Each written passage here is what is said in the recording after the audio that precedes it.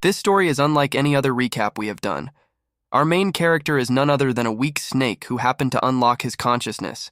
He gained intelligence to the point where he's now aware how to defend and keep himself alive against these freaking snake catcher cultivators. This snake is no lame MC. Watch him devour demonic beasts that were 10 times or even 100 times larger than him. Aside from that, we also have a thick plot. An interesting plot. The title of this manhwa is Snake Immortal, the tale of a snake's cultivation to immortality. Please comment SNEK if you loved the video. The story begins at this rural village. Since it was getting dark, the people on the streets were advised to go back home quickly. Their place hasn't been peaceful recently. A man informed the villagers to light the incense and close their doors properly to prevent the old black snake from getting into the house. A rumor about the old black snake is going around. That this snake devoured 2 more people at the mountain god temple a few days ago, and one of those people is a cultivator. The man he's conversing with replied that he's unaware of the snake eating some people, but he had heard that chicken and ducks disappeared in the village recently. A child suggested to his father to bring the chicken inside their house too. He knows it is going to be stinky, but he thinks that it's better than losing the chickens. The father agreed that it's better than losing the chicken to the old black snake. They decided to hurry back home. The father complained that the houses that they passed by felt chilly. Little did they know there's something inside that abandoned house. A snake started to hiss. It knew that the old black snake that they talked about is him, but he denies being old. Nor does this snake think he's scary. He heard the rumor about the 2 people from a few days ago, and he indeed devoured them. A man yelled for help. He was called a human-shaped pill and was told that he must pay for his life, especially after he'd fattened up from the medicinal herbs. The man cried and begged for mercy since he doesn't want to be eaten. He kept praying to the mountain god to help him. Back then, the snake couldn't understand what they were saying, but the guy looked really miserable. So, the snake decided to end his suffering and ate the man. And then another person came in. The old man felt bad seeing his human-shaped pill that way. The snake perceived the old man as pitiful and miserable. The old man pointed to the person being devoured since it's his human-shaped pill that he spent 10 years refining. He demanded for the man to be returned. Because the snake wanted to end the old man's suffering too, he decided to reunite those 2. But the snake didn't expect what would happen next. He suddenly has a breakthrough. Not only did he develop a demon core, but he also awakened intelligence.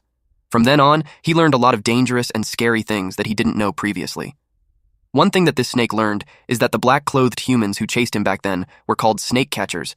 They all were cultivators from the snake catcher sect. The snake once witnessed them encircling an enormous reticulated python.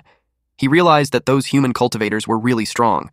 The snake learned that cultivators can keep increasing their strength as they have cultivated. They started from chi refinement stage to foundation establishment stage, then core formation stage, even the nascent soul stage. The snake knew that his previous escapes were due to luck. He realized that humans are scary, but cultivators are scarier. It wasn't easy for the snake to awaken his intelligence, and that motivated him to survive. Because of that, the snake realized that hunting raptors and humans have too many risks, and stealing poultry is the safer option. The snake's tummy growled because he's getting hungry again. Not only a couple of chickens and ducks doesn't fill him anymore, they are also getting harder to steal. The snake heard that the Chen clan's village has many rich people who raise pigs. He decided to steal there instead. The snake noticed that humans like to name themselves. He didn't like that the humans kept calling him an old snake when he's not that old. The snake decided for his name to be Snaky.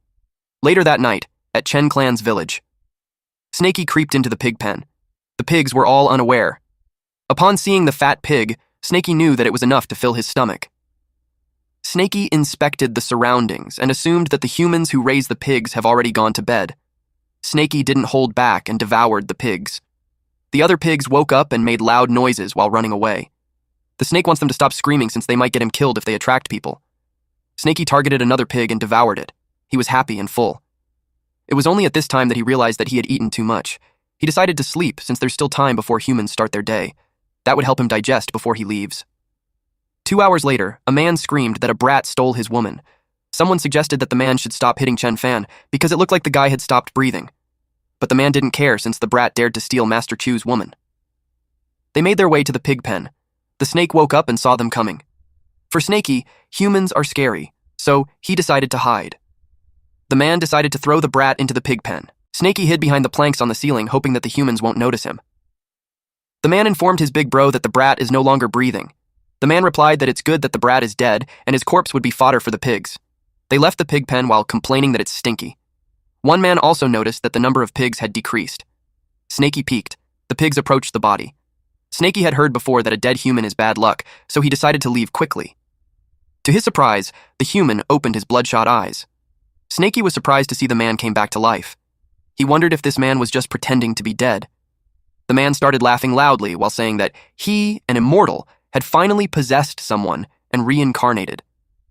Coincidentally, the name of the owner of the body and his name is the same, Chen Fan.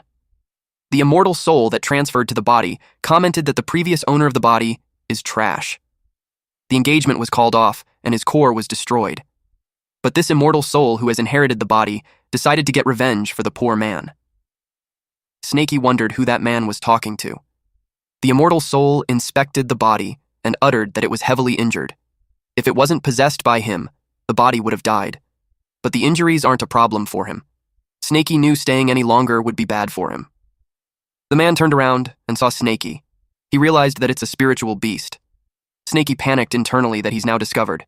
He's worried that the man is a high-level cultivator, or worse. He focused to circulate his energy to heal and release his spiritual energy to scare the snake away. While doing that, an item appeared. This man didn't expect that the supreme treasure of the demon clan, the divine demon cauldron, would also reincarnate with his divine sense. While speaking to nobody, he uttered that the ancient dragon of the void was mistaken. Snaky thought that this man, a snake catcher, had started to cast spells to kill him. He assumed that it must be because he devoured 2 pigs. Snaky overthinks the scenario since he didn't want to die yet. He wondered if he should just return the pigs, but he's almost finished digesting them. The man continued his spell while Snaky panics further. Snaky felt cornered, and that's why he opened his mouth wide as it approached the man. Snaky kept thinking that he was just forced to do that. The man was surprised that half of his body was already inside the snake's mouth. Snaky gulped him down. Snaky was happy that he had done it, but he can't relax just yet. He crawled as fast as he could since the place wasn't safe anymore. The man was still alive inside the belly. He's annoyed that a lowly first-level spiritual beast ambushed him. He told the snake that he gave him a chance, but instead of running away, he devoured him. The man gathered strength and told the snake that it just invited its doom. The man used his skill, Fury Boundless Ocean, a powerful punch. The snake felt that. The man continued to punch its gut. Snaky was surprised that the man isn't dead yet, and that it can cast spells inside his stomach. Snaky felt the pain of being kicked in his gut, but he still willed himself to calm down. Eventually, the man found the snake's demon core. There's a demonic core protective shield. The man thought that the snake was acting cocky because of that, but in reality, for Snaky, it's a lifeline. The man gripped it, causing cracks to form. Snaky coughed up blood. Experiencing this kind of pain, Snaky couldn't help but think how scary snake catchers are. Snaky writhes from the pain.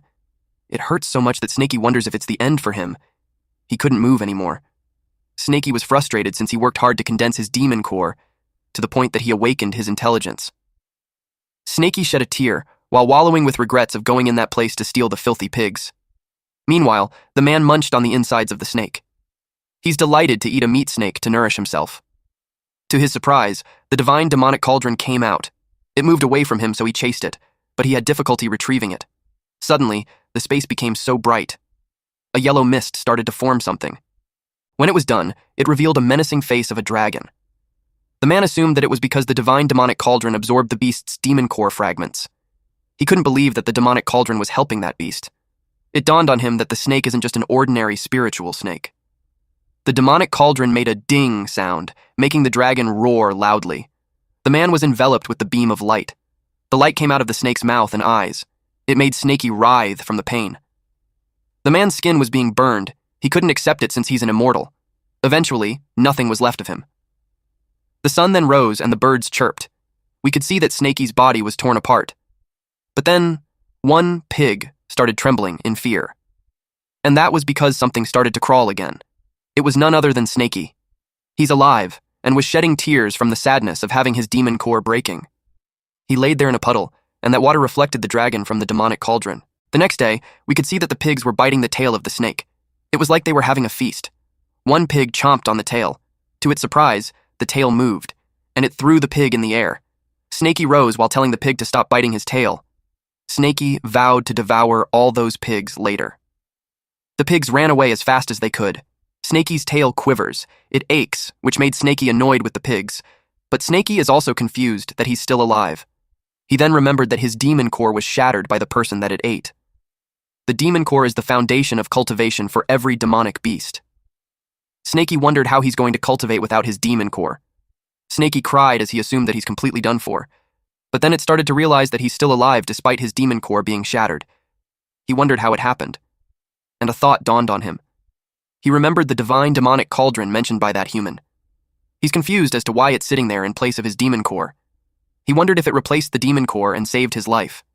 And now, he can see the insides of his body. And it's not just his body.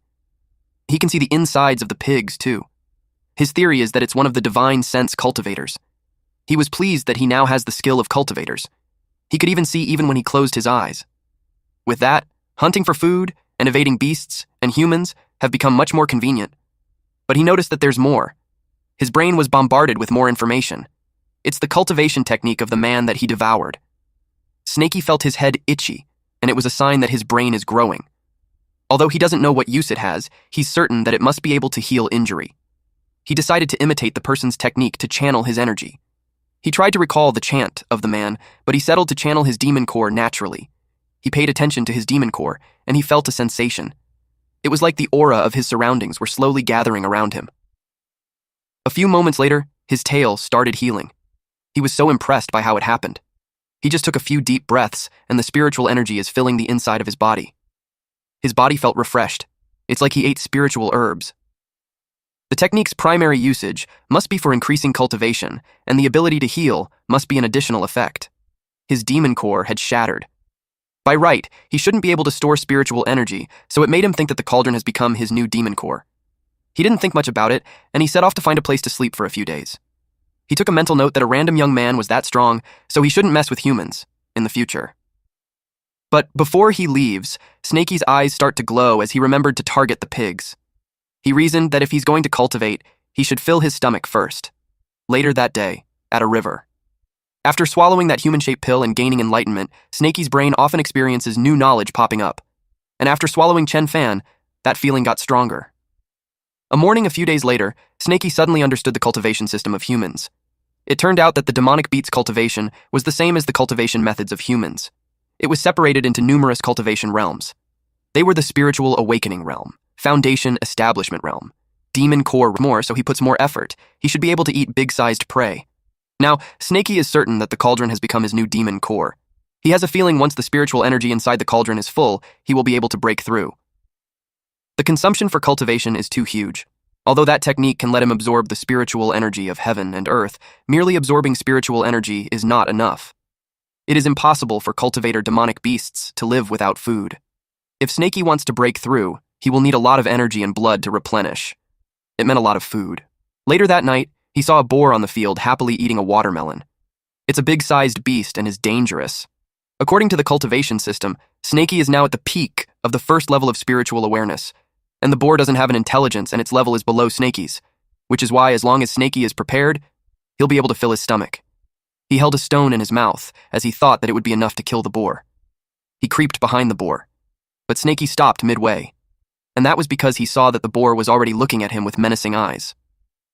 All he could do was to sarcastically ask the boar, "Is the watermelon ripe?" But Snaky's alibi did not work as the boar roared loudly. Snaky ran fast as he was scared. The boar chased after him. Then he reached a dead end. He knew he couldn't continue running, so he needed to use his full power, otherwise he's done for. As a way of fighting back, he threw stones at the boar. His plan is to hit the boar first. The impact of the stone hitting the boar made the boar bleed. And it dropped dead. Snaky was dumbfounded. He was so surprised that it only took a few stones for it to die. He couldn't believe that he's that strong. And since he thought that the boar was smart to pose an act, he assumed that the boar was just playing dead, so Snaky threw more stones at it. After some time, he's finally convinced that the boar is completely dead. This dude even thought that he almost got countered by the boar, even though he had really killed it for real earlier. He approached it and thought of preventing the boar from acting dead. He decided to deal with it by pulling its leg. To be really sure, he dismembered its body parts. Snaky finally felt assured and he proceeded to eat it. But something stopped him from chewing along the way. He vomited something because the boar had some hard stuff inside it. Then he saw that there's a demon core. He realized that it wasn't just a normal boar. He felt scared now that he found out that it was a demonic boar. It is said that the demon core contains explosive energy, so he can't swallow it raw. Otherwise, he might explode to death. If he wants to absorb it, he needs to make it into pills, but he doesn't know how to make pills. In the wild, demonic beasts swallow the corpse and demon core together. He thought about it, that if beasts exploded upon swallowing the demon core raw, it would mean that the demonic beasts would have gone extinct long ago. Then he realized that his knowledge in his brain is all focused on humans. The physiques of humans and demonic beasts are different. He should be able to eat it without worry. He opened his mouth really wide and ate the core. He complained that it was hard to swallow. Afterwards, he felt hot in his stomach. It was because the divine demonic cauldron inside his body is absorbing the power of the demon core. The demon core's power is filling the cauldron. He felt a sensation in his body. It was the feeling of breaking through. A few moments later, his body shined. Snakey had reached the second level of spiritual awareness realm. He was so happy. He noticed that 2 scales on his tail became gold. He smashed a rock with his tail. He was so happy at how amazing it felt. The scale was as strong as steel. He crawled on the grass. When he noticed something, a human was before him. What's more, it's a young man. Our MC started to panic in the watermelon field. Snakey came across a boy holding a fork farm. He wondered what this boy was trying to do, but judging from this boy's stance, he looked like he's preparing to attack him. Snakey wondered if this person is also a cultivator, or maybe someone like Chen Fan. Snakey sensed danger, so he moved his body to push away the fork from him, and it broke into pieces. Then he crawled as fast as he could to get away, especially when there's a chance that the boy's companion will show up. Snakey was really terrified. The boy was puzzled at first until he realized something. He immediately returned home and reported to his dad that the old black snake devoured the demon pig that killed his mom, but the snake got scared of him, so it ran away. Meanwhile, Snakey made his way into the forest. He was relieved that the boy didn't follow him. He finds it weird at first, until he realizes that it could just be a normal boy. Snakey pouts as he calls himself a coward. He wondered if he's delusional or maybe fearful of young men. And that made him disappointed in himself, especially when he's a demon that is determined to become a primordial beast. He didn't want to continue being that way. Since he already arrived at the mountain god temple, he decided to go inside and pray like the humans did, and since he had obtained his intelligence there, it could be his land of fortune. It was already late at night. Snakey heard before that having inner demons is a major taboo in cultivation. To overcome one's inner demon, one must be sincere. Then Snakey smelled something nice. It was the offerings on the altar. There's a whole roasted chicken, apples, peaches, and it made him drool. He immediately jumped into the table while justifying that the mountain god wouldn't want to let the food go to waste. He assumed that if he helped the mountain god eat the food before praying, it would show his sincerity. Snakey finished his meal with a loud burp. With 3 sticks held by his tail, he proceeded praying to the mountain god to protect him and help him overcome his inner demon so he could cultivate successfully. He sincerely prayed for a blessing to stay alive properly, when suddenly he was interrupted with a loud laugh. A man asked the little miss where she was trying to run. The girl screamed for help. Snakey felt annoyed that there are humans again. A woman ran inside the temple while the man can be heard telling his disciples to wait for him outside while he goes in to have some fun. Snakey hid and observed. He judged the woman to be an idiot for running into a dead end. The mountain temple has a single entrance. Because of that, it's impossible for Snakey to escape without being discovered. He decided to wait and see. The man called himself Master Chu and told the girl that there's no woman that refused him when he set his eyes on her. The woman trembled as she held out a knife. She yelled at the man not to come near her. Master Chu told her to think twice before she acts otherwise. He'll make her life worse than death. The woman threatened the man that even if she can't kill him, she can kill herself, and the man wouldn't get anything. The name Master Chu sounded familiar to Snakey. He remembered the incident in the pig pen. He's the man who threw Chen Fan into the pigsty. Snakey assumed that this man is an expert since he had beaten Chen Fan half to death. That made Snakey careful not to be discovered. Seeing him grab the woman and cover her mouth, Snakey wondered if he's in heat. It made him think that humans are weird since they can go in heat anytime, unlike him, who only goes into heat during spring. The woman is being forcefully undressed. While Snakey watches it, it makes him think about which part of that weak body attracted Master Q. Snakey felt embarrassed. To him, if the woman was left in the mountain, she'd get devoured immediately. Master Kui grabbed the knife while scolding the woman for daring to kill herself and acting arrogantly by threatening him. He told her that he'll take advantage of her before he kills her. Snaky commented that Master Q is muscular, but he's an idiot. The woman was angry at Chu Gang for forcing her to break off her engagement and killing her lover, Chen Fan. And now he's trying to harass her. She vowed that she won't let him be at peace, even if she becomes a ghost. Snaky watches them while munching on the snack held by the hand of the statue of the mountain god. He commented that if killing isn't for food, then it's not necessary. He prayed for the mountain god to protect him and make them go away immediately after they are done. But Snaky didn't expect for the hand to detach from the body. It fell and shattered on the ground, which caught the attention of the two humans. Master Q realized that there's someone in there while the woman thought it was the mountain god.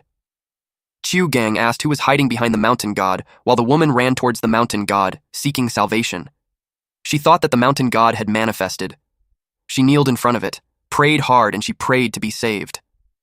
The look on Snaky's face when he was found out was hilarious. Immediately, the woman screamed that there's a demon. Chu Gang asked where. He was frozen while holding the knife in front of him.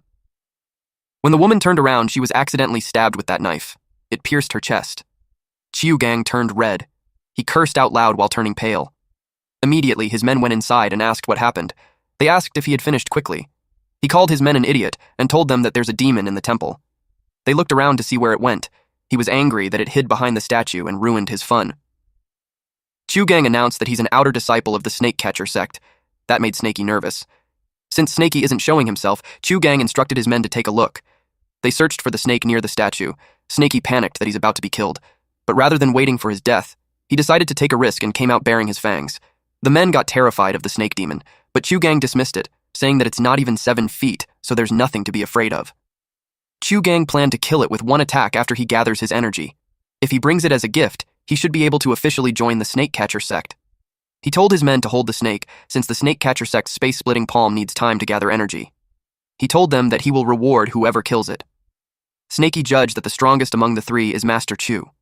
With that, he planned to kill everyone before Master Q finishes gathering his energy. Only then he could live. He attacked them. And that's when Snaky realized that those guys are weak. Master Q trembled in fear. Master Q couldn't imagine that they died in the blink of an eye. It made him curious about what kind of monster is in front of him. He ran towards the exit while threatening the snake. On the other hand, Snaky was confused as to why he's running away, instead of gathering his energy. Chu Gang threatened the snake that he would ask his master to make a pill out of that monster. Snaky expected that things won't be simple, so he couldn't just let him run away. Snaky whacked Chu Gang's head with his tail, with the intention of shattering Chu Gang's brain. Then Snaky dragged him inside. He was relieved that Chu decided to run and not gather energy. He feels fortunate to have avoided another danger. It made Snaky reflect that he encountered danger because he ate the mountain god's offering. He asked himself if the mountain god was angry. The worry made him think of replacing the offerings. He settled the corpses on the altar. Once it was properly in place, he prayed to the mountain god not to blame him and that he's offering those people to him. He assumed that because of that, he had pacified the mountain god's anger. And then he interpreted the whole scenario as a message from the mountain god for him to hasten his cultivation. Otherwise, he will have to keep hiding for his entire life. He thanked the mountain god for the message and assured him that he will return to the mountain and cultivate right away. Even when Snaky left, the statue remained the same. But the sigh of fresh fish was tempting. He settled to look at them but not eat it, and then he convinced himself that it's okay to try one. He was pleased that it had no taste, so he decided to try another one, and another. He enjoyed how delicious it was. The boy was pleased to see the old black snake enjoying the food. A man stopped the boy in his tracks. The boy asked who this tall man was. The man barely shows any of his skin, even the face, because of the black clothing it has. The man inquired if the boy had seen an old black snake recently. Dangling from the hip of a man is a tag that says, Snake. The boy recognized that it's a person from Snake Catcher Sect. He wondered if the man was there to catch the old black snake. The man rudely urged the boy to speak. When the boy didn't, they thought the boy became mute.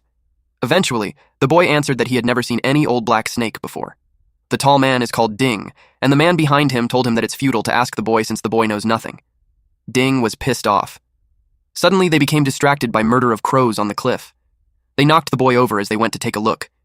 They entertained the possibility that the old black snake was there. Deep inside, the boy wished for the old black snake not to be found out. All of a sudden, they heard news that the old black snake devoured someone at the river. Now they had a lead. So those two men went straight to the river. The boy was confused since he saw the old black snake eating fish from the nearby area just a moment ago. It would be impossible for the old black snake to devour people in the river at the same time. Meanwhile, Snakey was annoyed with the birds because they pecked at him when he accidentally broke a few eggs. He was almost found out by the snake catchers. He was also confused about when he devoured someone at the river. And on top of that, he's curious as to why the boy said that he didn't see him. He commented that the human world is so complex that it's difficult to understand. But the most important thing at the moment is that the snake catchers have their eyes on him. If he wants to survive, he can't stay any longer. He decided to escape to the other side of the river and hide for a few months. Winter is also coming in another 3 months, but he hasn't stored any food yet. It will be hard for him to improve his cultivation during that period. While swimming across the river, he noticed something. It was a gigantic eel-like creature with sharp teeth. He almost got eaten. He didn't expect a demonic beast in the river. It looked just like a snake. It must have come from the upper stream. Snakey realized that it must be the one who devoured a human, and he's the one taking the fall. Snakey and the eel monster were underwater, and that's when Snakey saw that it was injured, and it must be from fighting the snake catchers. He has no idea why it's attacking him when he's just passing by. Snakey realized that it might be on the run when the snake catchers found it, and now it is trying to eat him to replenish itself. Snakey took it as a challenge and decided to treat it as his food for hibernation.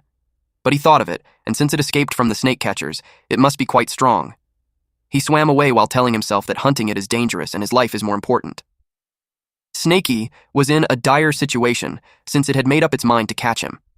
The monster was persistent, and Snakey was almost out of breath. Snakey thought that if he used his full strength at its weaker part, such as the stomach, then he'll be able to escape. He made up his mind to fight it until the end. He chomped it down, but he was disgusted since the meat is slimy and there's a weird taste. Suddenly the meat burned even if it was underwater.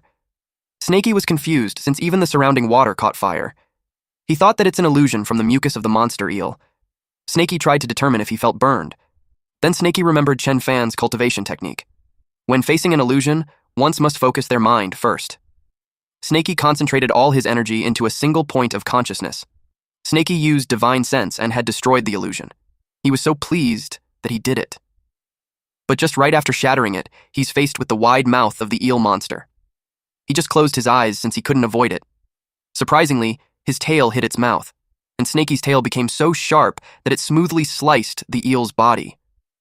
He was surprised by what just happened. He couldn't believe that his tail split the demonic eel into half. His golden scale is so sharp. If he cultivates until it covers his entire body, he might be invincible. But he knew not to be careless since there was still an element of luck in the battle. Since the demonic eel was heavily injured, it must have mistakenly slammed straight into his golden scale. Snakey decided to hide the mountain and be careful. He was out of breath, and that was because he collected the demonic eel meat. It should be enough for him to cultivate inside the mountain for a few months. In addition to the demon core, it should be enough for him to break through into the 3rd level of the spiritual awareness realm. Our boy Snakey also noticed something. It was a badge that has the word snake at the center. That's when Snakey realized that the demonic eel devoured a snake catcher. He talked to his fellow demon even if it was just meat. He stated that it helped him deal with danger, but he still tried to hunt him, so all he can do is follow the law of nature. But he assured him that he will enjoy him properly and won't let his death be in vain, including his demon core. Snakey devoured it, but he had a hard time swallowing it. He didn't persist, since the snake catcher would arrive anytime soon. He held it in his mouth while dragging the mean by tying it to his tail. Later on, the snake catchers inspected a corpse. They found out why the demonic eel was able to escape so quickly inside the river. They realized that the one who devoured people inside the river was a water demon and not the old black snake. And the one who fought the water demon in that area is the old black snake. They wondered if they should pursue it. The mountain in front of them is the Iron Bear Mountain. There's a massive bear demon with a cultivation base at the 3rd level of the spiritual awareness realm over there. They knew not to underestimate its strength. The mountain is wide and full of forest. They might not be able to find the old black snake even if it takes them months. And there's also a risk that they might encounter the bear demon. The man with Ding inquired how he knew all of those things. Ding explained that a few days ago, the old black snake devoured a pillmaster from the Astronomical Bureau, as well as the human-shaped pill he nurtured for years. The man inquired further, and then he realized that human-shaped pill's medicine effect must still be in the snake's body. This man knew that his senior brother had been stuck in the 3rd level of the true refinement realm for years, and to encounter such a fortuitous opportunity, he suggested that they take the chance secretly. Ding was pleased with the sharpness of this brat, but still, it's just the two of them right now. It would be too dangerous to go into the mountains. He's concerned that they tried going for wool and coming back shorn. The junior replied that they have nothing to worry about since in a few months, the mountains will be covered in snow. By that time, both the snake demon and bear will go into hibernation. Then they can go into the mountains and gain what they want. Meanwhile, Snaky felt really warm inside the cave. He decided to hide there for a few months.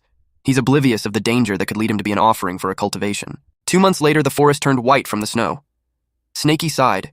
He didn't expect that breaking through from the second level to the third level of spiritual awareness would be so much harder compared to when he broke through from the first level to the second level of spiritual awareness. He had refined the demon core, blood, and flesh that he obtained back then. He even continued to cultivate for a few more days, but he still hasn't broken through yet.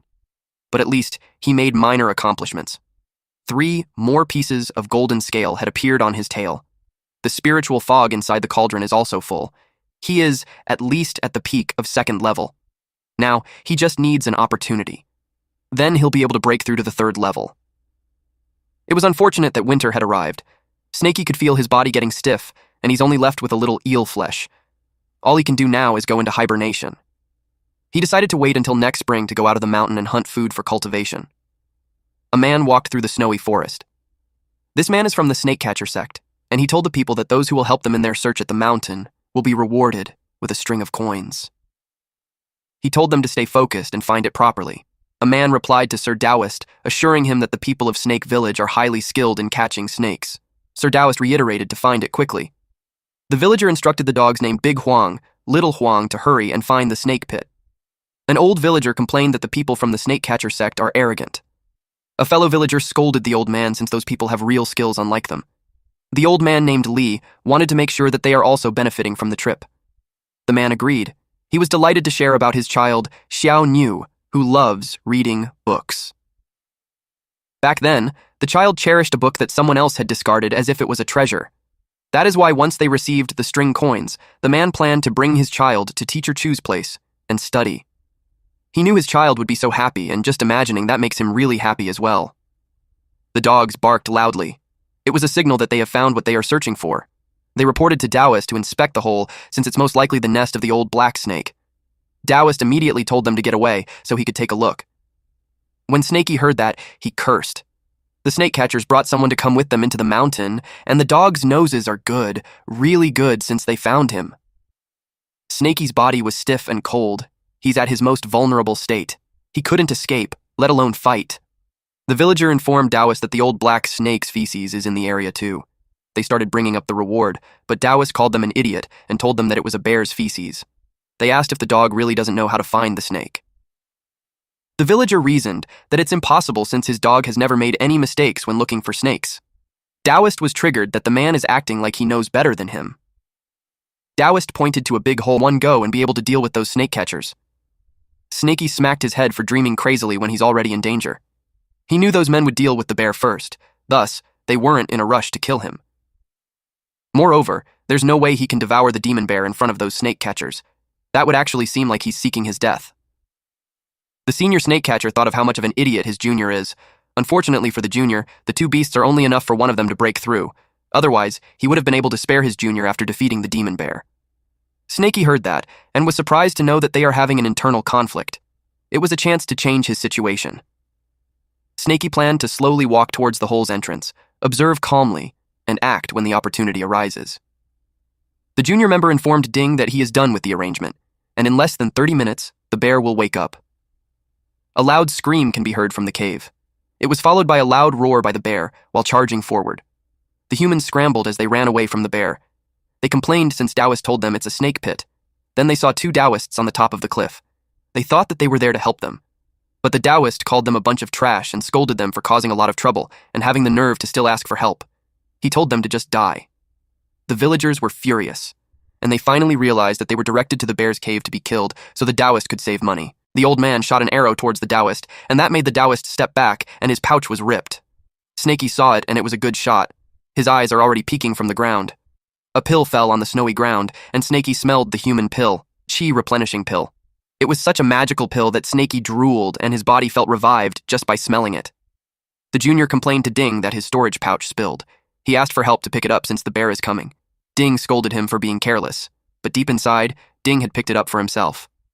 The junior praised Ding for a well-thought plan that ended up killing all that trash. They didn't expect those men to survive. Ding reasoned that it was an honor for those men to sacrifice their life for the snake-catcher sect. The junior told Ding that he should accompany those people too. He started casting a spell. Ding was taken aback. He was blown away towards the cliff, and he fell down to where the bear was.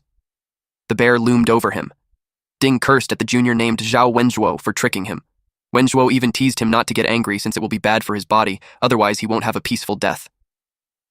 Then the junior revealed that he had been preparing for that event to happen for a long time.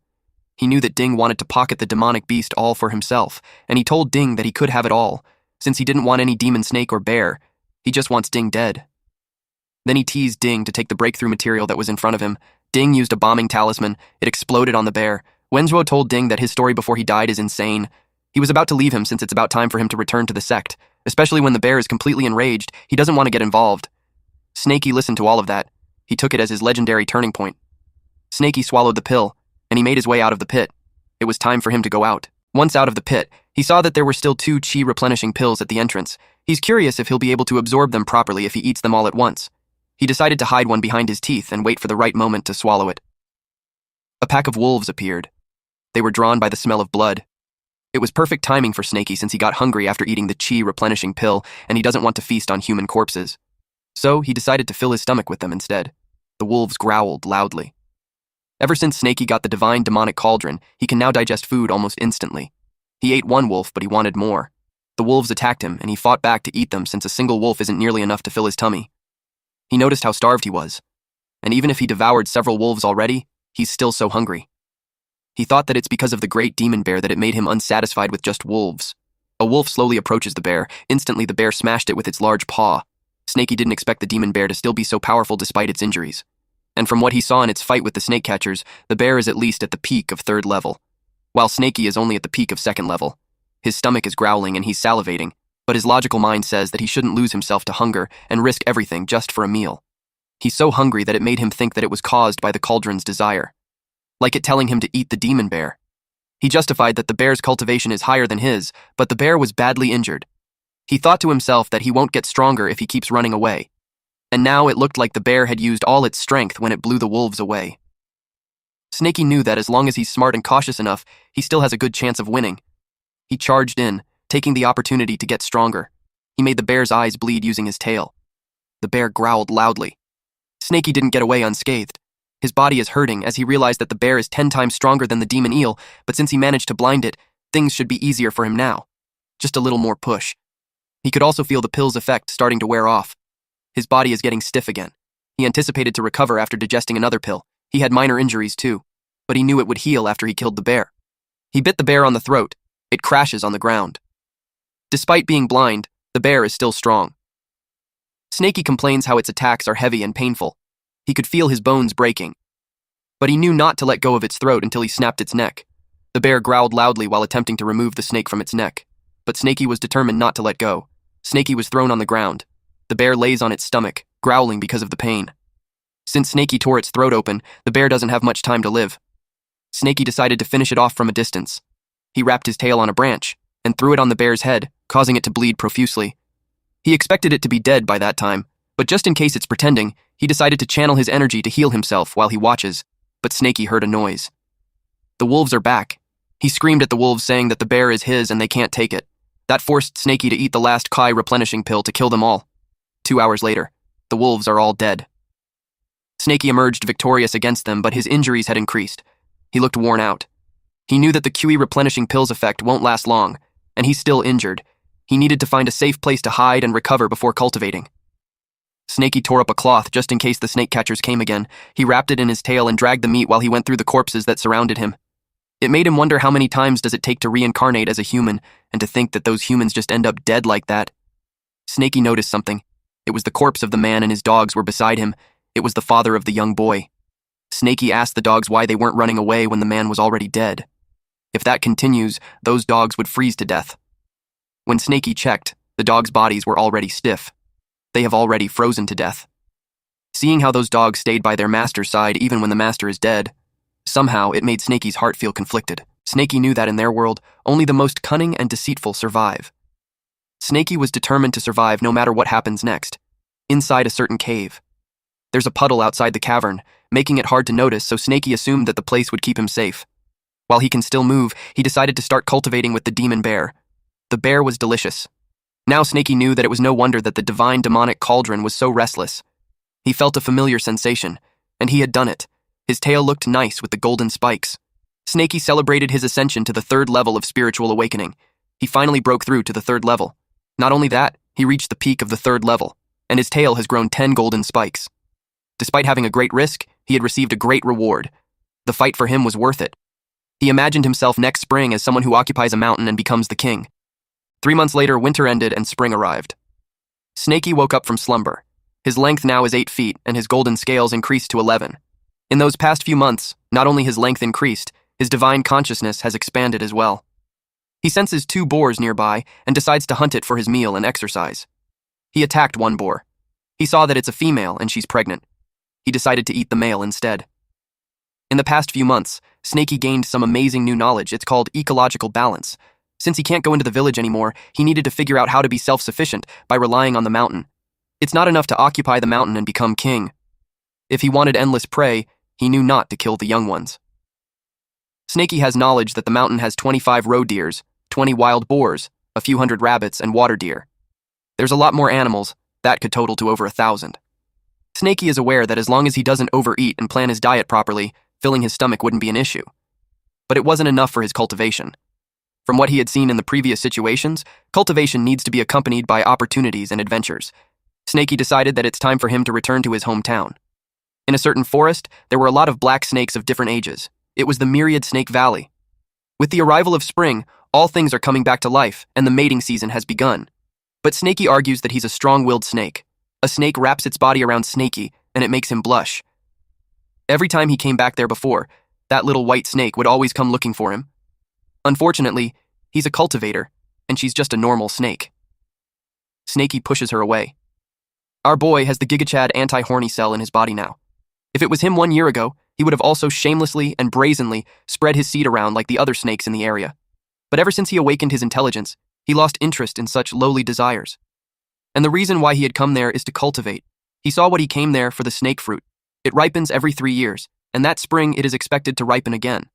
Since it's especially effective for snakes, eating the ripe fruit will strengthen his cultivation. The reason he gained the ability to sense spiritual energy 3 years ago was that he accidentally swallowed a fruit snake. If he swallows 3 fruits this time, he wonders if it will help him break through into the 4th stage. Once he reaches the middle stages of the spiritual awareness realm, he will be able to use spells and won't have to rely solely on my body. Snakey sensed some humans. One spoke towards the so-called sister song to tell her that they are in the Myriad Snake Valley that senior brother Ding and him found, and the snake fruit is just inside.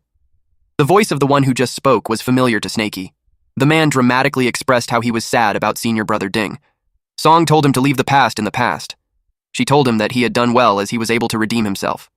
Snakey realized that it was those snake catcher bastards again. The man uttered that he'll let the senior sister Song have all the snake fruits. Song replied that she won't take advantage of the man and just 2 snake fruits is enough for her.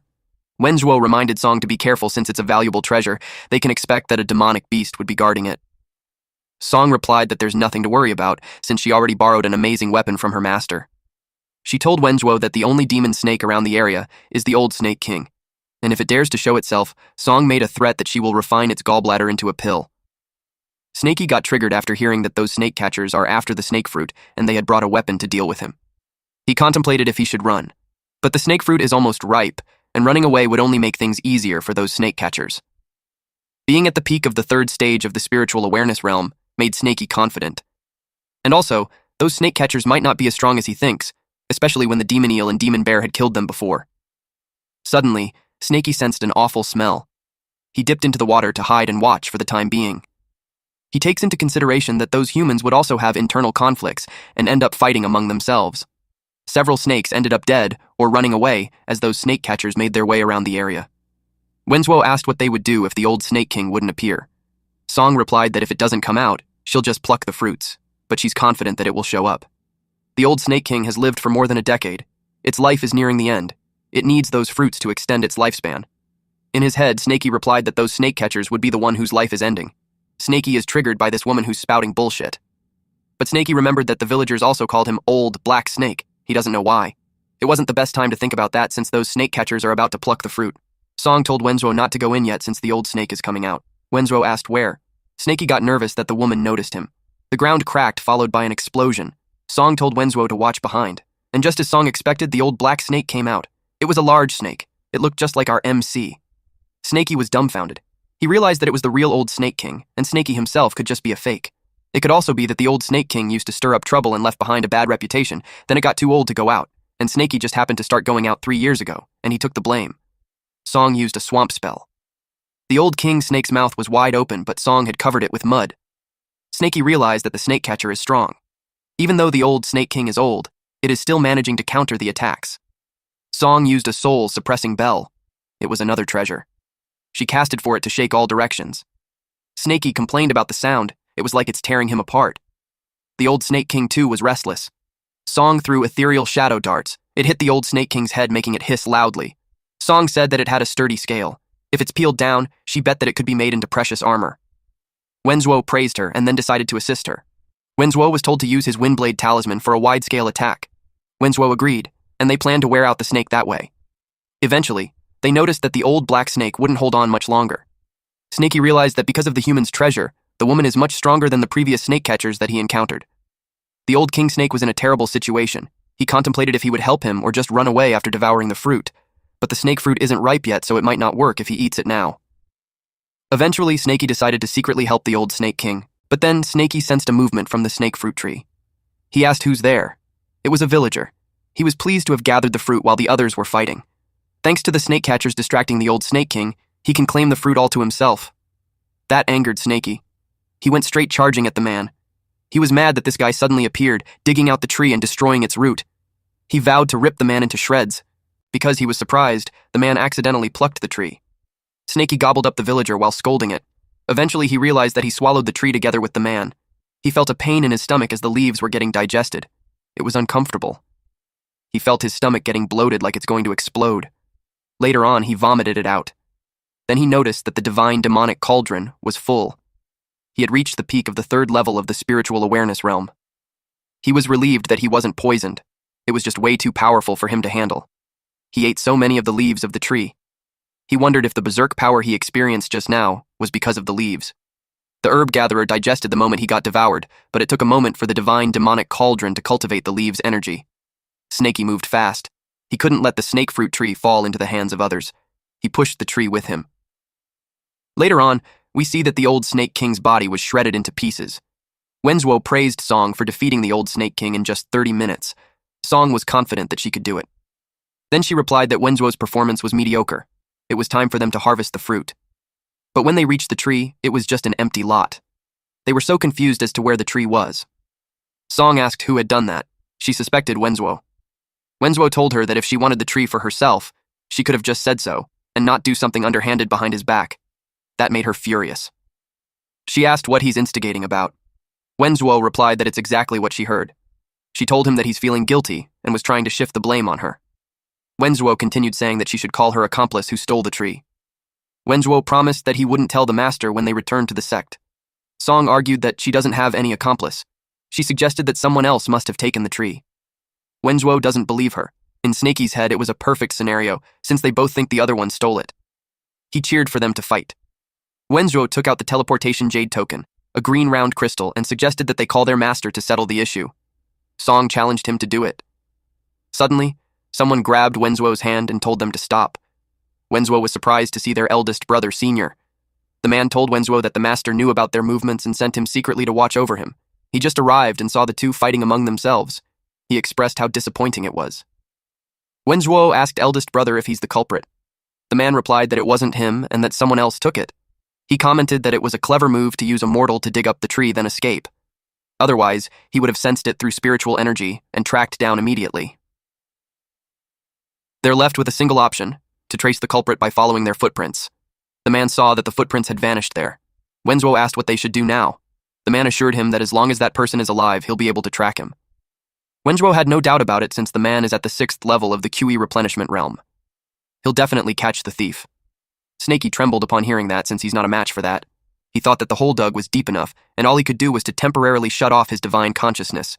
He assumed that even someone at the peak of the QE refinement realm won't be able to find him. Snakey smelled something. It was such bad timing. The fruit is ripening.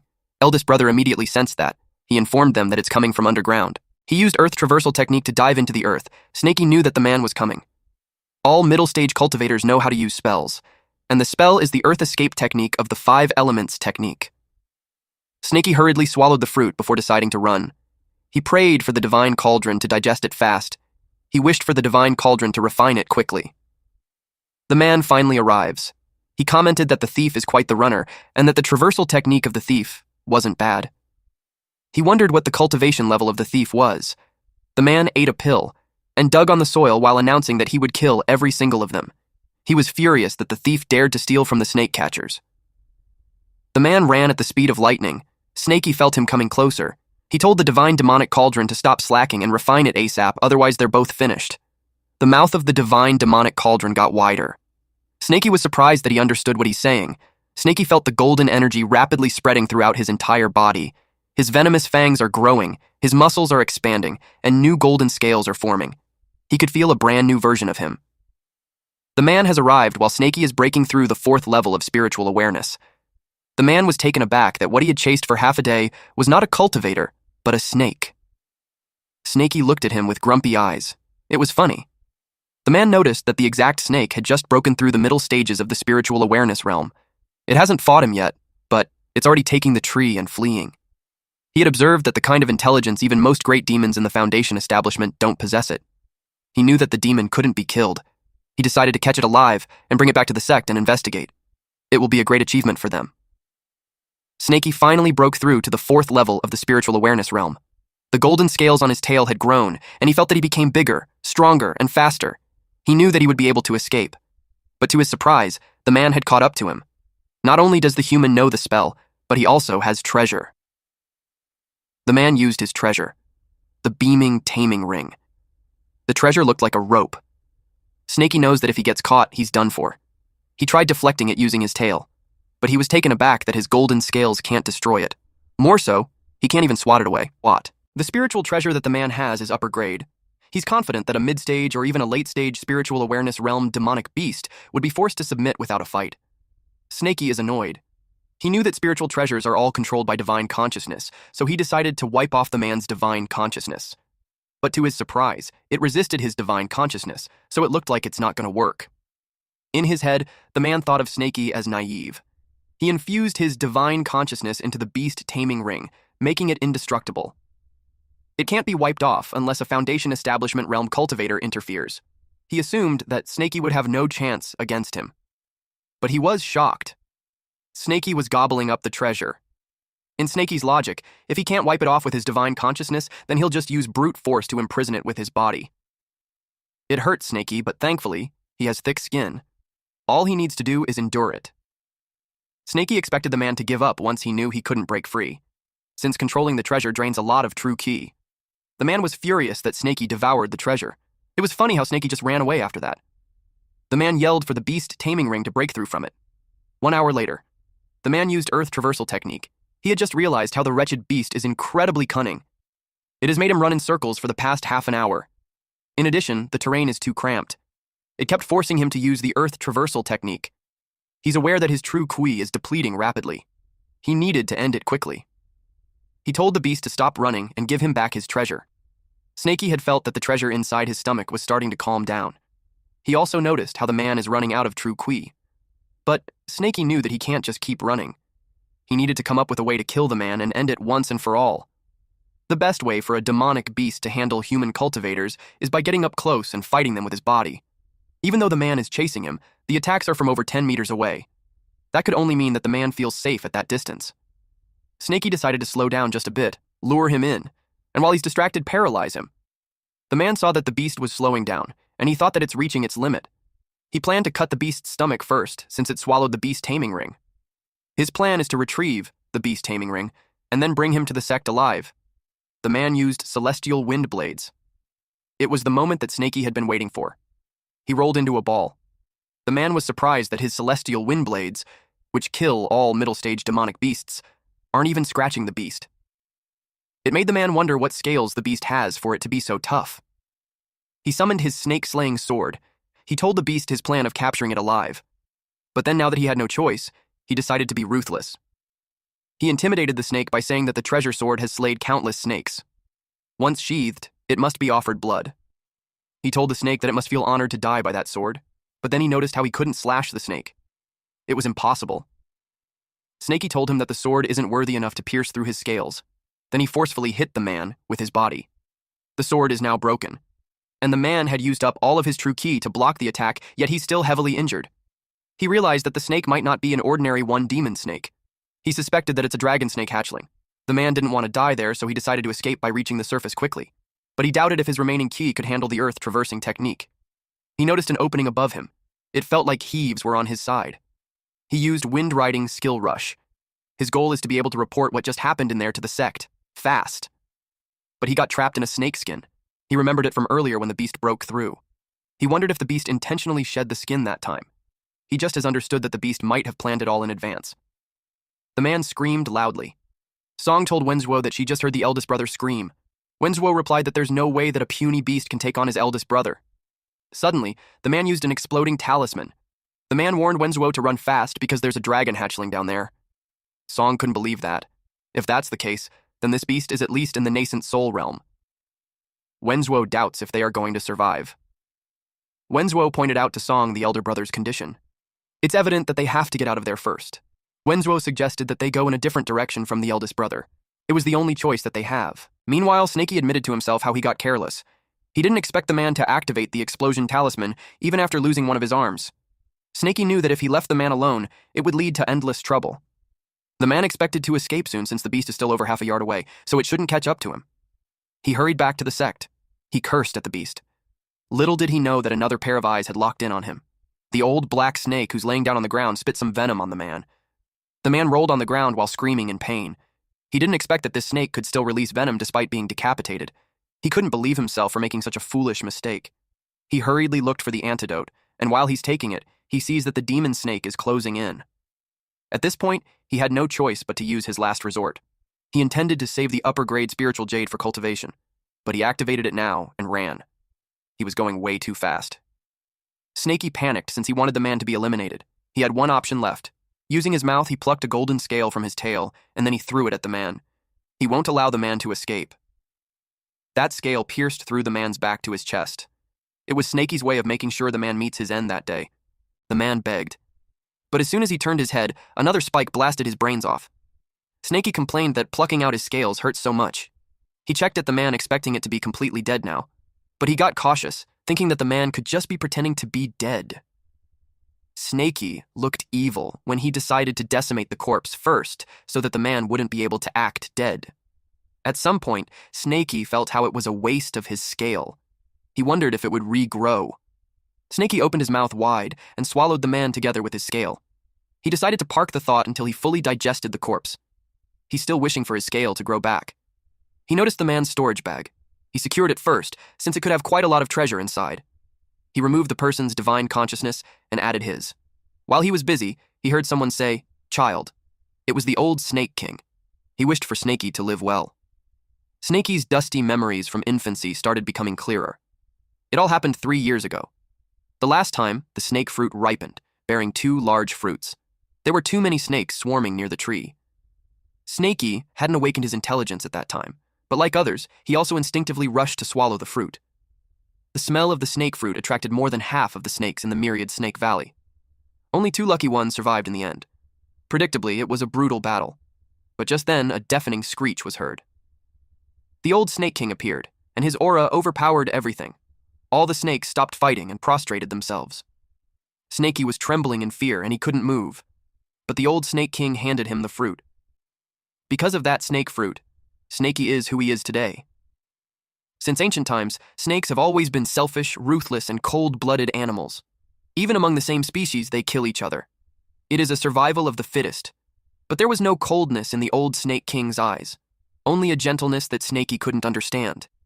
He asked the old King Snake why he was kind to him, but there was no response.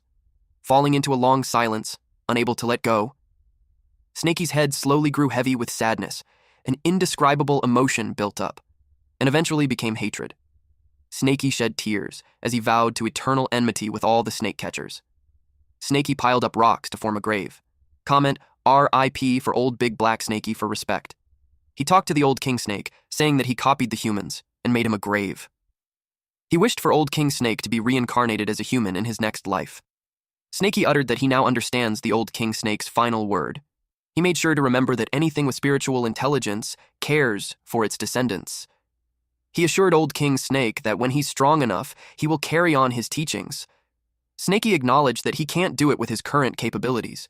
The snake catchers have discovered Myriad Snake Valley, so he can't stay there anymore. When he turned a corner, he saw Song unconscious, and several snakes were coming up to her. It looked like she only had a few breaths left and wouldn't survive much longer. He sneakily approached her while thinking that if he swallows her, his scale might grow back faster. But when he thought about it, Song managed to escape but ended up there. It could be a trap. Or that there could be some kind of restraint on her. Snakey told himself not to be greedy. Then he remembered Wenjuo. Last time he tricked Ding Hao on the Iron Bear Mountain. Snakey got suspicious that it was his doing. It's also possible that he's the one who placed the old Snake King's head at the exit on purpose. Snakey wondered what his motive would be. While occupied with his thoughts, in the background, a large snake devoured Song. He was about to scold it. But before he could finish his sentence, the snake's head exploded. Just as he suspected, it was a trap. That bastard Wenjuo is definitely a cunning man. Snakey wondered what Wenjuo was trying to accomplish by doing such things. Wenzuo visited a grave and narrated that the bomb had been triggered, and Song was now dead. He talked to the grave of his dad, mom, and little sister, vowing that he will avenge them no matter what. Liu Tong, Chen Shui, Ding Hai, Song Xiu, Mu Yun have all been sent to the afterlife to accompany his family. Now, there's only 2 people left to target. He vowed that Chen Daoling and every one of his disciples, none of them will be spared. It was about time for him to return. He told his dead family that he'll come back another day. He grabbed a snake, outside of Myriad Snake Valley. A man is standing. While Wenzuo was rushing the snake to bite faster since Chen Daoling would arrive soon, he let the snake bite him on the shoulder. Now he just has to wait and attract the snakes from the valley to devour him. He flopped down while begging his master to save him. Half an hour later, it was reported to Chen Daoling that they couldn't find any trace of the senior brother, and senior sister's breath has also completely vanished. The junior brother is still alive. Immediately, Wenzuo was given an antidote. He was advised to channel his energy to heal his wound, and after a few months of rest, he will be perfectly fine. Wenzuo acted weak and regretful before their master. Chen Daoling was furious. He asked which demon dares to kill 2 of his disciples. Inside the cave, in the Iron Bear Mountain, Snakey is finally back on his own mountain. He assumed the snake catchers to still be at the Myriad Snake Valley, which makes his cave safe for now. Snakey replanted the snake fruit tree, and it was thriving because the environment is similar to where it grew before. Snakey wished for it to regain its vitality. Snakey decided to check the treasures inside the storage bag. It's all food and pills. It should last him long enough to cultivate and regrow his golden scales. He also remembered that he got the beast taming ring. He wondered if he could tame a demon beast to be his underling. He saw a book among the belongings. It's an encyclopedia of all kinds of snakes. He scanned through it and found out that he's a black yin snake. He read that a snake was slain by an ancestor and refined into a pill. He understood that even after reaching the Foundation establishment realm, a great demon snake that spits fire can still be killed by humans. Snakey became certain that the most important thing for him right then was to become stronger. Even better if he can learn some techniques. He looked at the jade slip and noticed how crystal clear it was. It looked unordinary, and it made Snakey wonder if it could help him. When he looked at it, he was surprised to see the spells listed by human cultivators. And there are also detailed steps on how to master them. Because Snakey is different from normal demon beasts, he has the intelligence that's on par with humans. He definitely will be able to learn them. 1 month later, Snakey used Earth Traversal Technique. After a month of cultivation, his Earth Traversal Technique has become much faster than Mu Yun's. And Snakey's golden scale has also regrown. His speed doubles when he uses Earth Traversal Technique while his tail digs pits. Ordinary snake catchers won't be able to catch him. Snakey appeared from under the ground because he's feeling hungry. It's because he has 2 little true kui. With his current cultivation, Earth Traversal Technique only lasts for half an hour, but it's enough to use as his trump card. He used a fireball on the bird in front of him. Poor bird got roasted in a snap. Snakey's mastery over fireball spells is quite satisfactory. Although the Myriad Snake record states that only upon reaching Foundation establishment does a black yin snake develop demon fire within its body. It only took him a few days. While Snakey was munching on the bird, a wolf appeared. It's no surprise since there have been so many footprints outside his house. He thought it was a lone wolf. But it isn't just an ordinary wolf. It's the Wolf King. It also knows how to use spells. But of course, Snakey isn't just an ordinary demon. Snakey used gravity technique and beast taming ring. He took this as an opportunity to get himself an underling for mountain patrol. The wolf roared.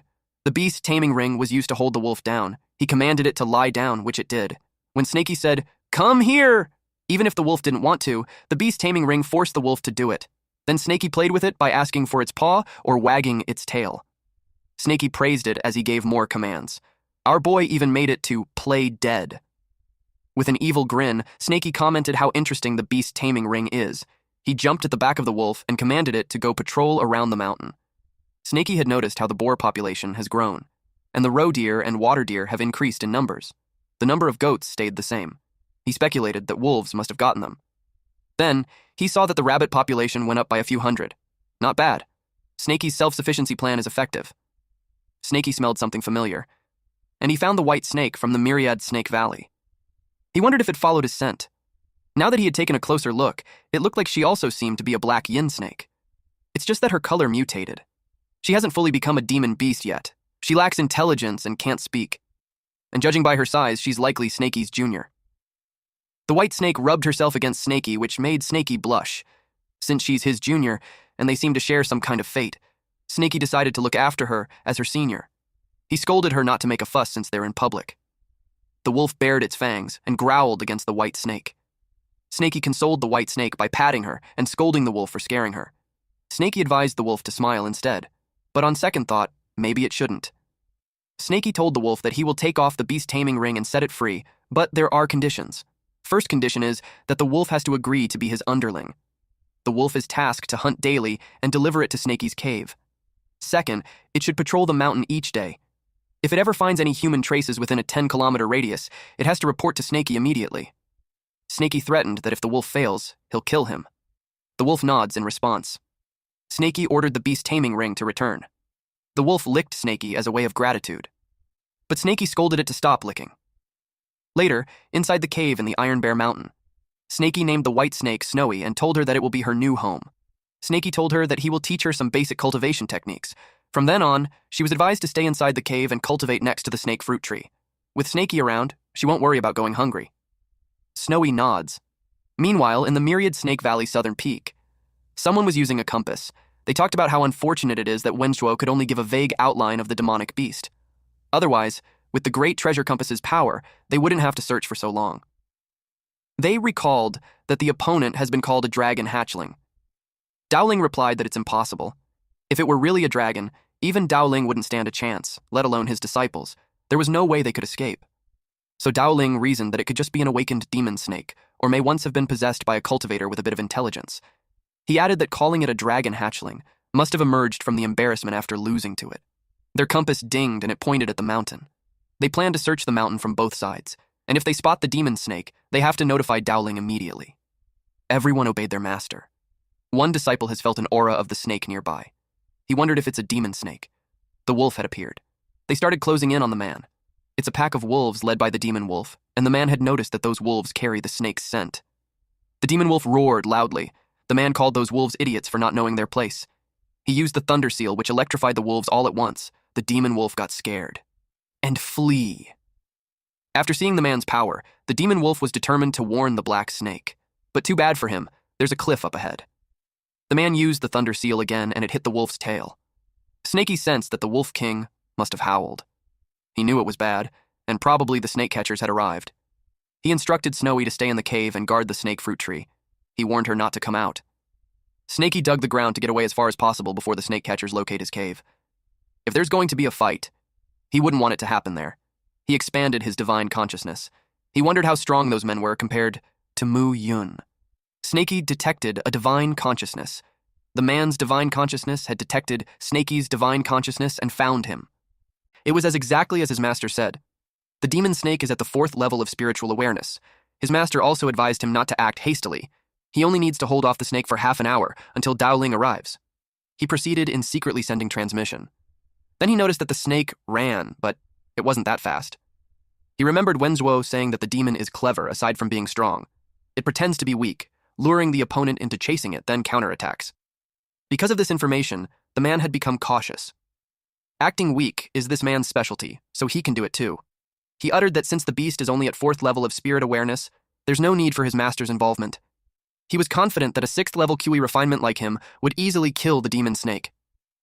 Snakey had found out that the man's cultivation level is about the same as Mu Yun, but his speed is less than half of Mu Yun. It was evident that he's pretending, and from the man's statement, it implies that Dao Ling would arrive soon. Snakey knows that this person is a bit more intelligent than Mu Yun, but he's still a fool. Snakey can't afford to take any chances. He ran at full speed and observed the man's reaction. And if the man dares to pursue him at full speed... The man wasn't pleased that Snakey had sped up. He panicked. He blasted the ground with Thunder Seal and Explosion. Snakey had observed that this man's power is quite formidable, about half of the strength of his fireball. The man used Earth Traversal technique. He was determined not to let this demon beast get away. He kept yapping to taunt the beast. Just as Snakey expected, the man pursued him at full speed. Suddenly, Snakey changed direction. He anticipated that soon enough, the man's strength would be depleted, and he would have no way to escape. The man was surprised that the demon snake had turned back and was on its way to him. He couldn't dodge, so a collision is expected to happen. The beast is coming right at him. He used the Thunder Seal to smash Snakey into pieces. Snakey has a golden shield talisman on the pouch. The man was surprised that it had withstood the attack. The man had seen the storage bag, and he knew the next thing that would happen is an explosion.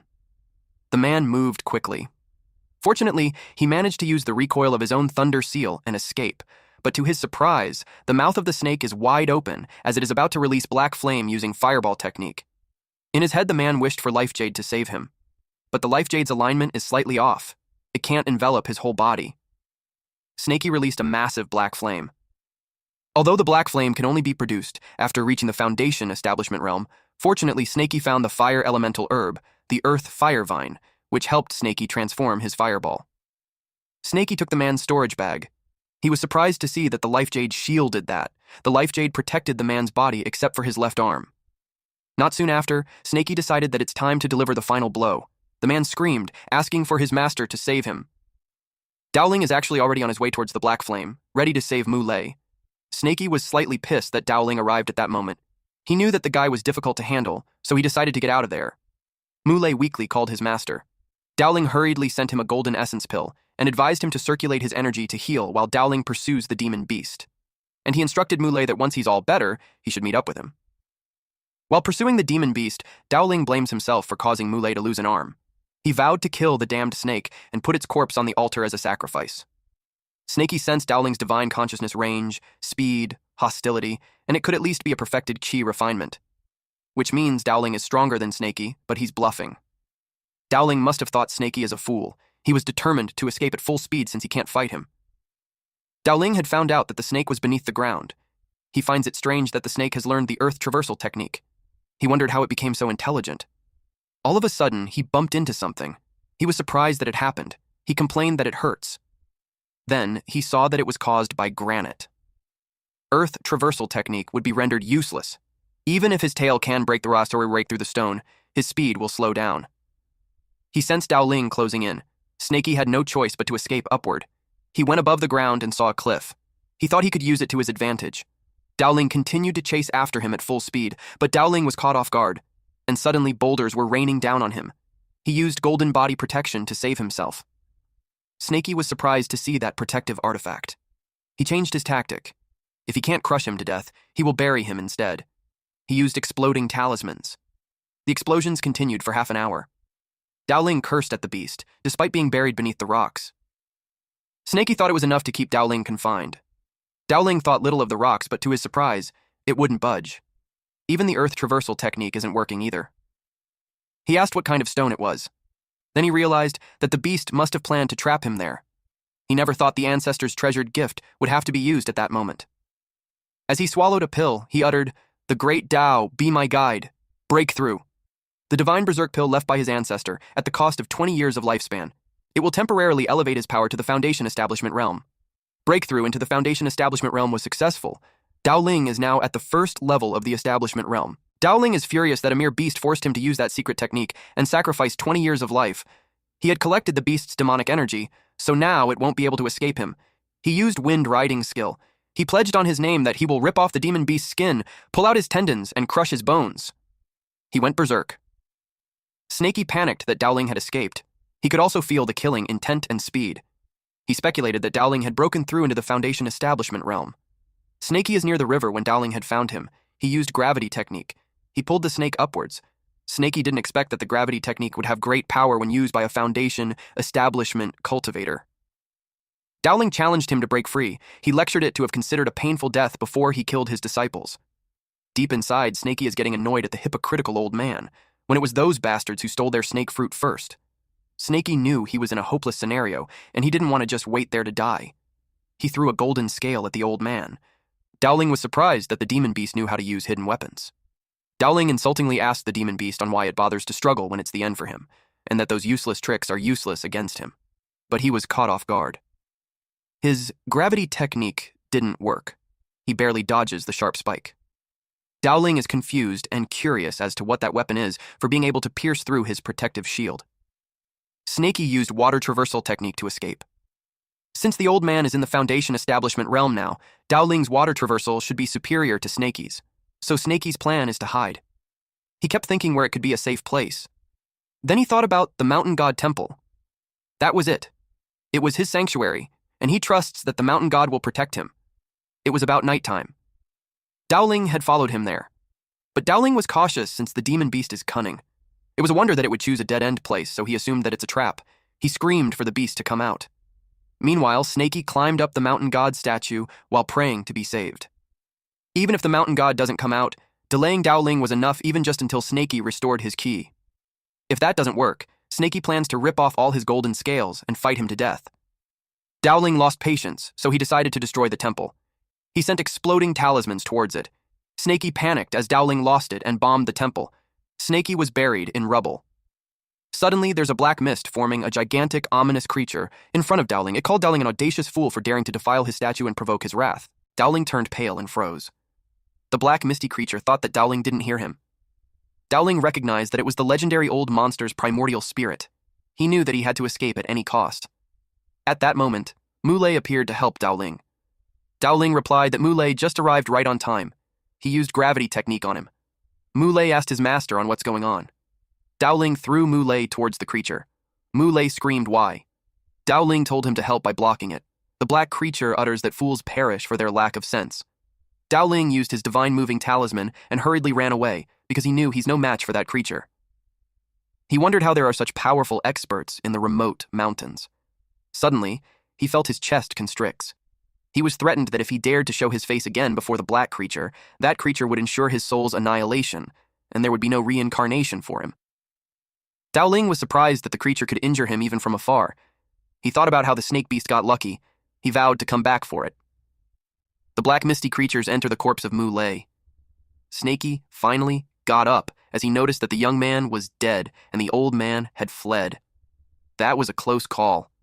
But he made the right gamble, and the mountain god truly possessed a spirit. Snaky was surprised to see Muley stand up. He thought he was faking death. The zombie, like Muley, turned to Snaky's direction. And Snaky, who was under the impression that he's faking his death, burned him to ashes. Afterwards, Snaky removed the rubbles on top of the broken mountain god statue and lit up an incense while thanking the mountain god for saving him. He promised to worship him every year, but the black misty creature appeared before Snaky's face and complained about Snaky uttering some nonsense. Snaky was surprised to see that the mountain god had appeared. He asked if the mountain god doesn't want him to worship him. The black misty creature pokes Snaky's head and asks in a condescending tone if Snaky is trying to make his primordial spirit disappear with Snaky's offerings. This black misty creature is annoyed at Snaky for ruining his plans. He ordered Snaky to go and find him a body within 30 minutes. Otherwise, he'll curse him so he'll never reincarnate. Snaky turned pale upon hearing that. It's better to be killed than never being reincarnated again. The mountain god told him to hurry up. He particularly stated that not anybody would. He wanted someone young and strong, and preferably with cultivation. Snaky promised that he'll find someone that the mountain god will be pleased with, and scurried away. The mountain god hoped that the wretched creature wouldn't take too long. His primordial spirit is dissipating too quickly, and he needs to possess a body soon. Otherwise, his soul will disperse. A mouse approaches the burned Muley. The mountain god possessed the rat. He looked cute, acting high and mighty and grumpy while in that body. He's pissed off. He is the wandering heavenly demon. He lived for centuries, yet he never encountered such troublesome creatures before. He regretted enlightening such a being. A few hundred years ago, he was hunted by the great sex and was reduced to a mere primordial spirit. Fortunately, he escaped into the mountain god's statue. He sealed his primordial spirit and survived by feeding on the power of faith. Not long ago, he finally accumulated divine power and was able to possess others. Coincidentally, a human-shaped pill and a cultivator appeared. It was the perfect opportunity to possess someone. But the wretched snake devoured both of them, ruining his possession attempt.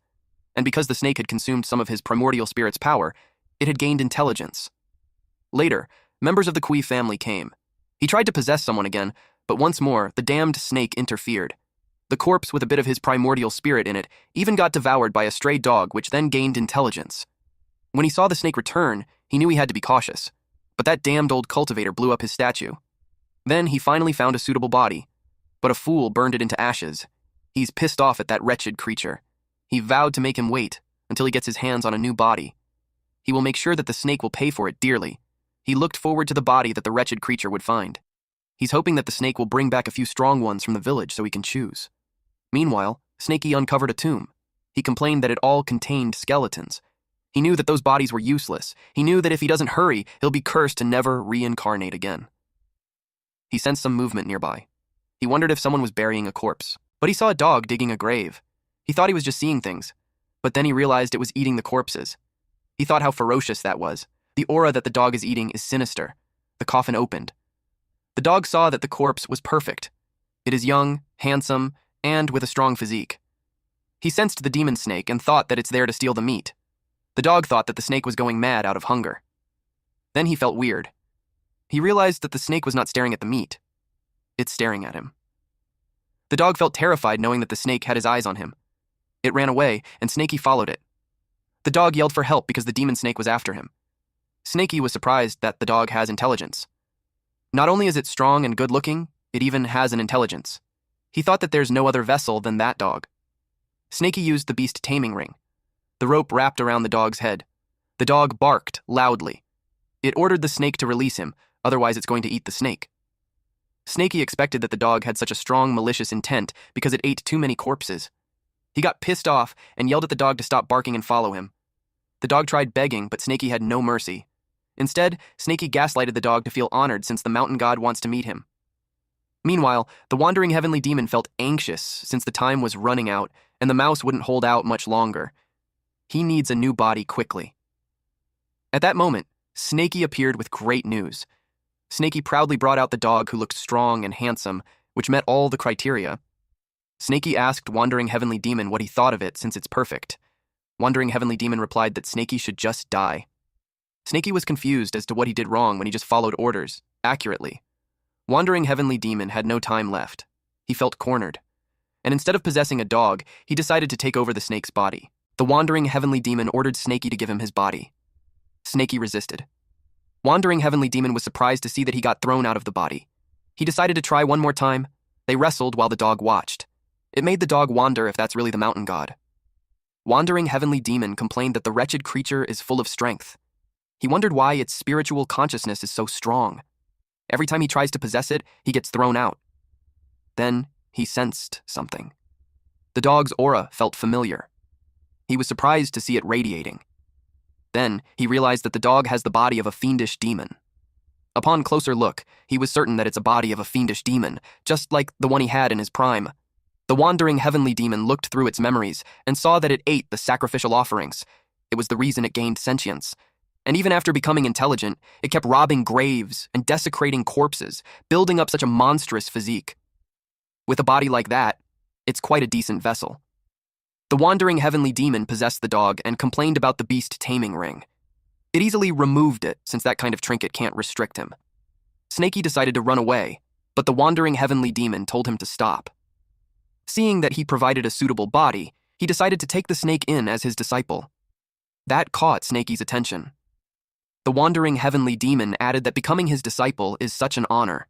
He urged Snakey to acknowledge him as his master. Snakey got confused when he said something about heavenly, because all along, Snakey thought he's the mountain god. Wandering Heavenly Demon replied that he never said he's the mountain god. He explained that he just borrowed the statue and temporarily resides in it. He added that it was the snake who mistook him for a mountain god and it has nothing to do with him. The dog patted the snake on the head. It looked cute. Snakey felt betrayed that the mountain god that he's been praying for so long was a fraud all along. Snakey asked Wandering Heavenly Demon if he isn't afraid of facing retribution or going to hell for impersonating a god. That made Wandering Heavenly Demon laugh. He told Snakey that there was never a saying about retribution on the memories that he gave him. Hell is just a comforting lie for ants to cling to. He took the black dog as an example. It robs graves, desecrates corpses, cares nothing for gods or devils. It is the perfect inheritor of the Wandering Heavenly Demon. Snakey was funny. He asked what wandering meant and assumed that it could be like beasts are lost from their packs, because if that's the case, he swallows them whole. Wandering Heavenly Demon had no response to that. At the Iron Bear Mountain. Before entering the cave, Snakey looked at the dog suspiciously. The dog urged him to hurry up. Snakey was annoyed and yelled that it's his territory. Apparently, the dog just followed him there. Wandering Heavenly Demon asked, how could his master not be allowed in his territory? Wandering Heavenly Demon knew that the puddle in front was connected to an underground cave. He asked if it's the snake's nest. Earlier, Snakey subtly tested the dog's speed, but he couldn't shake him off. As if to tease him, the dog smiled and asked if he's tired already.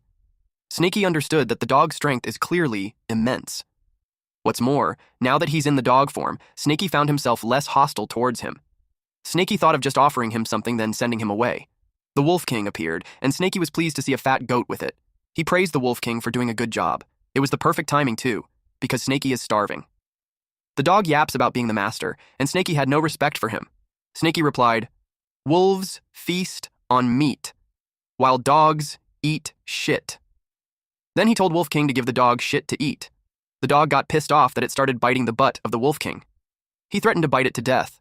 After that fiasco, the Wolf King was scared and hid behind Snakey. Wandering Heavenly Demon complained that it's been ages since anyone dared to insult him that way. He asked the snake if he knew the consequences of being disrespectful to him. Snakey argued that he isn't respectful at all, and what he's saying is true. That dog likes eating shit. Wandering Heavenly Demon caught him and asked if he's now admitting that he is his disciple. Snakey refused that.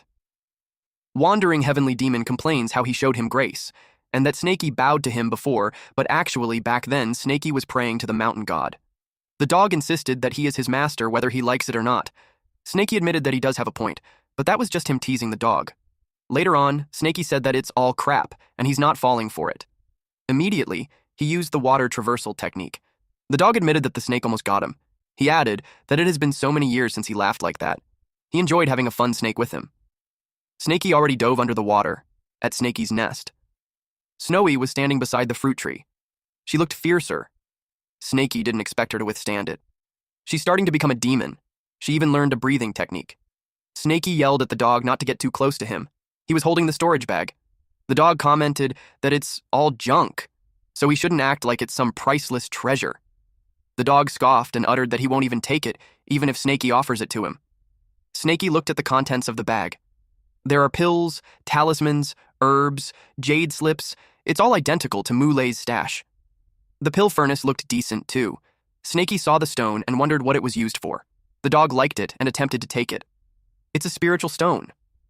Snakey reminded the dog of what he said earlier, that he wouldn't want it even if Snakey gave it to him, and now he's trying to steal it. The dog scoffed and walked away. He defended that he just wanted to take a closer look and that he's not interested at all. He can't fool Snakey because Snakey saw the wagging tail. He clearly wants it. There's miscellaneous talks on spiritual herbs, 45 essays on spiritual herbs, pill-referring notes. The jade slip is all about refining pills. Snakey decided to study on that when he's free. Meanwhile, Snowy wrapped its body on the furnace. Snakey noticed how much she liked it. Unfortunately, her cultivation is too low, so she can't use it yet. Snowy hissed to express her disappointment. In broad daylight, someone is causing a fuss in the forest by using gravity technique. It was Snakey. In the last fight, the old man was able to hit him from several hundred meters away with the gravity technique, so Snakey decided to train and master his skills. The Wolf King had arrived with a boar on its mouth. Snakey felt satisfied with having a minion to bring him some food every day. He devoured the wild boar and commented that it tastes so much better. The goat last time had a strange odor. The dog appeared and informed his disciple that if he keeps eating ordinary animals like that, it will take him forever to make a breakthrough. Snaky wasn't happy that the dog returned. Wandering Heavenly Demon replied that even a dog would turn its nose up at food like that. Snaky asked what he should eat. The dog called him an idiot. It was obvious that Snaky should hear the flesh of demonic beasts and extract spiritual herbs. Snaky argues that it's easier said than done when there's no demon nearby. Snaky pointed out that the only demonic beast is the Wolf King, and that there won't be much improvement even if he eats him. So, it was better to keep him around for something else. The dog replied that it was Snaky's problem, but if he's going to be a recluse, he shouldn't expect gourmet meals. The dog showed Snaky the ring he found yesterday, and his lunch. It was a bird, a demonic beast at the late stage of spiritual awareness. It is called the spiritual tailed chicken. It's a spiritual fowl raised by a nearby sect specifically for eating. Wandering Heavenly Demon informed Snaky that it tastes way better than wild boars, and he happened to snatch too. Snaky got mad and panicked. He used Earth Traversal technique to immediately reach the dog while asking if he's not being followed. The dog told him to relax since he's confident of how clean and thorough he is in his actions. There's no one in the world who can track him. The dog started plucking the feathers out. He commented on how tender and juicy the chicken is. Snaky started drooling. The dog produced fire in his paw, then roasted the chicken. He showcased the sound of juice draining from the flesh and how crispy it is. He teased and tempted Snaky, and he bargained if the snake wanted to exchange it with the spiritual stone. Wandering Heavenly Demon pointed out how even the little white snake woke up from the smell. Snaky kept drooling as he held himself back, not giving in to the temptation. He yelled that even if he dies from hunger, he will never eat Wandering Heavenly Demon's chicken. Like the devil that he is, this dog tempted Snaky even more by emphasizing how crunchy the skin is, especially dripping with oil. He commented how his disciple has integrity, so he can just watch him while he eats. The dog took a bite, while narrating the experience on how tasty the chicken is. Only the bone was left before he knew it. He threw the bone at them and told them that they could have it. Snaky replied that he doesn't want it. Both him and the wolf are drooling heavily. The dog even rubbed the drumstick to Snaky's face. I swear this story really is outrageously good. Just look at our boy Snaky.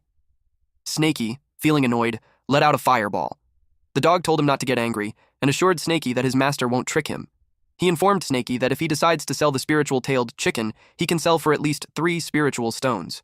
He pointed out how it was a really great deal. Snaky challenged him to sell it then. He was confident he wouldn't fall for it, because he isn't an idiot. Wandering Heavenly Demon replied that it's because he's a dog right now, so it's inconvenient. And as to whether he's lying or not, he told Snaky to take a look behind him. The Wolf King broke through into the 3rd level of spiritual awareness. Even Snowy broke through into the 2nd level of spiritual awareness. He rubbed it into Snaky's face that he wasn't lying. Those two broke through even after eating the bones. That's how powerful the spiritual tailed chicken. Snaky agreed to trade it simultaneously. Snaky devoured the chicken. It smelled so good, and it made his body warm. He could feel how the divine demonic cauldron was starting to spin. The spiritual energy is filling up the cauldron. He could feel his breakthrough on the 5th level of spiritual awareness. After that, Snaky burped loudly. He looked satisfied. As expected of a late-stage spirit awareness demon beast, he broke through after refining one part of it. The remaining should be enough for him to refine for a few days. In Snaky's nest. Snaky rested underneath the fruit tree. He finally finished refining them. Not only did he reach the peak of the 5th level of spiritual awareness, his golden scale also increased. He admitted to himself that the dog didn't lie to him this time. The spiritual stone was worth it. He noticed how those 3 are still refining and cultivating. He assumed that the dog's cultivation would be advanced. The dog asked his disciple if he's done, and he asked what the effect of the spiritual-tailed chicken. Snaky replied that it's not bad. The dog suggested they work together and catch a few more, and they'll divide them half-half. He guaranteed Snaky that he will be able to reach the late stage of spirit awareness in a month and reach the perfection of spirit awareness in a year. Snaky couldn't believe that. He asked how it was possible. The dog played with the stone while winking and telling Snaky that he doesn't lie. Snaky refused to go with him. It was a late-stage spirit awareness demon beast, so it's too dangerous. He told the dog to go by himself if he wanted to. Snaky asked if the spiritual-tailed chicken is even worth being called as demon beast when it was raised by humans. Snaky argues that those beasts have long lost their battle power, and they are even weaker than mid-stage. Snaky was firm of not going, especially when he almost died last time when he went to steal pigs. The dog was curious as to what kind of pig he encountered. The dog decided to go by himself. He threatened that since he's being chased by anyone, he'll just lead them there. Snaky yelled at him, saying how he had never seen anyone as shameless as him before. The dog pats Snaky's back and assures him that he will be sage by following him, and that there's no way he will lie to him. Snaky decided to agree on the condition that the dog won't ever call him disciple again. He emphasized his name. Snaky. The dog was proud of him for knowing how to name himself, but he couldn't help teasing Snaky that the name sucks. Snaky argues that it's better than the dog's Wanderer. The dog insists that he's the famous mighty and majestic wandering heavenly demon that shakes heaven. Snaky contends that he can tell that the dog is good for nothing just by hearing the name. The dog sighed and gave up explaining to a blockhead like Snaky. He mentioned that since it's not a good idea to publicize the name before his power is restored, he thought of changing his name for now, and since he's black-colored, he chose the name Black Emperor. Snaky teased him by calling him Black Little Bro. In Chinese, it's the same word, but has two different meanings. The dog corrected him, saying how it's the Emperor. Snaky doesn't agree with him. He asked what he'll be when someone like the dog is called Emperor. He suggested calling the dog Big Black since the dog's head is big. The dog didn't like it because it sounds like the name of a dog. Snaky asked, "Aren't you a dog?" The dog didn't want to argue further and decided to call himself Black Imperial instead of Black Emperor. Snaky, the bully that he is, decided to call him Black Yellow. In Chinese, it has the same pronunciation. At the Carefree Sect. The dog asked Snaky if he knew how many cultivation sects are there in the country.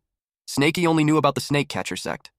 Snaky asked if there are other sects who catch snakes. The dog replied that it's normal for a snake to only know about the snake catcher sect. He explained that there are 5 great sects located at the east, west, south, and north, and the middle of the Chu country. The north is Frost, the west is Kunlun, the east is Penglai, and the south is Snakecatcher. As for the center, it is governed by the Imperial Heavenly Observatory. The small sects within the country are under the jurisdiction of these 5 great sects. The Snakecatcher sect used to be called the Falling Dragon sect. Then the sect declined. They are afraid that they have too much fame and will attract enemies, so they changed their name. Snaky asked about the Carefree sect that they are going to right now. He asked what level it belonged to. Black Imperial explained that the Carefree sect, it's just a mediocre small sect. It's under the jurisdiction of Snakecatcher. It only has 5 little foundation establishments in the sect. When Snaky heard about 5 foundation establishments, Snaky attempted to run away, but the dog got a hold of his tail. Snaky refuses to go, even if he dies. Going to that place with 5 foundation establishments, he accused Black Imperial of killing him. Black Imperial told him to stop being a baby. He pointed at the birds on the cliff. He explained that those are spiritual-tailed chickens raised by an old foundation establishment. Snaky asked to be let go of so he could take a closer look. It's funny how Black Imperial mentioned how Snaky changed his attitude quickly. Snaky was surprised to see that there's so many of them. There were almost 100. He asked if they really raised their demon beast that way, and if they weren't scared that those beasts would run away. To answer his question, Black Imperial suggested that Snaky try catching one. When Snaky didn't move, he taunted Snaky. Snaky gave in and tried. Divine consciousness activates. The dog saw how it really bounced back, so Snaky couldn't get his consciousness in. Snaky yelled that the place was dangerous, so they had to retreat. The dog held Snaky's tail and told him that there's no need to retreat. He assured him that it's not a big deal, and it was just a light barrier array. He gave a green pill to Snaky to use. Snaky asked what it was. Snaky sprinkled it, and a part of the barrier perished. It is an array-dissolving powder. It's specially for breaking protective barriers. Then Black Imperial dropped fat worms. It's the spiritual insect that the spiritual-tailed chicken likes to eat the most. A spiritual-tailed chicken approached the insect. Then several of them gathered there. Black Imperial's plan is to lurk in the underground first and wait for the spiritual-tailed chicken to come near. Then Snaky has to wait for his signal. Then they will make a move. He told Snaky to catch as many as he can, and then run after catching them. They started getting ready. Black Imperial gave the signal. Snaky used the beast-taming ring on one of the spiritual-tailed chicken that attempted to run away. Black Imperial caught 1, 2. The Black Imperial yelled to retreat, but he was surprised to see that Snaky already ran away. Snaky used Earth Traversal technique. Snaky advised him to run quickly, too. A floating man saw them. He stated how he wondered why some chickens disappeared 2 days ago. It was the Carefree Sect's elder, Zhou Shu. Now, he knew who stole the chicken. Snaky panicked since the man was coming. He told Black Imperial to run quickly. Black Imperial told him to calm down since it's just a small matter.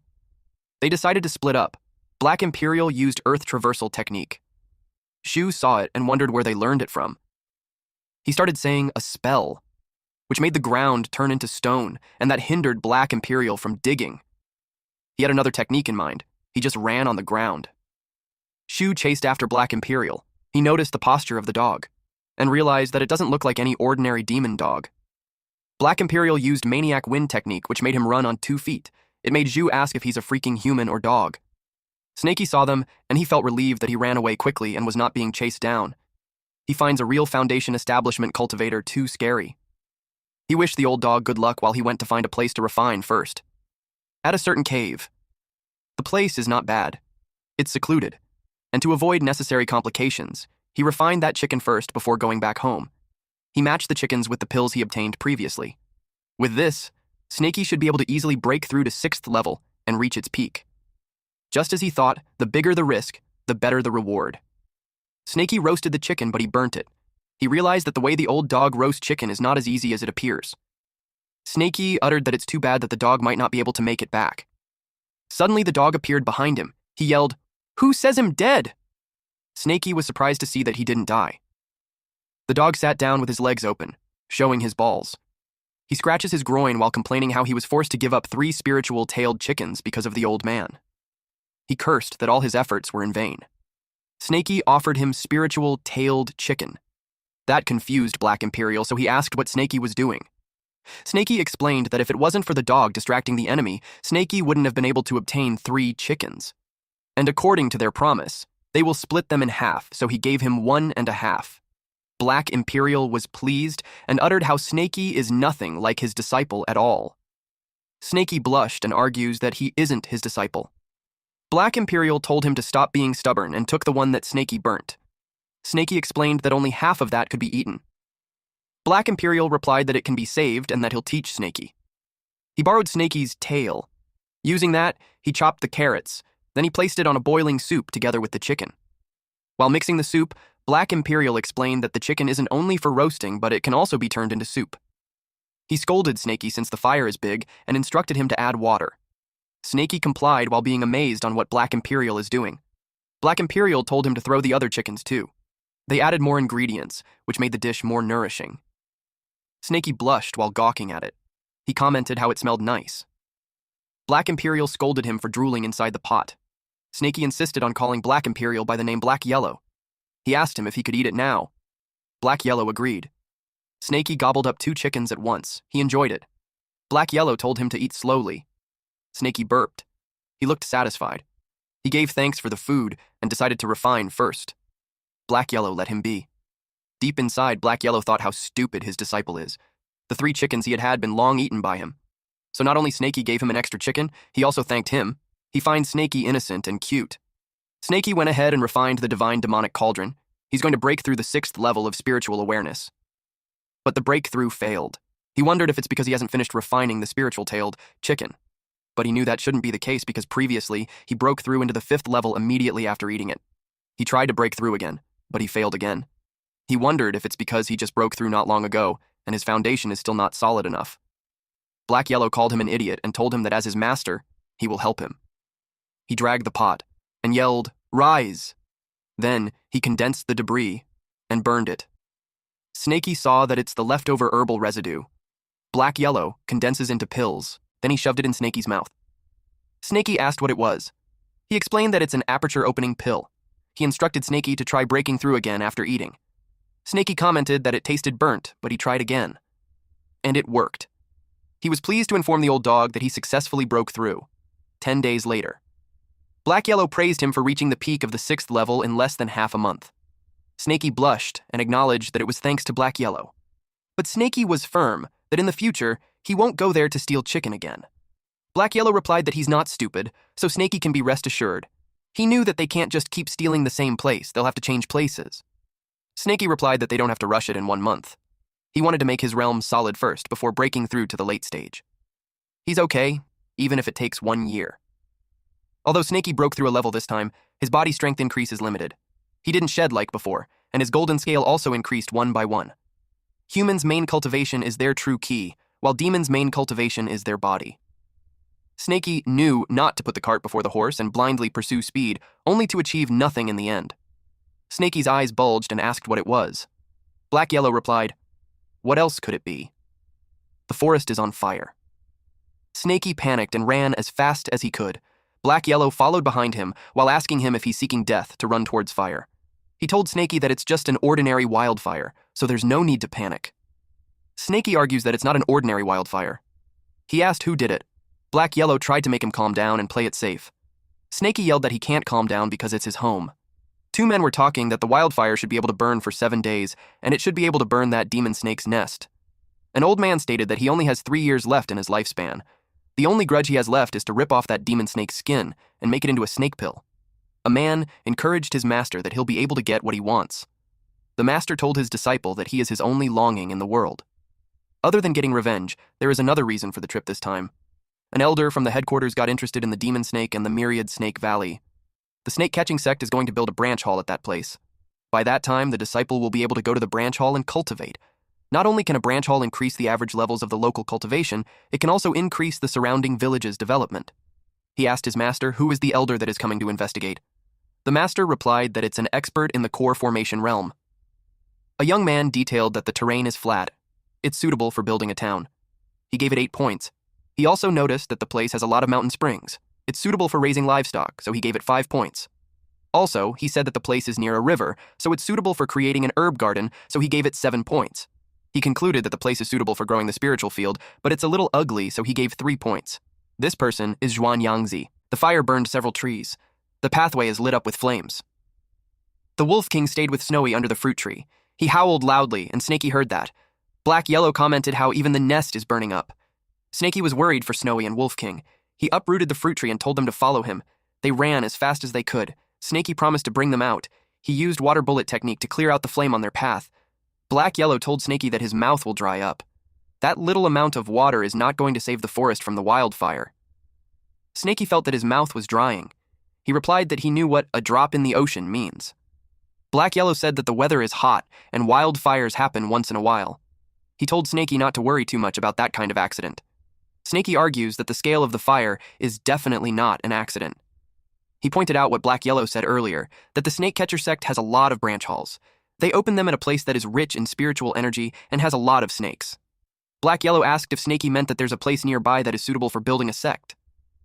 Snaky replied, yes, and that place is the Myriad Snake Valley. Snaky shares that he goes there every spring. There's more than 1 million types of snakes there. Black Yellow now understands why it would make sense. But he also knew that when the snake catcher sect builds a branch hall, there's always someone from the Foundation establishment reel to the core formation realm standing guard. Now, it's not a surprise why they burned up the mountain. Snaky, fueled by his anger, decided to charge in to kill those scums. Black Yellow tried to stop him. He told him not to act rash since they got the time out there to cultivate. Our MC replied that he's not stupid. But he sensed something in front. A man in white clothing was there. Black Yellow saw a man 30 miles in front. A human cultivator is coming. Snaky asked if he could see what cultivation the man was in. Black Yellow managed to make fun of Snaky for not immediately running away like last time. Black Yellow answered his question by saying that the man is in the core formation realm. It was funny how Snaky immediately burrowed himself on the ground and ready to use earth traversal technique. Black Yellow commented on Snaky's cowardly face, but he hasn't said anything. That the man is just a clone, not a real body. Snaky got mad at him for not saying it earlier. Snaky asked how strong the clone is. Black Yellow doesn't know because clones have several levels. The strongest one is external avatar. It is at least in a fake core formation realm. The weakest is a paper clone. It's only in the Kui refinement realm. Yangzi sensed something, so he immediately ran. Snaky panicked since it seems to have noticed them and is now coming towards their direction fast. Black Yellow used a concealment talisman. Snaky asked if they were going to run. Black Yellow told him not to panic since not even Great Luo Greatest Immortal will be able to notice his talisman. Black Yellow shushed him since Yangzi was already there. Yangzi uttered that he can only give 2 points to their hiding skill. He told them to stop hiding. He blasted the area while telling them to come out. Snaky panicked since a slap from Yangzi is that powerful. Black Yellow again told him not to panic. He explained that the person felt a presence, but he has no idea where it is, so all he can do is bluff. Snaky mentioned that earlier. Black Yellow said that even the Great Luo Greatest Immortal won't be able to notice. Black Yellow explained that Great Luo Greatest Immortal is the name of a pet he used to raise. Yangzi saw nothing, so he thought it was just his imagination. He also considered that the quality of the clone is bad and it's unable to detect. He decided to leave, since he has a more important task. The Myriad Snake Valley is just in front, so he decided to take a look first and see how many points he can give it. Snaky was relieved that he was gone. Black Yellow asked Snaky if he saw the storage ring on the clone's waist. He suggested getting that, But before he could finish, Snaky cut him off and told him to just go by himself, since Snaky values his life. He emphasized that the man is in the core formation realm. Black Yellow sighed and told him to listen to him first. He explained that since the clone can't even notice the concealment talisman, it could only be a Foundation establishment paper tiger at most, even if the real body is in the core Foundation realm. Black Yellow expected that the guy's resistance wasn't good. He told Snaky to believe in him. He stated that he has more than 50% confidence in getting rid of the guy. Black Yellow stated that they will split the rewards in half. He liked the core formation realm cultivator's clone storage bad, since there could be many spiritual stones in there. Snaky was worried since there's still the real body, even if they kill the clone. Snaky doesn't want a core formation realm to retaliate to him. Black Yellow was suggestive by asking Snaky if he wants to take revenge for his house being burned into ashes. That made Snaky stop on his tracks. Black Yellow tempted him even more by suggesting that Snaky could hate the person who burned his house. He asked if Snaky just wants to be a homeless dog for the rest of his entire life. Snaky was slightly annoyed and told him that he's the dog. Black Yellow pointed out how Snaky knew what he meant and asked again if he wanted to get revenge or not. Snaky wanted to, but 50% confidence is too low. Snaky poured out the scales that he plucked from his tail. Its strength is only half as strong as when it just shed off, but there's quite a lot. He asked how much confidence they would have if they added that scale. Black Yellow revealed that it could be 70% or 80%, and by that time, Black Yellow planned to do a bit of planning by observing the situation, then it can exceed 90%. Snaky looked at the situation. Forest fire is spreading. He instructed Snowy and Wolf King to follow the path to the mountain beside. He told them to find a hole, hide, and cultivate properly, and he will go find them once he has finished his business. In his head, Black Yellow considered it fate that they met, so he gave them a little gift. But as to when they will be able to digest it and gain intelligence will depend on themselves. Yangzi was rating the Myriad Snake Valley and gave it 10 points. It even exceeded 10 points. He claimed that it's the perfect snake farm. He knew that all the snakes within 200 miles would gather there every sprint, so there's nothing else perfect than that. He decided that it was time to send the jade slip back. He's excited since his real body will love it. He sensed something from behind. A beam of light appeared in the forest. He thought earlier that it was just his imagination, but now he confirmed that someone is really following him. They even know how to draw an array. He blasted a part of the area and told them to stop playing hide and seek. He saw that he didn't get them because they moved quite fast. He used gravity technique and saw a mangy dog. He asked the dog where the master was. Black Yellow's face got deformed. Yangzi was surprised that the dog self-destructed. Yangzi denied that it was an illusion. He couldn't believe that he got pulled into an illusion array. He was worried that there's an expert. He decided to send the slip first, but all of a sudden Black Yellow's body formed again and attacked Yangzi while commenting how Yangzi believed it was really just an illusion. Yangzi didn't expect that the mincemeat gathered again. He realized that the exploding dog is real and not an illusion. Black Yellow grazed a scale on Yangzi's neck. Yangzi's head fell from the sky. Black Yellow watched him and assumed their plan was successful. He didn't expect it to be easy. But to his surprise, the headless body choked him. The head is still conscious since he's just a wooden clone. It didn't really matter if he's headless. He gave them 6 points for their little trick. It means that they barely passed. Black Yellow complained that the dog paws are difficult to use. He wondered what's going on with the clone. Its hand is twisted like a pretzel, yet it still has such strength. Then he realized it. He recalled his conversation with Snaky earlier that the clone is only meant for scouting, so it should be made of paper. Their plan is that after Black Yellow chops that person's head off, Snaky should follow the plan and play his part. Then they will split whatever's in the storage bag. Snaky was concerned that if it's not a clone, it would put Black Yellow in danger. But Black Yellow arrogantly replied that he could tell in one glance that it's a worthless clone. He even insulted Snaky by saying that Snaky has a lot to learn. Snaky was annoyed and told him to get his paws off him. He cursed Snaky for being a jinx. He yelled his name out loud to cry for help. Snaky threw his golden spikes, which hurt the clone, causing it to drop Black Yellow. Yangzi's head was shocked when he realized that the dog was just a decoy. Snaky bit the head of the clone and used fireball technique point blank. Yangzi's head couldn't sense the technique at all. He noted how teamwork is worth 10 points. And with that, the clone disintegrated.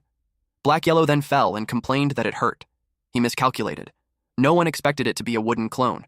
It was expensive, so using it for scouting is such a waste. Meanwhile, our boy Snaky kept shooting fireballs. Black Yellow panicked to stop him since the guy is already dead. He told Snaky if he keeps it up, even them will turn into ash. Snaky was pleased to see Black Yellow still alive. Black Yellow was touched. That moment immediately turned into banter as Snakey called him out for his 80% confidence when it was so flimsy. He called the dog a liar. Black Yellow complained that Snakey doesn't know anything when just weakening Yangzi's power cost Black Yellow dearly. Then, he pointed out that if not for the divine consciousness sealing array, Snakey wouldn't be able to snuck up on the guy. Snakey argues that even if Black Yellow didn't lift a finger, he could have handled it himself. He told Black Yellow that what he's saying is bluff. Black Yellow pondered on where Snakey got that bastard attitude. Black Yellow couldn't accept that Snakey thought he was bluffing when he was the one who stopped the guy from using his Jade Slip transmission. If it had gotten out, they would certainly be dead. Snakey suggested burning that thing already. The item was on fire. Black Yellow commented how Snakey's black flame is so strong that it can even burn jade. Snakey confirms if they're safe now. Black Yellow replied not yet. The news didn't make it back, but that person is still a golden core expert. If that guy found out that his clone died there, he would personally come to investigate. Snakey looked displeased. Then he started running away. Black Yellow called him a coward and told him not to run around blindly like a headless fly. Snakey argues that they are waiting for death if they don't run.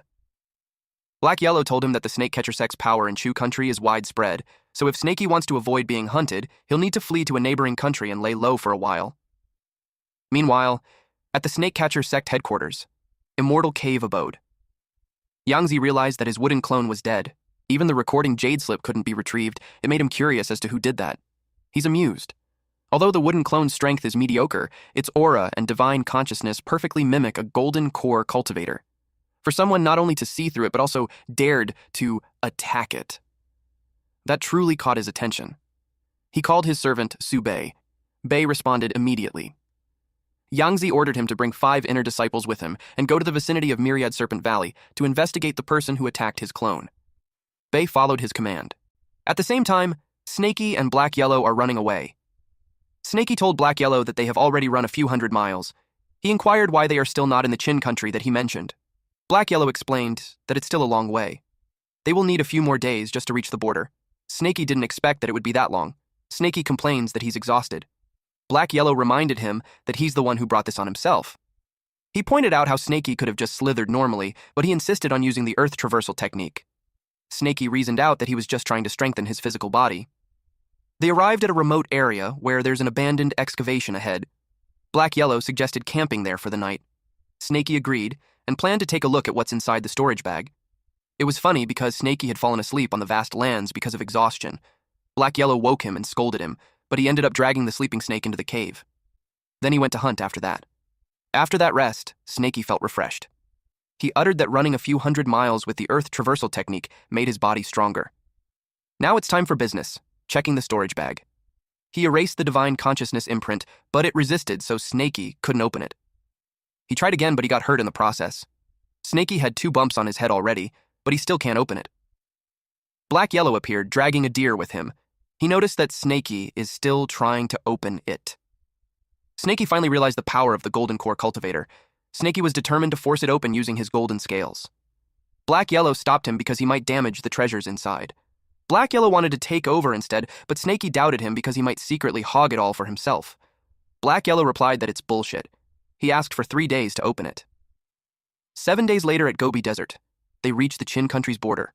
They will camp there tonight and cross the border in the morning. Snakey agreed and told Black Yellow to cook while he digs a little more. Snakey noticed that the earth is hard and rocky, perfect for training. Black Yellow reminded him not to overdo it because if he gets stuck, he won't save him again. Earlier, Snakey could only reach 100 meters at most.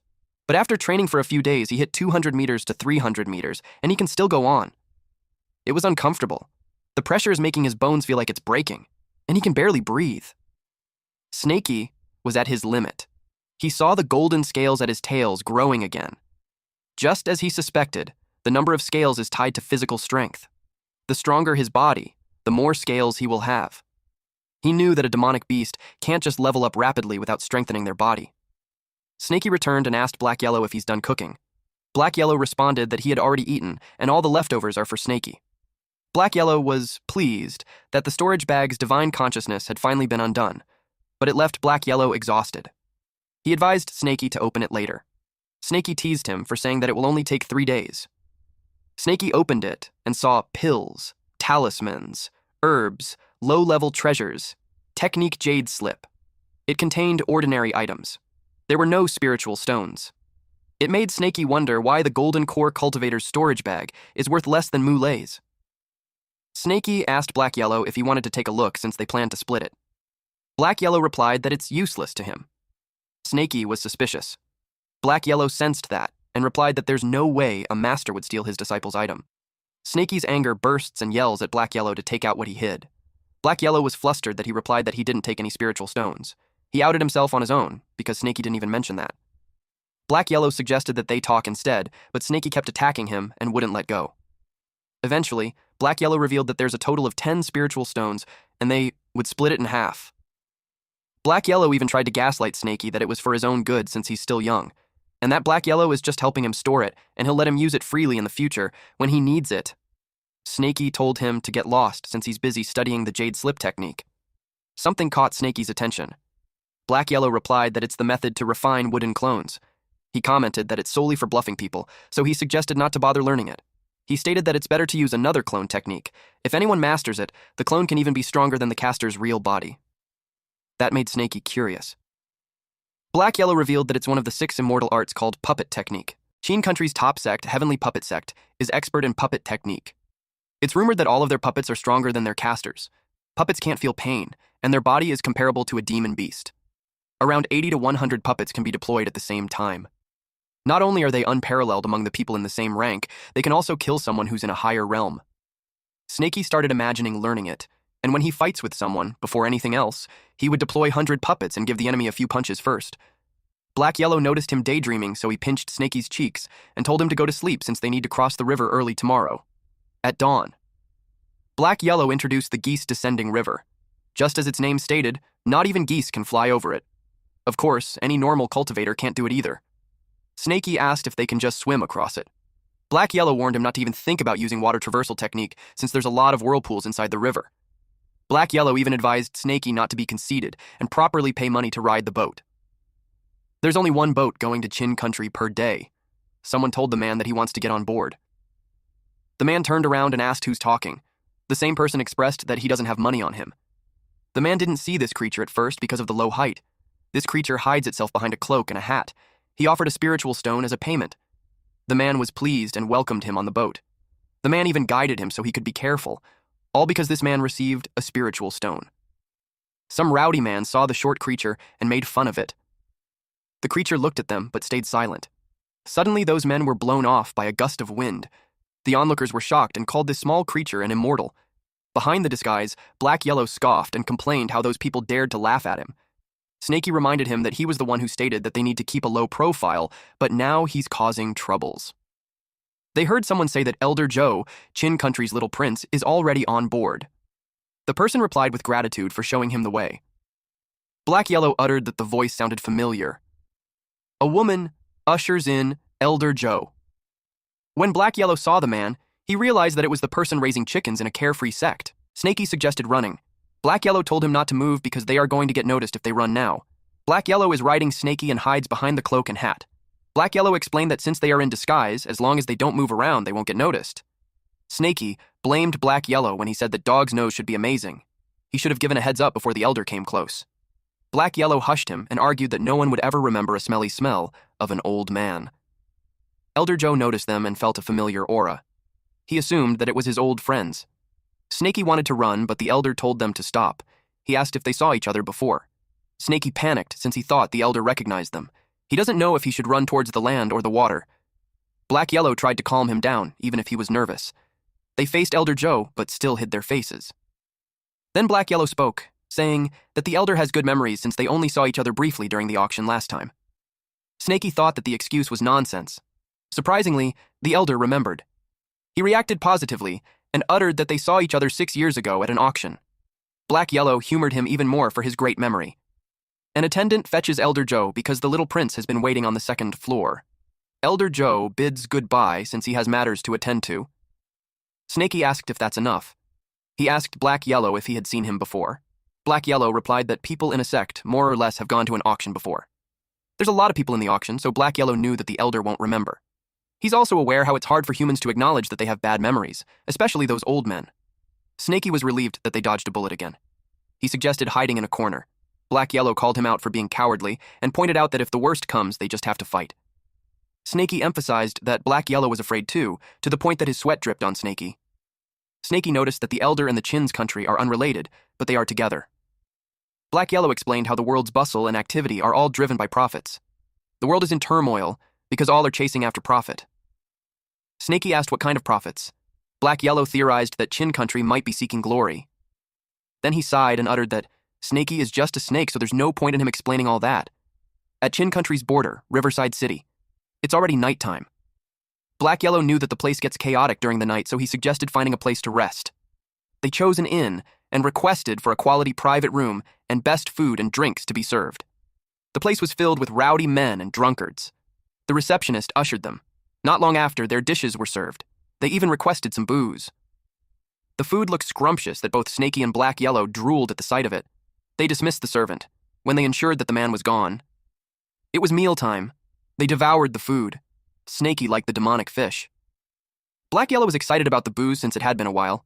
Snaky was curious as to how it tastes. When Black Yellow drank it, he spat it out and complained that it's rubbish. Snaky thought that there might be drugs in it. Black Yellow commented on him for knowing about it.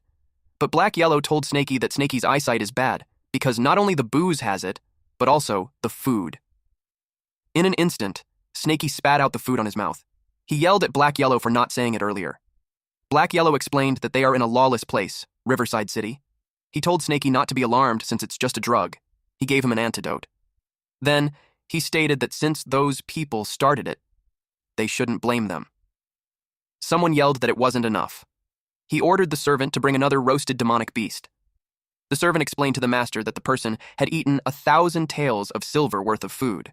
He also ate 2 whole demonic beasts. He asked the master if they should continue bringing food. The master ordered them to continue and change it into the strongest, immortal, weaking pill. The person hasn't dropped down yet, so they assumed that his cultivation is incredible. The master expected for this person to have lots of money and treasures, so their actions will be worth it. Those idiots really served a demonic beast. The leftovers are enough for them to eat for a few days. Snaky asked if they would leave like that. Black Yellow brought the bag and replied yes. He asked Snaky if he wanted to pay a scam shop. There's even a human skull hanging in the kitchen, but what Snaky meant is to kill those men and snatch their money. He even got ready to burn down the shop. Black Yellow commented how sometimes Snaky has less humanity than him. Snaky argues that he's not a human anyways, he's a snake. The servant and the master forced open the door. The master was confident that the drug is strong and not even an immortal can withstand it. But to his surprise, they couldn't find the guest. The master was furious. He ordered the servant to inform people from the heavenly puppet sect and search the entire city.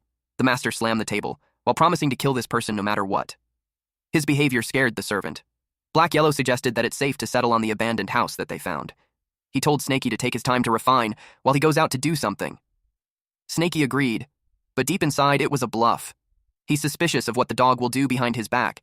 More than that, it's concerning that Black Yellow might attract more enemies. Snaky decided to follow him. Meanwhile, Black Yellow is excited. Black Yellow entered a weapon shop. Black Yellow told the blacksmith his offer, 3 excellent weapons and a total of 8 spirit stones. He should take it or leave it. The blacksmith wanted to have a look at what this shorty offers. Snaky was annoyed that Black Yellow sold stolen goods from behind his back. Snaky knew that it's from the storage pouch of the Golden Core Realm clone. Black Yellow said they would split it 50-50, but he was a liar. So Snaky planned to let him sell everything first, then make him cough it all up. Black Yellow made a deal again, a total of 15 spirit stones for all those pills. Snaky still followed him. First, they were at a weapon shop, and now, a pill shop. Then, Black Yellow offered high-grade beast materials, 13 spirit stones. Snaky got annoyed that beast materials were sent too. This time, Snaky is holding back his anger by chewing on wood.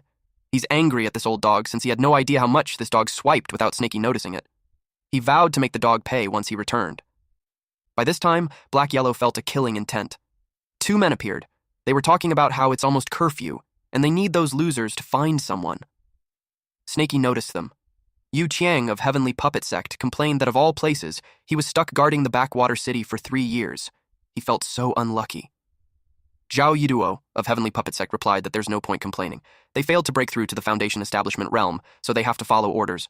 Although Lingjin City is chaotic, if they play it right, there's profit to be made. They noticed a man in a robe with a short build. They remembered him as the guy who dined and dashed. They knew it was him. Yu complained how it's such a hassle that even that kind of trivial matter requires them to intervene. Yu told Brother Zhao to wait, and he'll take care of the guy. Zhao told his junior brother Yu to think for a moment. Yu asked what's wrong. They saw the short man enter the Myriad Treasure Pavilion, so it can be assumed that he has something valuable. They decided to follow and see first. Yu praised his senior brother for being sharp. Snaky realized they are heavenly puppet sect disciples, and it looks like the old dogs caught their attention. Luckily, they aren't Foundation establishment cultivators. Yu noticed that his senior brother was happy. Zhao was looking forward to the profits that they will gain. Snaky thought he could pull off a cat-catching mouse while the dog watches stint. Meanwhile, Black Yellow was pleased that the owner himself had shown up. He urged him to take a closer look and tell him what it is worth. The owner agreed. Black Yellow shared that his bag is full of good stuff, so the owner should look carefully. The owner was surprised to see it. From his reaction, it made Black Yellow ask if something was wrong. The owner replied that it's a significant matter, so they should discuss it inside. Black Yellow was pleased that the owner is perceptive. Once they entered, the owner immediately instructed Old Lee to close the door, but Old Lee informed him that there's still someone there. The owner was furious and told him to shut up. He knew about those people, and he couldn't let them disturb his business. The men from the Heavenly Pupper sector saw the door was being closed. They didn't expect that Shorty to be a big spender. They assumed that he must have robbed and killed someone to get all the stuff to sell. They knew that the Myriad Treasure Pavilion pays a substantial tribute each year, so it's best to avoid turning them into adversaries. They decided to wait for the Shorty to come out, but over 2 hours have passed, and they are already drenched from the storm. Yu asked how long they will wait. He's getting impatient when the short man is coming out. They saw the door opening and they moved quickly.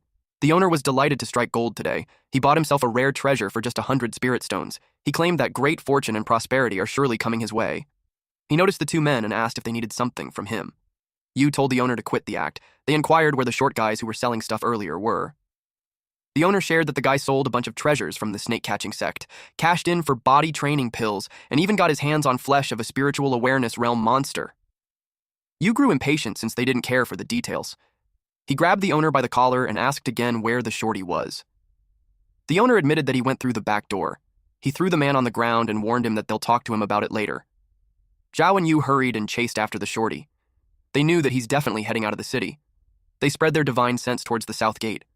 Yu did that, and found the shorty running on the roof. Snaky watched from a distance while covering himself from the rain using a leaf. He thought of how this old dog even bought things such as body training pills, and still hasn't lost his mind. And given the old dog's cultivation level, Snaky knew that there's no way he hadn't noticed disciples of the Heavenly Puppet sect following him. Snaky wondered if Black Yellow is deliberately moving slowly to use them as bait. Snaky knew that given the strength of those men, they should not be able to kill the old dog. But if one of them escapes and warns the others, it could lead to an endless disaster. With that, Snaky decided to stay back just to be safe. Judging from the old dog's direction, he's heading for an abandoned house. Yu saw that the shorty entered the deserted house. Zhao wondered why the old dog would go to a place like that. He wondered if it's a trap. They entered the abandoned house and found it strange because the shorty's aura should be there, but there's no sign of him. Zhao knew that something was off. The place is too isolated. He warned Yu to be cautious. Zhao talked to the shorty, addressing him as fellow Taoist. He introduced themselves as disciples of the Heavenly Puppet sect, responsible for maintaining order in Linjiang City. They communicated that they meant no harm and encouraged him to show himself. Yu told his senior brother Zhao that his words are too formal and the person might not understand. He offered to try. Yu simply threatened the shorty that he only has 3 seconds to come out and accept questioning, otherwise he'll end up like the dog. While he was talking, the dog was peeing in front of him. He grabbed the dog and slashed it while he counted from 1. Then he continued counting to 3, but nothing happened just as they expected. Unexpectedly, the dog that Yu grabbed and slashed moved to bite him. But Yu knew that it was Shorty. He called his lizard puppets to nab at the dog. To Black Yellow, that mechanical puppet covered in skin is such low-level junk. The old dog laughed and uttered how those men were foolish for not thinking that the dog knew that they knew it was him. Snaky used his divine sense to get caught up. Snaky was creeped out that the old dog was suddenly laughing like an old schemer. Yu yelled at the dog to stop the game since he's still going to die anyway. He released a fireball. They wondered if they got the dog. The house was already burning. The dog laughed. So they knew that the dog is still live. Zhao saw the flesh chunks. He told Yu to dodge. Yu was surprised to see the lizard puppet immobilized. They were surprised to know if that is what happens when they touch its flesh chunks. It was such a bizarre technique. The dog challenged the old man to keep going. Snaky finally learned what loose cultivator really means. He doesn't feel the need to help the old dog. The man with the sword can't hurt the old dog at all, and the person in the distance hasn't made a move. Snaky knew it was better for him to stay there and keep an eye from the distance. He knew that if he went down and helped him at the critical moment, the old dog would be indebted to him. Black Yellow teased those men not to get tired when he, an old man, hadn't had enough fun yet. Yu noticed that the dog has very eerie powers, and swords aren't useful against him at all. He admitted his incompetence, for he can only help his senior brother from behind. He had no choice but to bring out the big guy. The giant frog puppet appeared. Yu told Zhao to join hands with him to attack. In Black Yellow's head, he called the guy an idiot for thinking that it's a giant frog when it's a toad. He commented that the puppet looked dumb. He wondered if they were planning to attack him together. Zhao brought out his universal fan. Black Yellow finds them interesting. The fan created a gush of wind that follows a path. Snaky was strangled with the leaf tied on his head. Zhao cued Yu and the giant frog to do their thing. While the wind led to them, the frog opened its mouth wide enough to swallow the dog. The frog gulped down. They assumed that the dog was dead this time. Zhao agreed, but he decided not to get careless. Snaky was worried since Black Yellow got eaten. Zhao noticed that the frog seemed off. The dog emerged from the frog's belly and tore apart the frog. Yu couldn't believe it, since no one beneath the Foundation establishment is able to beat his giant frog and lose in an instant. Zhao knew it was bad, and so he advised his junior brother to fall back. Black Yellow teased them if they wanted to run, but the old dog wasn't done with them yet. Black Yellow told them that they will die. Those were alarmed since their escape route had been blocked. They reminded the dog that they are disciples of Heavenly Puppet Sect and challenged him if he still wants to kill them. Zhao told Yu to stop wasting his words on him. He said that the dog can counter puppets but not artifacts. They charged at the dog with the intent to kill. Black Yellow taunted them even more by saying that they must be dreaming if they want to kill them with their puny cultivation. He told them that they overestimated themselves. Black Yellow used a technique called Bloody Blade Gale. Several shadow-like blades hit those men. Black Yellow had an evil laugh when he announced that it was time for those men to become mincemeat. Snaky knew that those two's true key were completely messed up. It's only a matter of time before they lose. Snaky knew that there's nothing more to watch. He just felt bad that the house was destroyed. He wondered where he should go next. Snaky didn't expect that old dog to be that strong. He realized how he needs to speed up his cultivation. Snaky suddenly felt a sense of a familiar divine consciousness nearby. He checked out where it was emanating from. He saw a beggar. But he was curious as to why this beggar is fiddling around. He asked if he's a retard. But then Snaky noticed a scar, and it reminded him of one of the cultivators from the Heavenly Puppet Sect. Black Yellow used a soul-searching technique to one of those men, but he got confused when there was no reaction. Snaky realized that what Black Yellow killed earlier was a puppet, and that must be the real body. Snaky was aware that the Heavenly Puppet Sect allowed their disciple to refine puppets identical to themselves, creating confusion. Snaky thought that it's the real body, but he also entertained the idea that it's just another puppet. Snaky got certain when he didn't sense anyone suspicious within 100 miles, so that must be the real body. Snaky assumed that he had some kind of life-protecting treasure. Snaky needed to act fast and carefully. He won't allow the man to live. The man clicked his tongue when his puppet was gone, and Yu also died. It made him curious as to who that black dog is. Suddenly, a blinding light appeared on the side of the man. He covered his eyes because it was glaring. It was Snaky, releasing a huge, freaking fireball. Snaky saw that the man woke up. He also couldn't hold the fire much longer because it burns his mouth and his head feels heavy. He yelled at the man that there's no need to care about who he is and told the man to just die. The man used a body protective jade, water ball protection, and protective armor. The man asked which demon dares to sneak up on him. The man knew that 5 elements would counterattack one another. He is protected with a water ball, so he was confident that he wouldn't be hurt. But he got electrocuted. He saw that the fireball had a thunder talisman. His protective armor broke. He realized that the bastard combined 5-element talismans and threw them all at him. He thought that Snaky was an idiot for not knowing that talismans can explode, but Zhao realized that there was a talisman on the wall too. It made him think of it something that a human can do. Snaky yelled that the man noticed too late. Snaky used a fire-exploding talisman, wind blade talisman, thunder attack talisman, and exploded together. The man used the mythical yellow bell to protect himself. He cursed at Snaky and vowed that he won't get away with it. The man was confident that the treasure would protect him. But to his surprise, it broke. It was followed by a loud explosion. He got roasted and lost his long hair. He asked how it was possible. Then he saw the scales. Snakey was surprised that the man wasn't dead yet. Snakey released a fireball from up close. He did it several times. His fireball barrage continued for 30 minutes. People from a distance wondered which forces were fighting outside the city wall. Some of them panicked and wanted to escape. Black Yellow noticed the commotion and thought that it was the snake brat. He wondered what made it freak out. He decided to speed things up, since the brat can't do a single thing properly without him. After Snakey was done, he was delighted to stash the treasures away. At the abandoned house, Black Yellow finally figured it out. He uttered how he placed in so much effort, yet all he found was the first layer of the puppet technique. He complained that the Heavenly Puppet sect is so stingy. They didn't teach the complete technique. Black Yellow knew that he couldn't possess another body for a while, and staying in the dog's body was so inconvenient for him. He sighed. Black Yellow considered killing someone, searching their soul, obtaining the full puppet technique, and making a humanoid puppet. He admitted that he messed up this time. He knew that the first layer only allows for creating mechanical beasts, making a humanoid puppet out of reach for now. Unless he finds Zhao's real body and searches for his soul. He decided to forget about it and focus on finding Snakey first. He knew that Zhao's real body must still be in the city. He planned at the right time to stir things up and enlist Snakey's help to deal with Zhao. Eventually, he kept searching for Snakey and arrived at the scene where Zhao was reduced to ashes. He asked Snakey if he killed Zhao. Snakey, while sweating profusely, lied that he was just cultivating and that he didn't go out or fight with the Heavenly Puppet Sect's disciples. Black Yellow was pissed off. He asked if he even mentioned Heavenly Puppet Sect. He told Snakey how he doesn't know how to lie. Snakey asked him what he's talking about when he was the one who killed 2 disciples from the Heavenly Puppet Sect. He suggested that they run while they still can. Snakey decided to escape first, but Black Yellow held the string of Snakey's pouch on the neck, which restricted Snakey's movements. Black Yellow pointed out that Snakey's acting is so poor. He advised him to take the treasures out and split half of it to him. Snakey replied how he hasn't confronted Black Yellow yet for secretly selling the stolen goods behind his back, and now Black Yellow are accusing him.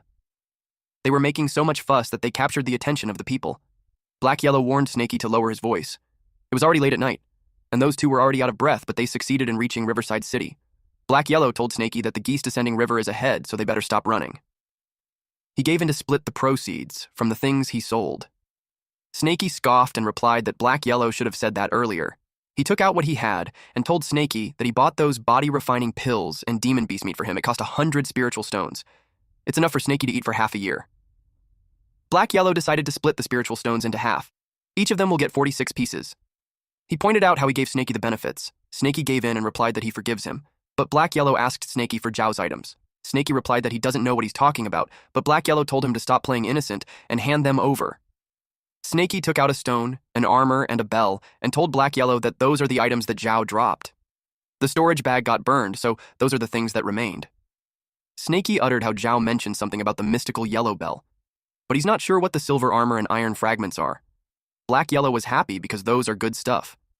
He inspected the bell and saw that it was scratched by Snakey's tail.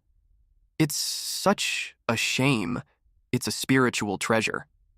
Snakey admitted that it got destroyed by his golden scale. Black Yellow decided to repair it later so it can still be used. Then he shifted his attention to the armor and uttered that it's just an average to lower grade spiritual treasure. Snakey knows he's lying. Black Yellow took the armor. Snakey knew Black Yellow was taking advantage of him. Black Yellow told him to keep the bell and he'll modify the armor so Black Yellow could wear it himself. Snakey reasoned that Black Yellow will barely be able to use the item once he reaches the great perfection in the spiritual awareness realm. Black Yellow replied to allow him to use it in the meantime. He put it on and Snakey commented how handsome Black Yellow looked. Black Yellow explained that the silver armor can automatically adjust to the wearer's body type, and it can even hide itself. No wonder he didn't notice Zhao wearing it.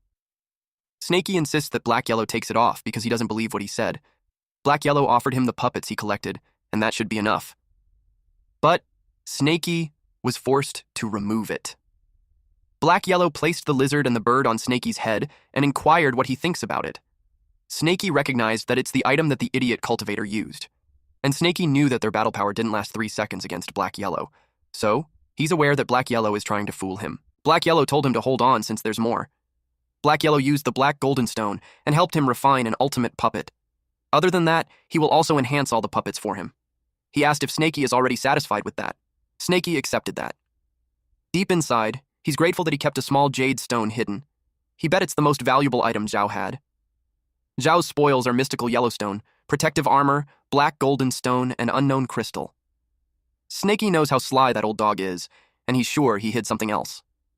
He decided to observe and learn. Black Yellow offered to take Snaky to a perfect place for cultivation. Snaky noticed that his tone was strange, so he asked what place it was. Black Yellow told him to look ahead. Snaky only saw an ordinary mountain. Black Yellow told him that it's no ordinary because it's the Sorcerer's Mountain, a spiritual ore mountain from 5 centuries ago. At the Sorcerer's Mountain, Snaky asked Black Yellow if he's certain that it is a spiritual mine. Black Yellow replied yes and shared that while all spiritual ore was extracted 5 centuries ago, the mountain still holds the most abundant spiritual energy within a 100-mile radius. With no traces of humans or demon beasts, it's perfect for them to cultivate for a while. Snaky replied that it's just filled with scattered humans. Black Yellow started digging the dirt and uttered that it will do, since the spiritual energy in there is abundant. Snaky agreed with him and commented how Black Yellow's nose is sharp as ever. They got to work. Black Yellow took out something and Snaky's eyes widened upon seeing it. He asked what Black Yellow stole this time. Black Yellow called him out for being impolite. It was a large container, and Black Yellow told Snaky that it is for him to refine his body. He instructed Snaky to add water on it, which Snaky complied to by using water bullet technique. He sprayed water from his mouth. Black Yellow told him not to fill it completely yet, and gave him a minor tempering powder to toss in. The minor tempering powder is top-grade medicine for tempering the physical body and refining the bones. It's an exceptionally rare body-tempering spiritual medicine worth 20 spirit stones for just a small amount. Then Snaky asked, "And then?" Black Yellow yelled at him to hop in and take a bath. Snaky trembled inside the tank. It burns that it hurts him so much, and the pain is far worse than being hundreds of meters underground. Black Yellow explained that the first body tempering is always the most painful, but it's also the most effective. He told him not to pass out. Snaky yelled that he wouldn't faint. He claimed that his willpower is 100 times stronger than normal people. Before long, a layer of old snakeskin shed from Snaky's body, turning to ash in the medicinal water. Simultaneously, impurities were expelled from Snaky's body. Snaky happily shared that he shed his skin. He rushed his last advancement and didn't get to shed, but now it's finally done.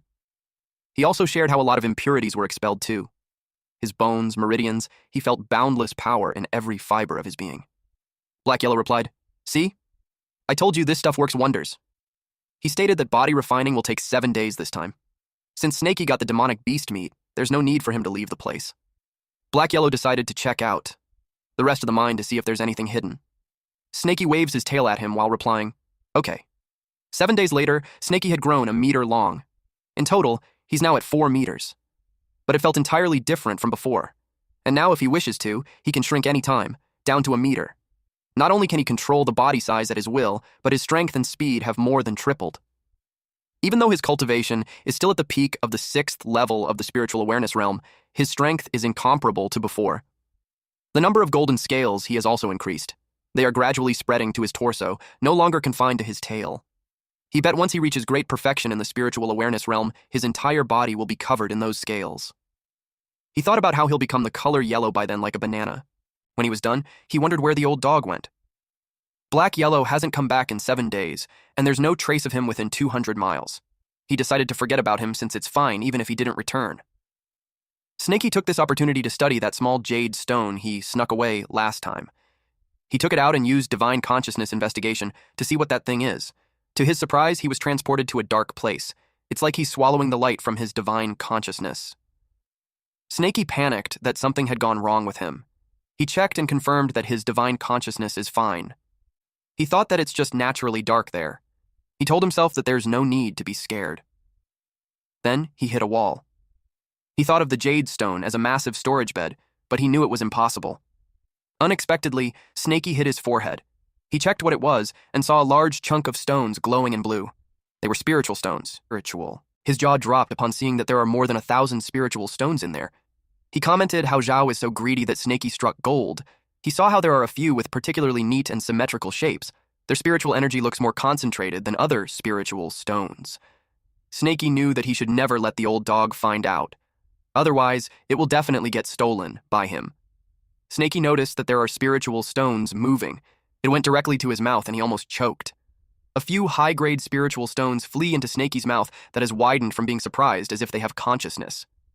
Snaky's stomach hurt as if it was getting ripped off. Then he noticed that the divine cauldron was reacting. The divine demonic cauldron is swallowing up the spiritual stones. He was confused as to what's happening. The divine demonic cauldron is not swallowing up the others, and only those that are symmetrical. Snakey thought of how the cauldron is picky. Then he felt his stomach calming down. He wondered what's happening. He decided to ask Black Yellow later. Suddenly, someone yelled for Snakey's help. Snakey recognized that it was the old dog. He wondered if he caused trouble again. Snakey complained how things keep happening from one after another. Snakey used divine consciousness investigate. Then he saw a swarm of insects attacking the old dog. Black Yellow yelled for Snakey to come and spit fire. Snakey got annoyed at him. He asked if the old dog exploded the anthill. He warned him not to involve him if the old dog is seeking death. He told Black Yellow to spit fire himself. Black Yellow panicked and yelled that those things could counter him. His exploding talismans are almost finished, and his true energy is nearly depleted too. Snakey brought up how Black Yellow has a protective treasure. Black Yellow shared that the ants can get into the armor's crack. Snakey was so annoyed with this damned dog, he used Earth Traversal technique. Snakey commented that if he dies one day, it's because the dog dragged him down. He told Black Yellow to activate the protective armor as Snakey prepares the fireball. Black Yellow was relieved that Snakey is finally there. He expressed how he believes in Snakey and he'll use his last true energy. Snakey breathes out a large fireball. Afterwards, Black Yellow asked if it had been settled. He commented how Snakey's fireball power has increased again. Then, Black Yellow said that it didn't work. A bunch of ants are crawling up from underneath again. Snakey panicked and told Black Yellow to come quickly, since he can't deal with that number of ants. Black Yellow even had the time to comment how handsome Snakey looked now. Snakey looked funny, as he ran as fast as he could. Black Yellow advised him to use the Earth Traversal technique and run into the earth. Black Yellow noticed how Snakey is so fast. He exclaimed that Snakey's Earth Traversal technique has gotten better. Snakey argued on what use it has because the ants are following up closely. They couldn't get rid of them. Black Yellow told him that they will be safe once they escape to the Geese Descending River. At the Geese Descending River. Snakey asked what they should do now. He asked if they should swim across it, but then that would be suicide. Black Yellow shook his body to get rid of the dirt. He told Snakey not to be afraid, and just look at him. A large fan appeared and Black Yellow boarded it. He casted, "Swift winds sweep across 10,000 miles. Feet tread upon heaven and earth." He instructed Snakey to come up quickly. Snakey was surprised to see Zhao's fan. Snakey got mad that Black Yellow secretly hid treasures behind his back. As he expected, he can't believe in the old dog. Black Yellow told him to stop talking. They flew onto the river first. That's when Snakey remembered the ants. He checked them and was confused to see that they were not coming out. Black Yellow was pleased to know that those ants are afraid of the sun. They are safe for now. Snakey inquired what those white ants are, and how did Black Yellow provoked them. Black Yellow explained that those things are called soul-gnawing ant. It survives by eating spiritual stones. They normally gather under the mind to hibernate, but if a spiritual stone appears, it will start to consume it like crazy. Physique that is rich in spiritual energy like Black Yellow is the one that those ants love the most. Snakey got nervous upon hearing that. Since Black Yellow told him that those ants suddenly went berserk because of spiritual stones, Snakey inquired on how far those ants can sense spiritual stones. Black Yellow shared that for normal spiritual stones, their perception is just around 100 meters.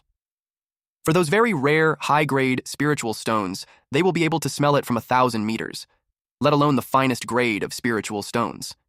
It will make the entire ants berserk. Black Yellow probed as to why Snakey is asking that. Snakey simply replied that he was just curious. But deep inside, he's afraid of those few spiritual stones of his are in the finest grade. He realized that he must be the one that caused the trouble. The sky suddenly changed, and they experienced a thunderstorm. Snakey asked Black Yellow if the fan could handle it. Black Yellow assumed that it should be fine since until they were both struck with lightning. Snakey trembled in fear. Black Yellow asked why Snakey is far from him. Snakey probed on what he was saying earlier, and Black Yellow admitted that it's a lower-grade spiritual treasure. And in a blink of an eye, they fell into the water since the fan was busted. Snakey yelled that he's getting dizzy. He couldn't understand why the water flow was so strong. Black Yellow pointed out that it is the spiral that he was talking about. The suction is so strong that Snakey doesn't have strength at all. If it continues, he'll die for sure. Snakey decided to shrink his body to decrease the force. Then he used water bullet technique to propel himself upwards.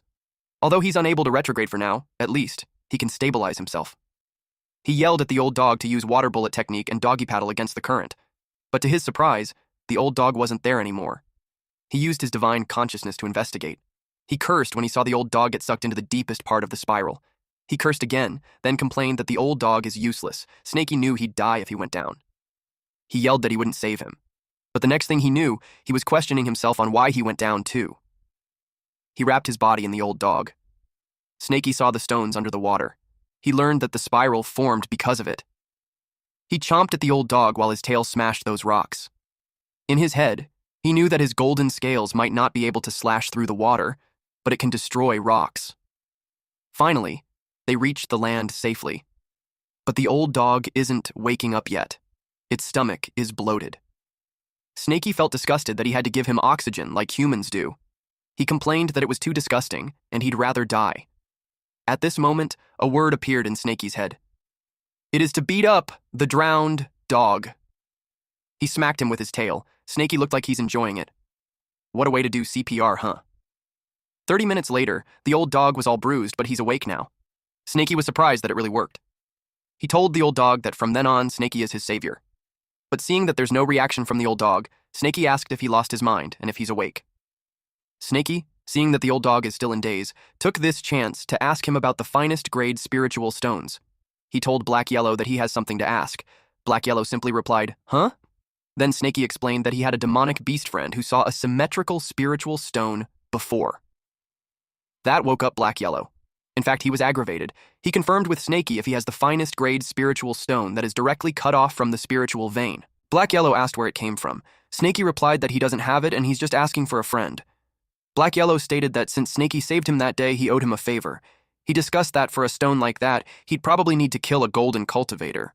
Or he can return to that half-abandoned mine to try his luck. He asked Snaky if his friend was interested. Snaky replied to forget about it. 2 months later, rainy season, at the Iron Bear Mountain back mountain. A huge number of the snakecatcher sex cultivators went up to the mountain, reorganizing the land, cultivating a medicinal garden, searching for treasures. A man was informed that they lost track. This man, Zhui Hu, got scolded. Zhu Zui of Moving Mountain Sect, an 8th level of key refinement, stated that the demon had already devoured 5 disciples from their Moving Mountain Sect, and that day, he vowed to skin it alive himself. Otherwise, the Moving Mountain Sect will really end up as a joke for the headquarters, Snakecatcher Sect. Not to mention that there's a bounty on it from the sect. Yue Hu, a 6th level of Qi refinement realm, is with him. One person reported that he's certain that the white snake disappeared around that area. He shared that it took his bone-crushing hammer attack so it can't have gone far. We then see Snowy, who just had a major glow-up, holding her breath underwater. Damn. She really looks fine for our boy now. In the past, she didn't know what hatred was, but now she does. She wanted to avenge the destruction of her hope. But first, she needs to escape. A man was mad that those disciples didn't even search the swamp. A disciple expressed that the white snake has a helper, so he fears an ambush. The senior brother told him to stop whining and search the swamp quickly. The man told the senior brother to do it instead, since his cultivation is greater than his. The senior brother replied that he's already investigating that for him. He asked him what he's afraid of. He used divine consciousness investigate and sensed something. The man reported to his senior brother that the bastard is hiding inside the swamp, but it's deep, so it will take time. The senior brother assured him that it won't be able to escape. Suddenly, someone used the fireball technique. The 2 men were surprised, but that confirmed that the snake has a helper. And the wolf was familiar. It was our boy Wolf King. The men knew that it runs away after spitting fire every time. If not for its interference, they would have caught the white snake already. Juzei finds it interesting. He was an optimist as he looked at it as a good opportunity to have it killed too. He claimed that they will be feasting on wolf meat that night. Shui Hu was ready to back him up. The Wolf King told the white snake to run while he held them off. Snowy emerged from the water and ran. Z won't let it escape. He instructed Hu to go after the white snake and leave the wolf to him. Meanwhile, at Chu River's Sorcerer Mountain, Snaky used gravity technique. After 2 months of intense training, his gravity technique is now as powerful as Chen Daoling was. He can crush all low-level cultivators using just the technique within a 50-meter radius. Snaky realized that a low-level technique like the fireball is no longer suitable for him. Luckily, he mastered the fire snake technique to replace it. He can travel up to 30,000 miles using the earth traversal technique. Besides, he also added windblade and thunder techniques into his arsenal. Other than that, the puppets that Black Yellow helped him upgrade are not fully functional. After some practice, He nearly perfected his control over them. All the puppets are linked to him, sharing their view. He had never experienced that level of awareness before. He felt that he's the king of the mountain. Black Yellow told him to stop gloating and that his two friends are in trouble. Snaky asked Black Yellow if he's talking about Snowy and the Wolf King. Black Yellow replied yes. Before they parted, he casted the golden light mantra on them. It automatically activates in life and death situations. It can save their life once, but it can only be maintained for 1 hour. He informed Snaky that it is currently active. The location is at the mountain behind the Myriad Snake Valley. Black Yellow was about to ask him what he was about to do, but Snaky moved quickly and used Earth Traversal technique.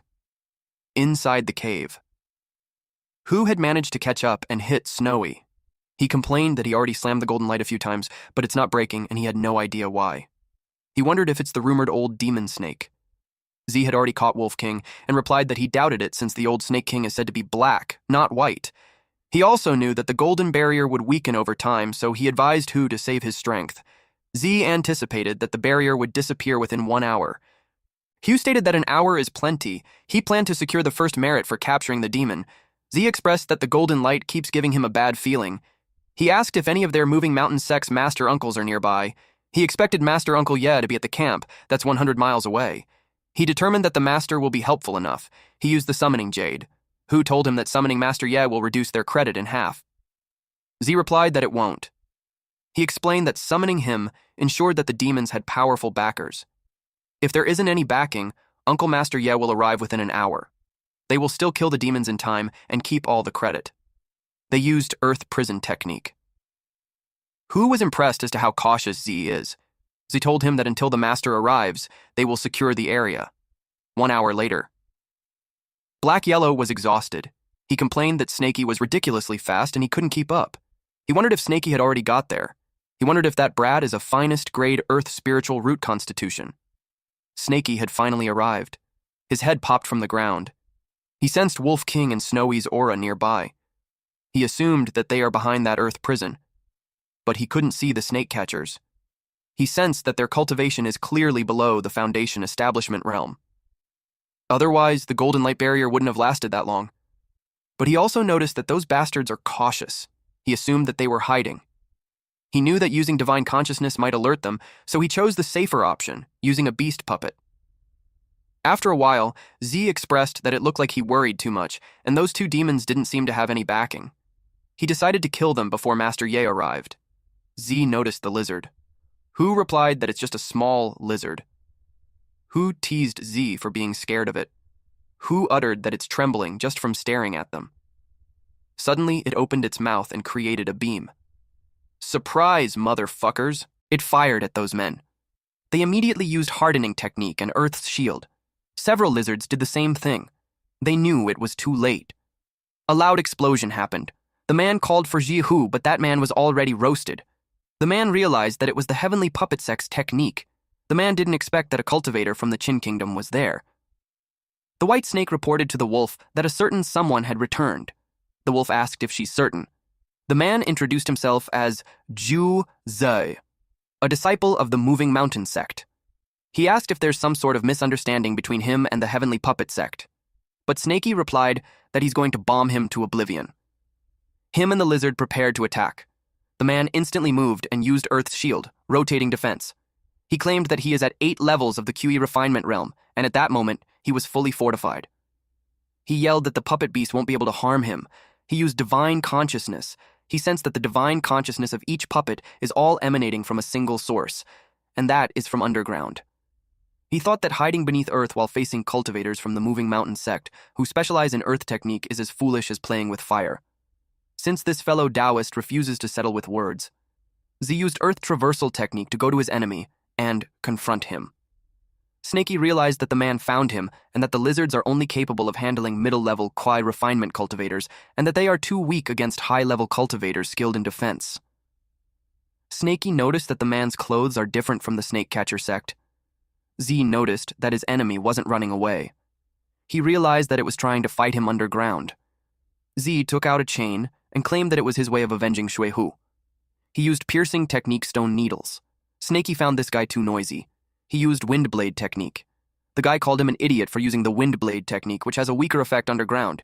He claimed that it's as good as bashing his head against a brick wall, but the wind blades pierced through the rocks. Z was caught off guard. He couldn't believe that wind blade technique destroyed his stone spear in the underground. He sensed another attack and immediately used earth armor. Before he knew it, his hand got cut off. He sensed that the summoning jade was reacting. He thought that his Master Ye was nearby. He decided to buy time until Master Uncle Ye arrives and saves him. He planned to immediately beg for forgiveness. He pleaded with his senior, but instead of a human, a huge-ass black snake appeared instead. Snakey zapped the shit out of him as Z called loudly for Master Ye. A loud explosion happened. Eventually, Snakey popped his head from the ground. Snakey complained that the thunder-attach explosion was way too loud. He knew he hadn't learned his lesson yet, and this could attract more enemies. Snakey vowed never to use the thunder attack technique in the underground again. He remembered the guy calling out for Uncle Master Ye before he died. Snakey wondered if this guy had reinforcements. With that, he decided to move fast and save Snowy and Wolf King before the backup arrives. But a blade hit the ground and it caught Snakey's attention. A man with a long mustache appeared, and he saw the black snake, which then made him think that the rumor was actually real. Snakey just jinxed himself. This bald old man is Moving Mountain Sect Elder Ye Haichuan. He is an initial-level Foundation establishment cultivator. He has long heard that the mountain is home to a black snake and a black dog. Not only do they have intelligence, but they can also speak human language. He enumerated crimes like assassination of the Snake Catcher sect's disciples, robbery of Carefree sect's spiritual-tailed chicken. He thought it was all hearsay. He never imagined that it was true. And now, the snake is murdering disciples of the Moving Mountain sect. He vowed not to let the snake leave alive. Snakey thought of him as a fool since his puppet had already surrounded the place. He assumed that the old man was getting anxious. He decided to bomb him. Snakey was surprised that the old man blocked it midair. The old man planned to chop off the tail first. Snakey got almost severed. He realized that the old man was too dangerous. The old man noticed the shrinking techniques and puppet arts and realized that the snake knew a lot. He claimed that those are nothing more than petty tricks. Snakey was confused as to what's happening on the ground. Elder Ye used Carnage Sandstorm. A violent wind howled, uprooting trees from their roots. Snakey's little lizards were caught in the storm, torn apart by the swirling sand. Snakey estimated that the range is around a few hundred meters. With that power, Snakey realized that the man is a true Foundation establishment cultivator. Snakey wondered how he's supposed to deal with him. Our boy knew that he's in real trouble now. You use Mountain Collapsing Slash. He had done the first move and Snakey kept evading his blade. The relentless barrage isn't giving Snakey a chance to breathe. Snakey was blasted away. He knew he couldn't take him head-on. He had to outmaneuver him. Snakey kept thinking of a way. Then Snakey remembered that he had what that old dog made for him. Ye used Mountain Collapsing Slash second move. It was a big slash that shattered the ground, but he noticed that only pebbles were crushed. He realized he missed. He looked as to where that bastard went. Snakey used Earth Traversal to dig on the ground. You saw him trying to run, so he was about to throw his sword to stop him. He threw the sword while saying, "Ask my sword if it allows running." Snakey saw the sword coming and knew that he wouldn't make it in time to use his traversal technique. He had no choice but to take the hit head-on. Snakey was determined to fight the old man until the end. He swats the sword using his tail, and the sword went flying. He couldn't believe that. Taking that hit, Snakey felt the real power of a Foundation establishment cultivator. He realized that he's on a completely different level compared to that half-baked Chendoling. Snakey also knew that the cultivation gap between them is massive. With that, there's no way to defeat him. He didn't expect for the snake to manage a chip on his sword. It made him curious as to what secret this snake has.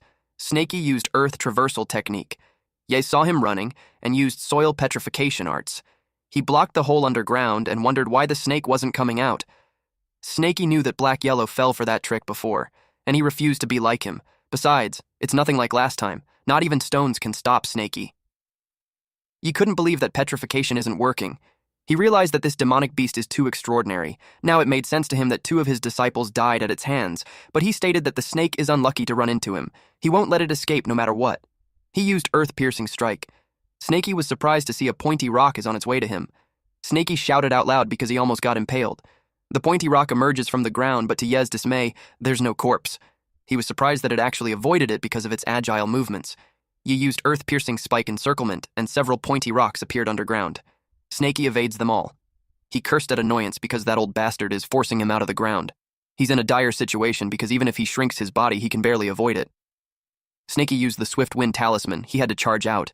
Ye was pleased that Snaky finally surfaced. He used Carnage Sandstorm. But to his surprise, the snake disappeared. He assumed that it was some kind of stealth talisman or treasure. He used Manifestation Sand so the snake can't hide. But there was still nothing. He thought it ran away while in stealth. At that point, Snaky is already 800 meters underground. It was too close, but Snaky was fortunate that he had that stealth talisman. Otherwise, without it, he would have never made it back down there. He realized that the old dog was right. Fighting a higher-level opponent is no less than defying heavens. And if he wants to rescue Wolf King and Snowy, he will have to wait for the old dog's arrival and coordinate with him. But then, Snaky didn't expect that the old man would find him so quickly. Then he noticed that he hadn't activated his divine consciousness. Since it isn't activated, the old man shouldn't be able to pinpoint his exact location at that depth. It dawned on him that if Ye really found him, he would have attacked instantly. He realized that it was just psychological warfare to rattle him. As for Ye, he got no response from the snake. He searched as deep as 500 meters and still found nothing. It made Ye think if he let it escape or it's just hiding even deeper underground. He realized that since Snaky was there to save those two bastards, Ye left since the snake won't come out. Snaky had an inkling on what he's about to do. Ye threatened him that if he doesn't show himself on his countdown to 10, he will rip off the skin of his companions. In such a tight space, his earth-piercing spike will kill them within 10 seconds. Ye started counting from 1. The Wolf King and Snowy prayed for Snaky to come out. Then he counted by 2s. Snaky panicked and complained that it's not the proper way of counting. Snaky yelled where he was and told the old man to leave them alone. Ye was pleased that he finally showed himself. As he expected, Snaky was still underground. Ye used Earth Traversal technique and counted on how deep the snake is. He reached 800 meters and found out that Snaky was there. He couldn't help but comment that Snaky sure is tough. He asked him if he's not afraid to get squashed into mincemeat. Even Ye had to be careful past 500 meters. Ye used anti-squashing golden protection. Then he eventually found Snaky. He used Earth Crushing, and Snaky was hit all over his body. Snaky charged at him with his mouth wide open. He vowed to kill him. Ye challenged him as to how he will kill him. Ye's sword pierced through Snaky's head. Snaky hissed loudly. Then Snaky stopped moving. Ye was disappointed that he died just like that. He was planning to capture it alive. He didn't mind it since it's still very precious even if it died. He planned to bring it back to the sect. But then he noticed a black golden stone dropped from Snaky's mouth. That's when he learned that it was actually a goddamn puppet. But it confused him that it had blood and flesh. Then he saw golden spikes coming. He realized he got tricked, and the real body is still underground. He estimated that it's less than 3 meters away. Ye used Earth Shield, then Earth Armor, Earth Flowing Wall, then Inner Armor. He doesn't have enough time to cast all his defenses. But even that minimal steel-like protection isn't something a lowlife like that snake can break. He was confident that he wouldn't get hurt, but he screamed loudly when he did. Snaky appeared and asked, "Hurt you?" Snaky swats away the sword, and the old man panics. Snaky corrected him, saying that he just wants to kill him. Snaky told him to leave his leg behind. Ye used mountain-piercing spike. Just as Snaky thought, Ye still has treasures. Snaky used fire snake technique followed by wind blade technique, then thunderstrike technique. Ye used flee. At this point, Snaky is already panting. His body has reached its limit. He felt bad because just a little more and he would have killed him. Meanwhile, Ye was relieved that he escaped in time. Ye still has his life-saving blood spiritual pill. While running away, he commented that the snake is extraordinary. He needed to report back to the sect immediately. He knew that if the demon wasn't eliminated, it would become a major threat.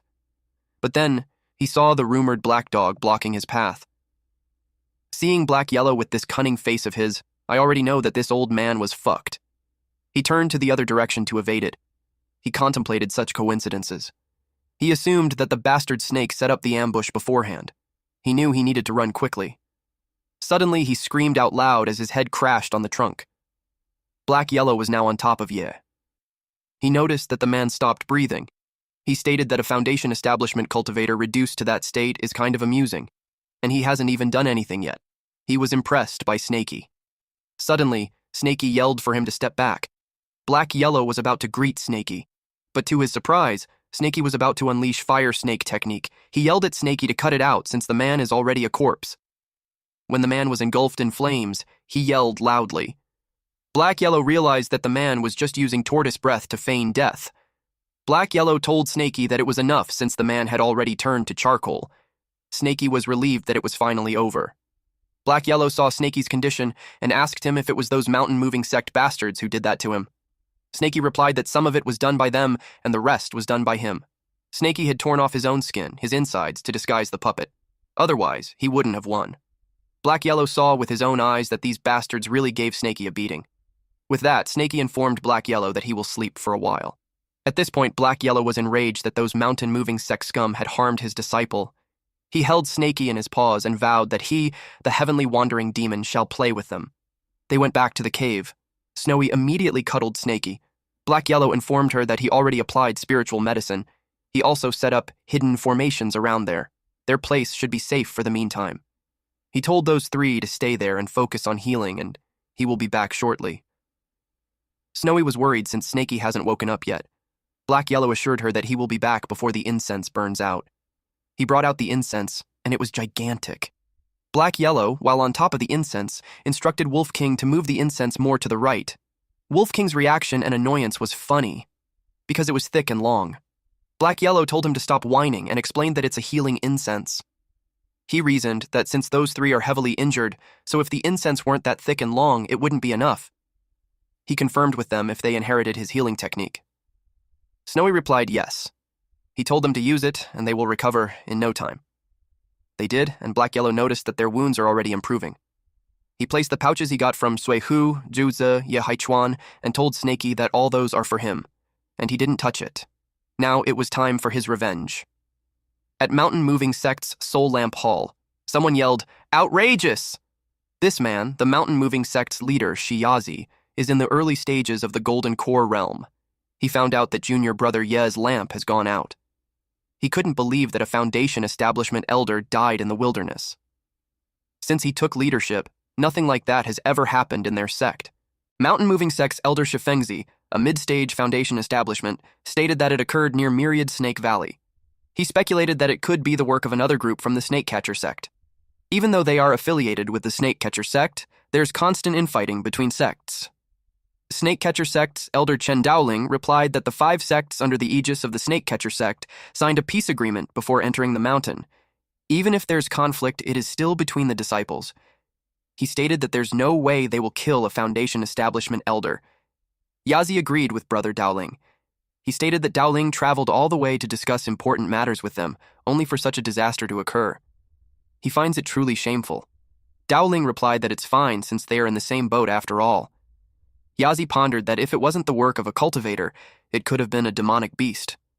Fengzi argued that it's impossible. He shared that Senior Xuanyangzi's clone was also slain in that area. Afterward, they conducted a thorough search within several hundred meters of Myriad Snake Valley, and there was no Foundation establishment-level demonic beast in sight. And even if such a beast did exist, they assumed that with junior brother Ye's abilities, there's no way he wouldn't have been able to escape. Moreover, the corpse was burned rather than devoured. From what they know, it doesn't resemble the work of a demonic beast at all. Yazi was furious. Dowling claimed that he knew who did it. He assumed that it was the demonic black snake. He stated that although it hasn't reached the Foundation establishment realm yet, it's incredibly powerful. Not only does it possess intelligence, but it's also exceptionally cunning. He shared that several of his disciples have fallen to its fangs. He was ashamed to share that he was also a victim, but he was certain that the snake was responsible. Fengzi noticed that Dowling was really worked up. He figured out that what made Dowling take a prohibition pill is related to the demonic snake. He replied that he had heard of the snake before, and since Dowling had fought it firsthand, they pledged to assist him in slaying it. He instructed them to relay the orders to all the disciples and follow him to search the mountain.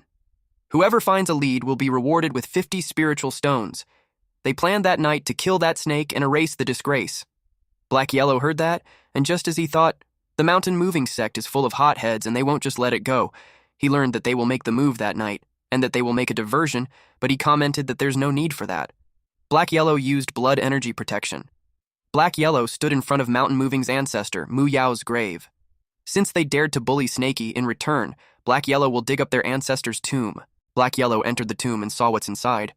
He then exclaimed, "Not bad." He opened the coffin and commented how filial the mountain moving sect is. It's been so many years since Wu Yao, but they can still preserve him like he's still alive. His ice coffin is also a finest grade spiritual treasure. Black Yellow planned to take everything, but to his surprise, he can't store it. He realized that it could be a cold mechanism. A dragon appeared and roared. After the 3 layers of the defensive arrays now, he's faced with an ice dragon. He was amused with that backup. Black Yellow felt confident and started emitting a dark aura of his own. He knew that there's no tomb that he, the heavenly wandering demon, can't raid. The dragon turned him into ice. Black Yellow got annoyed. Suddenly, a black claw broke out of the ice. Black Yellow was pissed, especially when it's a mere tomb mechanism, yet it dares to dream of becoming a dragon. He scolded it and told it not to be too arrogant. Black Yellow turned into heavenly demon descending dragon. Back then, when he's dominating the scene, the mountain moving sect was not worth a damn. The disciples eventually noticed the commotion even from a distance. They're worried since the master and the others just set out. If anything happens to the tomb, they can't afford to take responsibility. They turned pale and panicked. They wondered what they should do. They checked and saw that the ancestor was gone. The tomb got raided. They hurriedly sent a message to the master and the others. They questioned Dowling if his compass really works, since they have been searching the entire mountain for 2 hours. Dowling replied that it shouldn't be the case unless the snake has escaped to thousands of miles away.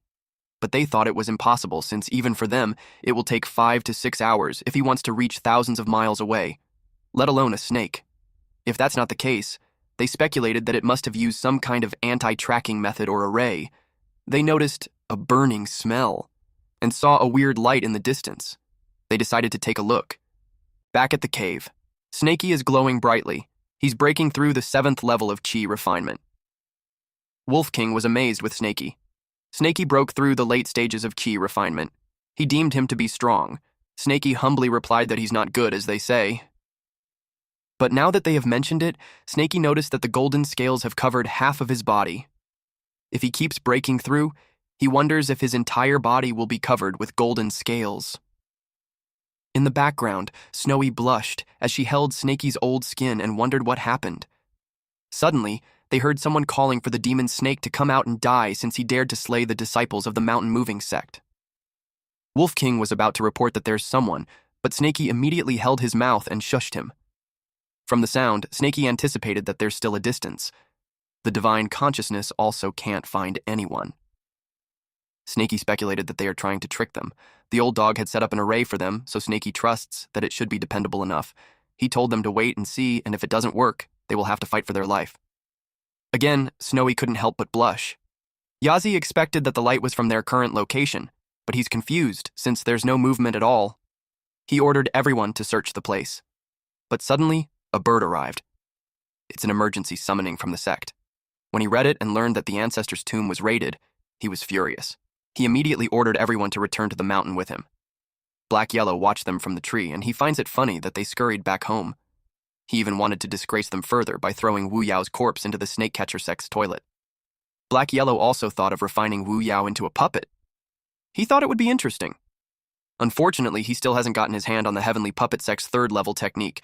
If he knew that would happen, he should have gone to the Heavenly Sect Puppet Sect to take one back in that year. He expected no one would say no to him since he's famous. Even the Divine Puppet Sect headquarters must submit to him, not to mention the Heavenly Puppet Sect.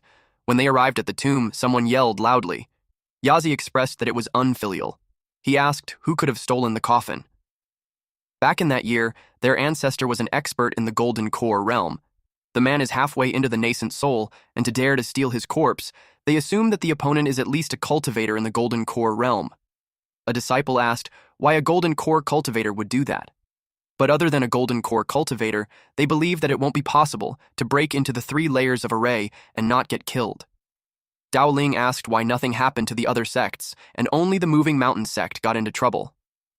And just when the disciples went out, Fengzi asked what he meant. Dowling told him not to be angry, as he was just analyzing who did it. He explained that there's too much coincidence left since they just left, and the ancestor's tomb got raided immediately. He believes that the opponent chose this method most likely to seek revenge or to stand up for the demon snake. Dowling asked them If they knew that the demon snake still had a black dog companion, he shared that it once dug around graves and stole corpses in the village at the bottom of the mountain. Yazi ordered a bounty on the demon snake and the black demon dog. Those who will find clues will receive 100 spiritual stones. Those who will kill them will receive 200 spiritual stones. And no matter what, they need to get back their ancestors. Black Yellow returned expecting that everyone was already healed. He yelled at them to pack their stuff and come with him at once. Black Yellow announced that he found another cave suitable for cultivating a few hundred miles away. Snaky appeared while sticking close to Snowy and the Wolf King. Snaky reasoned that there are people from the mountain moving sect out there. Black Yellow assured him that they all got drawn away. Snaky was surprised to hear that. He asked him how he had done it. Meanwhile, Snowy was love-struck thinking that Snaky was on top of her. Black Yellow replied that he will tell them the details on the way. If they don't leave at once, those people might return. Black Yellow didn't forget to collect the spoils. When Black Yellow looked up, he was confused since they weren't there anymore. Upon hearing that the moving mountain sect is going back, those three immediately bolted. He asked them if they even knew the way. He told them not to run around. Black Yellow called them to wait for him. Few hours later, at Phoenix Perch Mountain, Black Yellow claimed that it's the place. He already set up the array. He encouraged everyone to get some rest for that night. Wolf King told him that he's good at looking for caves. Snowy expressed that the place feels similar to the Myriad Snake Valley, and she likes it. She wants to plant the snake fruit tree again. The next day, Black Yellow threw a snake on the ground. It looked like Snaky. Black Yellow told Snaky that he fixed the snake clone for him. Snaky thanked him, but he noticed the weird eyes. Snaky brought out the 3 storage bags. Black Yellow replied that he'll go for a walk. Snaky told him that there's no need, and he can have one. Snaky told him that if it wasn't for the snake that he made, Snaky won't be able to win. Black Yellow resisted and uttered that he didn't even provide any help. He told Snaky to take it all. But his actions are the opposite. He reached out his hand at the back and used gravity technique. Snaky encouraged him to come quickly. So, the 4 of them split the spoils. Black Yellow called them to check their spiritual roots. He told them that the path of cultivation is a lifelong matter, so they can't mess around. He started with Snowy. He told her to put her tail on the orb. She was surprised. Snaky urged her. Black Yellow told her that Snaky said that she's interested in refining pills. If she can refine pills, then they will be in good fortune in the future. Snowy placed her tail on the orb and it started reacting. Black Yellow was surprised. A strong green aura started coming out from the orb. It showed a single attribute, top-tier wood spiritual root. It is an innate sacred body for pill refinement. This level of talent is rare, even among humans. It is 1 in a million. Major sects would fight over someone like that. Black Yellow told Snaky that he's lucky because he will never run out of pills. Snowy and Wolf King had no idea what's happening because Black Yellow started whispering to Snaky. Black Yellow told him that if a human girl possesses a pure wood spiritual root, she's almost always a beauty. He added that if Snowy gains a human form, they could imagine how many cultivators she could enchant. Snaky blushed. Snaky immediately gave Snowy wood element techniques and a jade slip-on pill refinement. Snowy thanked him. Snowy, while blushing, asked how she would call him. Lord, sir, or husband? Snaky was speechless. He blushed and yelled at Black Yellow, asking what kind of weird memories he passed on to her. Black Yellow looked smug as he replied that it's just common knowledge and there was nothing to fuss about. And Black Yellow brought up that Snaky had shared some intimacy with her before gaining sentience. Wolf King butts in and tells Snaky that Snowy should call him husband since it sounds more affectionate. Snaky yelled at him to shut up. Snowy called him husband while rubbing his head on his face. Snaky told her not to call him husband. He wanted her to call him Snaky instead. Since she will call him Snaky, she asked if she can be called Snowy, and Snaky agreed. At this point, Snaky is red as a tomato. Wolf King asked if he's worthy of a name. He suggested Wolfie. Black Yellow replied that it sounded terrible and named him Husky instead. Wolf King asked if there's no other option. Black Yellow told him to shut up and it was his turn. He placed a paw on the orb and it showed blue, red, and yellow colors. Husky was pleased to know that he has a 3-colored top-tier spiritual root. Black Yellow stated that it's metal, fire, water. Since it's a 3-attribute mix, it's not great. He explained that the more elements one has, the weaker their affinity. A jack of all trades, master of none. Husky felt sad about it and Snowy comforted him. Meanwhile, Snaky was excited for his turn. He touched the orb and it showed many colors. Then it shoots up power towards the ceiling. Snaky got alarmed. Husky covered Snowy from the debris, while saying that it's too extreme. Black Yellow told Snaky to move his tail quickly, since the crystal ball can't handle it anymore. Snaky and Husky got blasted away.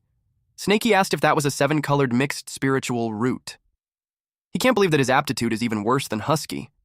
Black Yellow explained that although Snaky's roots are mixed, their quality is extremely high, especially his earth spiritual root. Even top tier isn't enough to describe it. Black Yellow admitted that it freaked him out since he had never seen anything like it before. But thinking back on Snacky's speed of learning, it all makes sense. Snaky decided that since his earth spiritual root is the best, he'll focus on earth attribute techniques in the future. Black Yellow is the only one left, so Snaky asked him if he isn't going to test him. Black Yellow showed a dark purple with ominous lightning coming from it. From the elements, metal, wood, fire, water, earth, wind, thunder, he doesn't think that he's in any of the 5 elements and 7 essences. Snaky asked him if he doesn't have any spiritual roots. Or maybe the one he has is a dark spiritual root. Upon hearing about the dark spiritual root, Black Yellow grinned. He expressed that he liked the sound of that. He told Snaky that he regained some of his strength. Because of that, he will be entering seclusion for a while to break through. He asked Snaky if he could leave the food and security in his hands. Snaky replied that there's some food in the storage bag. And as for security, he stated that as long as they don't run into cultivators above Foundation establishment, they should be fine. 1 month later, someone used earth-piercing strike and a huge spike came from the ground. It was Snaky. He then tried earth-flowing wall. Our boy is slowly mastering all the elements now. An earthbender avatar. He didn't expect to succeed on his first try. It made him curious on which is stronger, his spike or his wall. The spike broke the wall, which made Snaky conclude that it is stronger. After that, the rocks glowed. And it enveloped Snaky as he used earth armor. Although earth-flowing wall can't withstand it alone. Earth-flowing wall combined with earth armor should do the trick. There are 16 earth techniques in total. Snaky focused on mastering 1 offensive and 2 defensive ones first. If he faced a Foundation establishment cultivator again, he may not win, but he should be able to escape. While his techniques are improving, his cultivation isn't progressing much. He used up all his minor nourishment pills and high-grade beast meat. He had to think of a way to get more meat. He wondered how Snowy's pill refinement training was going. Snowy was determined to refine a minor nourishment pill for her husband, but when Snaky saw her toss random herbs together, it made him doubtful. He planned to let Husky test the pill first, since he had a bad feeling about it. He decided to return home. We then see Husky was on the corner and scared, and it all because Snowy wanted him to try the pills that she made. Just from the looks of it, you guys already know that it's dangerous. Husky could only howl. He sought help. Snowy asked him what happened. Husky replied that the pill is poison. Snaky saw that while he's hiding behind the bush. Seeing that effect, he thought that he should go hunt for spiritual beasts instead. Then, our MC found these huge ass mammoths. His eyes twinkled upon seeing how big they were. Those elephants are not bad. Except for infants and pregnant female elephants, even the weakest is in the 3rd level of spiritual awareness realm. Just one of them would last them several days, especially the leader. Snaky assumed that it's a demonic best in the 9th level of spiritual awareness. He expected it to be an amazing source of nourishment. Snaky got alarmed when he heard footsteps of a human. He wondered who it was. These are men in their 20s to 30s.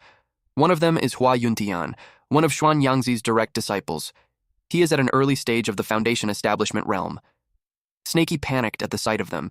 He thought they were snake catchers from the Carefree sect. He was surprised to know that they don't even spare elephants.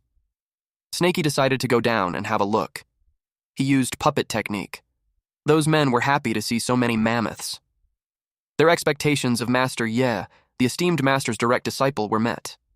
Yuntian replied, "Of course. The elephant tusk is a precious item. If they sculpt it into precious jade and give it to the ladies from the Purple Cloud sect, they will love them. And with that present, it will be a breeze to ask those ladies for dual cultivation." Suddenly, the mammoth started running. It even howled loudly. The mammoths attacked the humans. The humans determined the leader. Yuntian ordered to set up the array and not let any of those mammoths escape. A blue crystal was then planted on the ground. They used a technique called Extermination Great Array. It zapped those mammoths. But it was a useless struggle. especially with Yuntian's spear. He hit several of them, even a baby. The mammoths cried loudly. For Snaky, it was too much. He commented that these cultivators are making them extinct. Mammoths are hit one after another. But they still tried to protect their offspring. Snaky couldn't tolerate it anymore. He had to find a way to help them. He needs to at least protect the pregnant mother and the children, or else they won't be able to eat in the future. But the snake catchers have too many people, so Snaky can't afford to be reckless. Otherwise, once he becomes the target, he's afraid that he won't be able to protect himself. He needs to wait for a foolproof opportunity. Yuntian was impressed that a mammoth can still stand even with the injuries. He realized that those elephants are resistant to injury. Strong attacks might not be as easy to entrap and eliminate. Someone reported that the array can't hold off any longer. The elephants are not stopping even after getting injured. They kept clashing the barrier. Yuntian talked to the leader of the elephant, and if it could understand him, he's requesting for a tusk. Then he can consider letting them live. He tries to persuade it by saying that it should think about the children. The leader smiled. It roared loudly, and the elephants came running out since the array was broken. A few mother elephants and children have escaped. Yuntian stated that since it refused to take the easy way, they will do it the hard way. Since the elephant wants to leave behind its bloodline, Yuntian decided to cut off its roots first. The elephant swats away Yuntian's sword. Yuntian was surprised. The elephant was provoked. Yuntian called it a scum. Yuntian ordered Zhang San, Li Si, and Wang Wu to go chase after the escaped one. Then he ordered others to follow him and kill those scums. Snaky saw the chance. There's 1/9 of the level QE refinement and 2 6th levels of the QE refinement. He used Earth Traversal technique and decided to kill these 3 that are slightly weaker first. A mammoth cried out in pain. But these humans won't just let them go, but they keep struggling. The cultivator reported to his senior brother Zhang that the child can't run anymore. Zhang saw that as an opportunity and told the guys to stay behind, then they will divide the loot with the same old rule. Zhang attacked those elephants, which he called little scums. He claimed that a little husk is also not bad. Snaky knew its time. A bright yellow spell appeared on the side.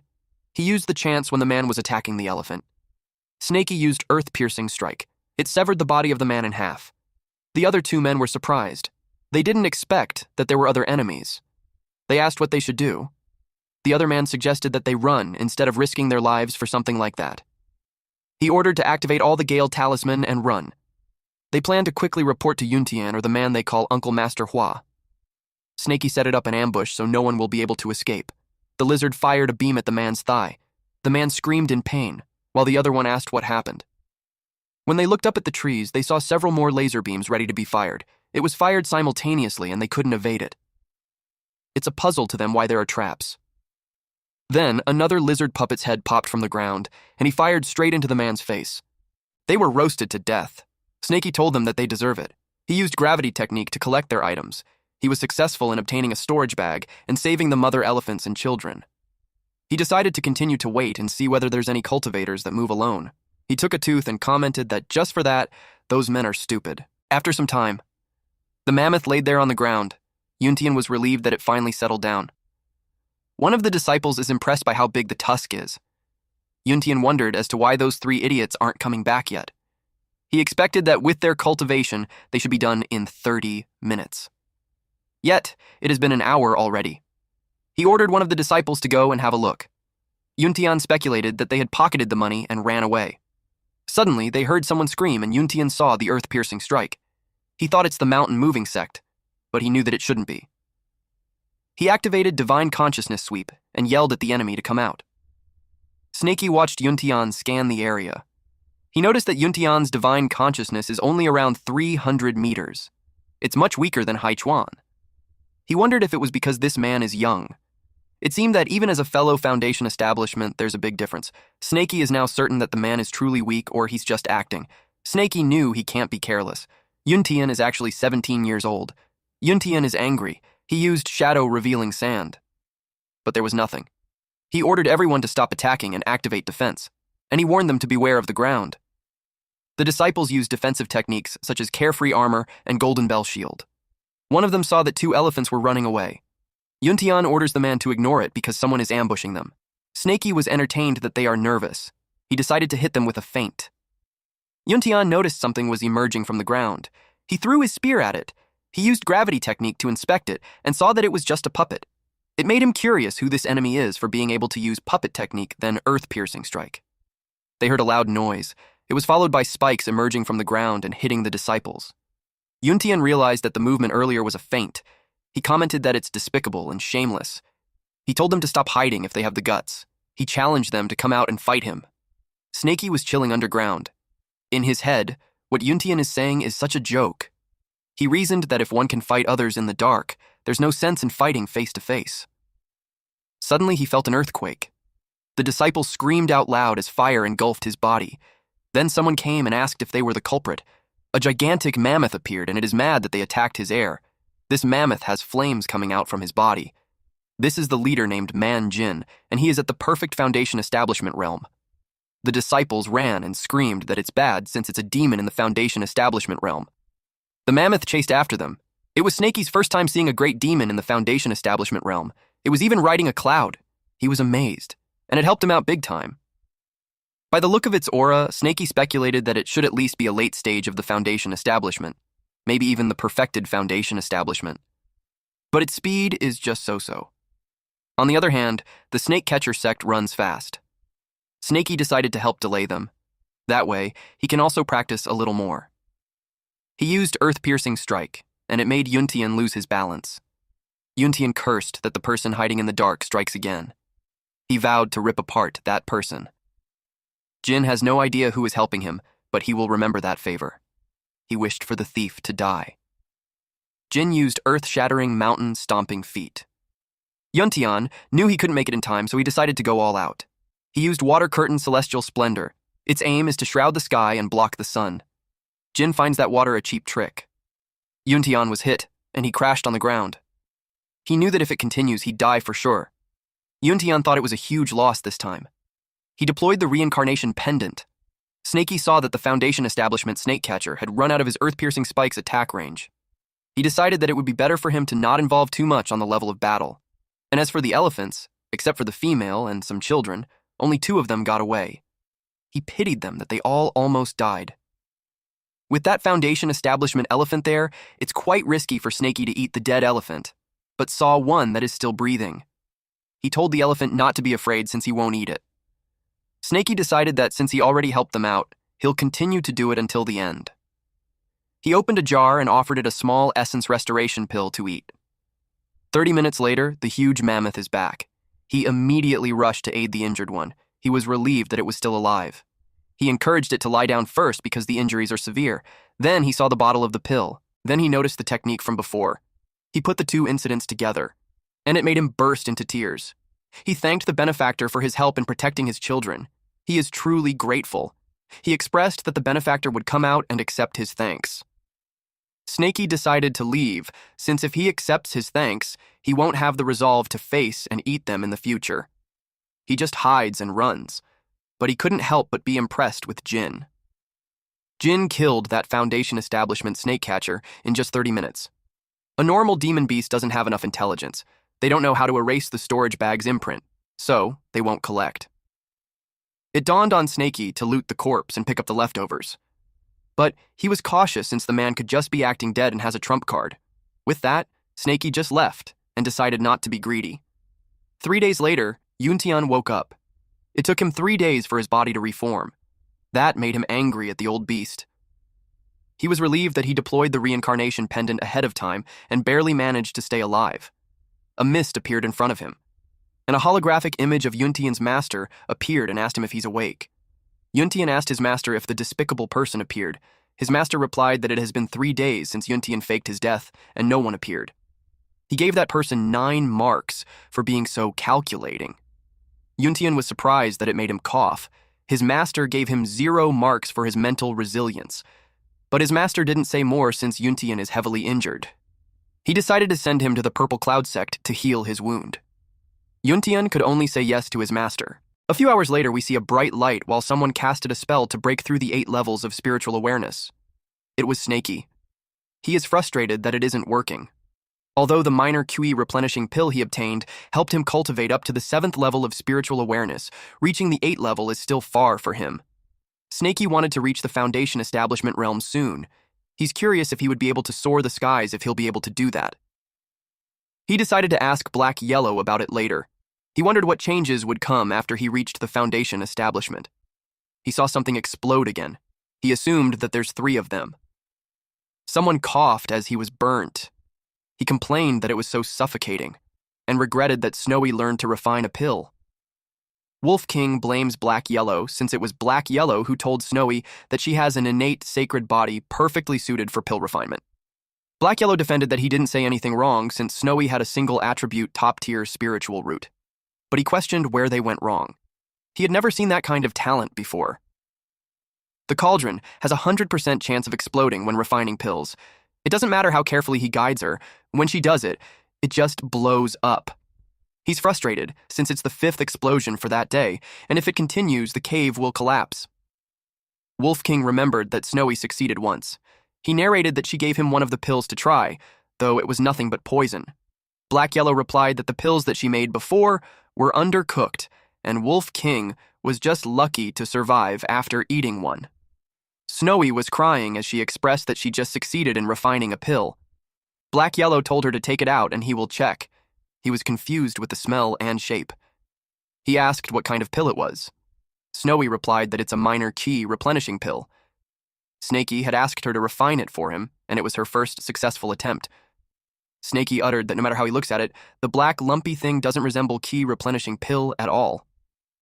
Black Yellow suggested that since it was Snaky who told her to make it, he should be the first one to try it. To guilt-trip him further, he told Snaky not to let Snowy's hard work go to waste. Snaky refused it, saying that he's just a humble disciple, and his master should take it instead. Black Yellow teased him that it's too late for him to call him master. Then, he encouraged Snaky to try it since he needs it more than he does.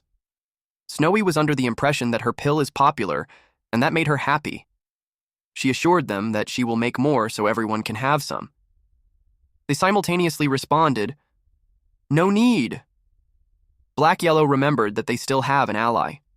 Snaky thought about Husky. Husky ran away while saying that even if he's not talented, he's not stupid. Black Yellow ordered him to go catch 2 demonic beasts since that was the only option they have for now. 1 hour later, Husky brought back an annoyed monkey and fish. Black Yellow determined that those beasts are in the 2nd and 3rd level of spiritual awareness, and that's enough. He tested a small dose on the 2nd level first. The fish immediately glowed. They saw it already broke through the 3rd level. But they realized it's actually at 4th level already, and it's still breaking through. Black Yellow stated that the pill is effective, and it's really a minor QI replenishing pill. Snaky was impressed that just a little chunk had that much power. He couldn't imagine if someone had swallowed the entire pill. Black Yellow uttered that it was as expected of a single attribute top-tier wood spiritual root. It's a genius in pill refining. He boasted that his judgment was right. Snowy looked proud and touched that she's called a genius. But they noticed something wasn't right. Snaky asked what happened to the fish. To their surprise, the fish grew legs. And it ran away. Snaky stated that the fish had evolved. Black Yellow corrected him that it was a mutation. The fish became a monster. Snaky was relieved that the monkey was too shocked to run. Black Yellow saw that it fainted. He instructed them to feed the rest of the pill to the monkey. He told the monkey that it will increase its cultivation, so he should swallow it. The monkey emits blinding light. At that point, the demon monkey's transformation went beyond Snaky's understanding. It's like it underwent the evolution of the apes. It stood upright, almost like a human. Charles Darwin would have pissed his pants seeing this. Snaky and Black Yellow felt overwhelmed that it just broke through 5 levels in a row, and reached the 8th level of spiritual awareness in an instant. What's shocking to Black Yellow is that it turned into a human, but then it fell flat on its face. Snaky asked why it isn't moving anymore. Black Yellow explained that the energy is so overwhelming that it went into key deviation and died. Snaky was shocked to hear that. Snowy apologized and explained that she didn't do it on purpose. She didn't know that it would kill someone. Snaky told her not to be silly since they caught the monkey to eat it in the first place. Black Yellow uttered that Snowy followed every step correctly, but the results are insane. From the ingredients to the refining process, everything was right, but the effects are completely unpredictable. And the way the monkey died was familiar to Black Yellow. Snaky smelled something. He sniffed Snowy, and it made her blush. She asked if she smelled weird to him. Snaky told her that she smells nice, but there's something off. He asked her what cultivation technique she learned. She replied that it was called Heavenly Devil Art. Upon hearing that, Black Yellow got nervous. He forgot to deal with that when he helped her gain intelligence. The Heavenly Devil Art is only suitable for a demonic fiend's body like his. He had never seen a single attribute, top-tier, spiritual root, cultivated before. Black Yellow told Snowy to try to circulate her technique. Then he instructed Snaky to get away from her. Snowy did as she was told, and she released spiky vines around her. It was the Heavenly Devil Art merged with the wood spiritual root. Black Yellow had never seen true ki like that before. It made him conclude that the case is solved. It must be the reason why Snowy's pills are so bizarre. Snowy asked if she can still refine pills in the future. Black Yellow replied that she's really talented, so he advised against it. Snaky, on the other hand, told her not to listen to the old dog. He encouraged her to practice if she likes it, and they just needed to find some human cultivators to test on them. He's positive that it will work out eventually. He gave her a new cauldron and ingredients. Snowy was touched that it brought tears into her eyes. Upon seeing that, Snaky got flustered. Black Yellow told Snaky that since he's the one who let her refine pills, he should be the one to eat everything she makes. Snaky questioned why it had to be him when he just comforted a girl. Then, Black Yellow asked Snaky if needs some pills. He knew a way to get plenty of minor chi replenishing pills. He stated that it will be enough for Snaky to cultivate until he reaches perfection of the spiritual awareness, maybe even further. Snaky asked if it's enough to reach the foundation establishment. Black Yellow replied that it's possible. Snaky asked if he'll be able to soar in the sky once he reaches the foundation establishment. Black Yellow laughed at what he's imagining. He clarified that foundation establishment beats don't fly. Snaky was confused because he saw Jin had done that.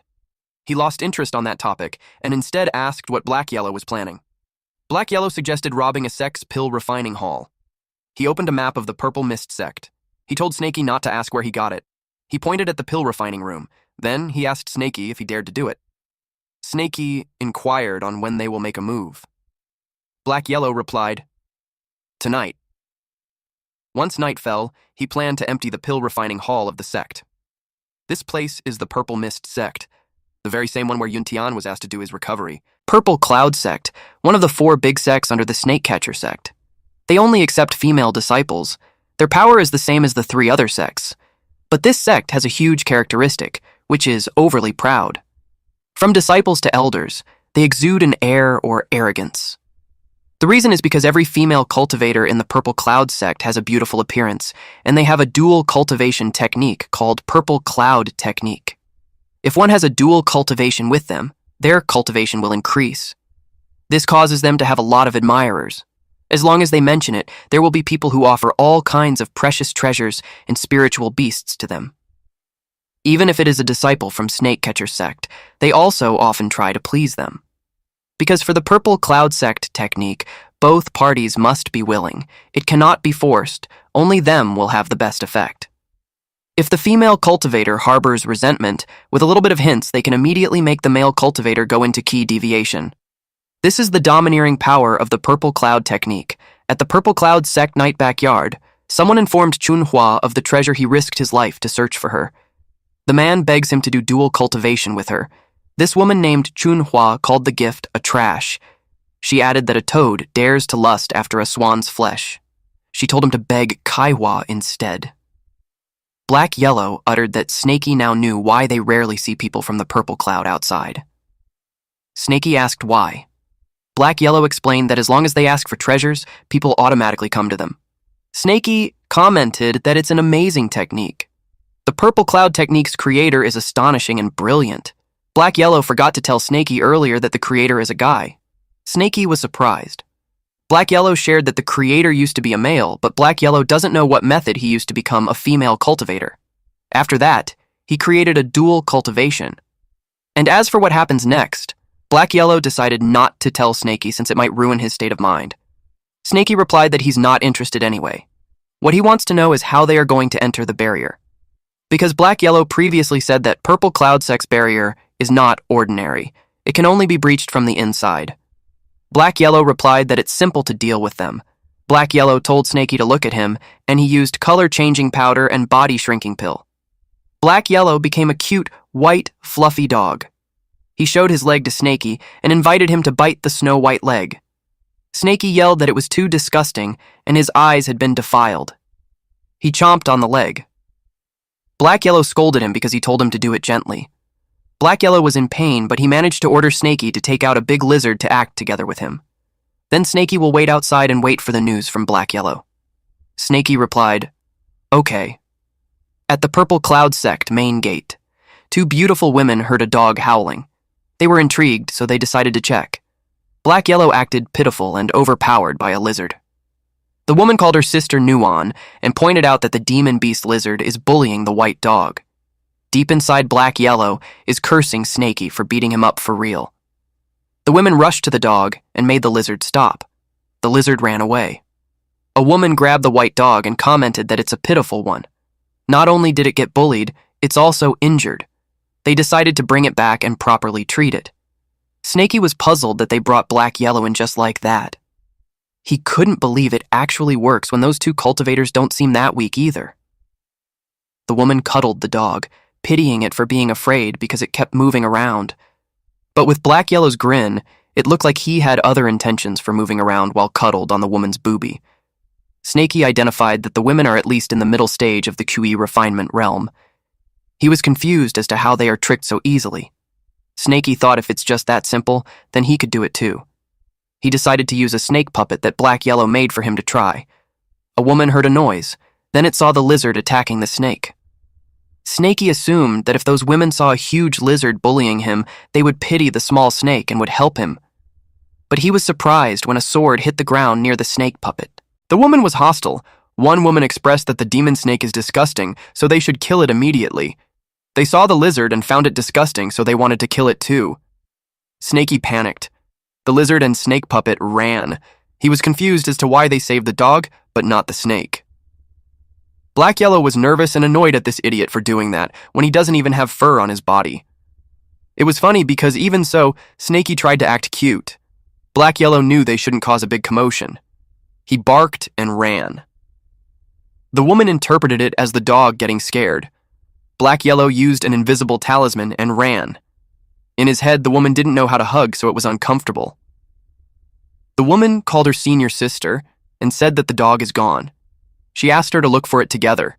She's worried because the dog is injured, so it shouldn't move around, and since it was wounded, she assumed that it shouldn't have run too far. After a while, they still couldn't find it. They assumed that maybe it got eaten by those few spiritual cats. The senior sister told the junior sister that it has been fated, and they can't do anything further. Black Yellow used Jade Plate Release.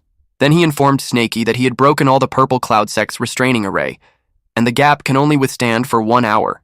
He ordered Snaky to quickly come by following the sound transmission's direction from underground. Snaky went as fast as he could. He couldn't help but comment that the old dog is dependable this time. He replied that he's coming. Snaky arrived and Black Yellow showed him a map and pointed where the Purple Cloud Sect stores their pills. There are 3 places, one in the outer sect pill room, one in the inner sect pill room, and one in the place where the disciples exchange their treasures, and that is the Purple Cloud Pavilion. The pills in the outer sect pill room are all middle to low-grade pills. Inner sect pill room has upper-grade pills. It's the main place where they refine minor QE replenishing pills. Later, they will go to the inner pill room first, then they will go to the Purple Cloud Pavilion using the minor teleportation array. Snaky knew that the old dog's target was not the pills, but the Purple Cloud Pavilion's treasures. Snaky didn't pay attention to it that much since they are already in there. He reasoned that it's good to steal more. There was a silhouette of a female cultivator on top of a male cultivator, and the female moaned and screamed, "I'm coming! Help! I can't take it anymore!" Snaky was confused, so he asked if a female cultivator was getting killed. Black Yellow explained that the woman is just feeling happy. He commented that her screams are making his fist hard. Snaky was clueless. He probed as to why the woman is calling for help when she's happy, and he also asked why Snaky's fist is getting hard. Black Yellow replied that Snaky is 1 step away from full enlightenment. Again, Snaky doesn't understand. Black Yellow told him that it's nothing, and he was just praising him. since the male cultivators are going to get sucked up dry sooner or later and get thrown away? Black Yellow gave Snaky a piece of advice, and that was, a simp won't meet a good end. Snaky asked, simp? Simp in Chinese is dog. Black Yellow reacted that he's not that, in the bedroom that they just passed by. There was a heavy panting. The naked man and woman cuddled. The man told the woman named Yin Ling that he's thankful. Yin Ling's cheeks were flushed, and she looked like she enjoyed herself. The man uttered that if it wasn't because she has dual cultivation with him and gave him the Foundation Establishment pill, he wouldn't recover so fast. The man was the young master Hua. Yinling told him that he's too polite.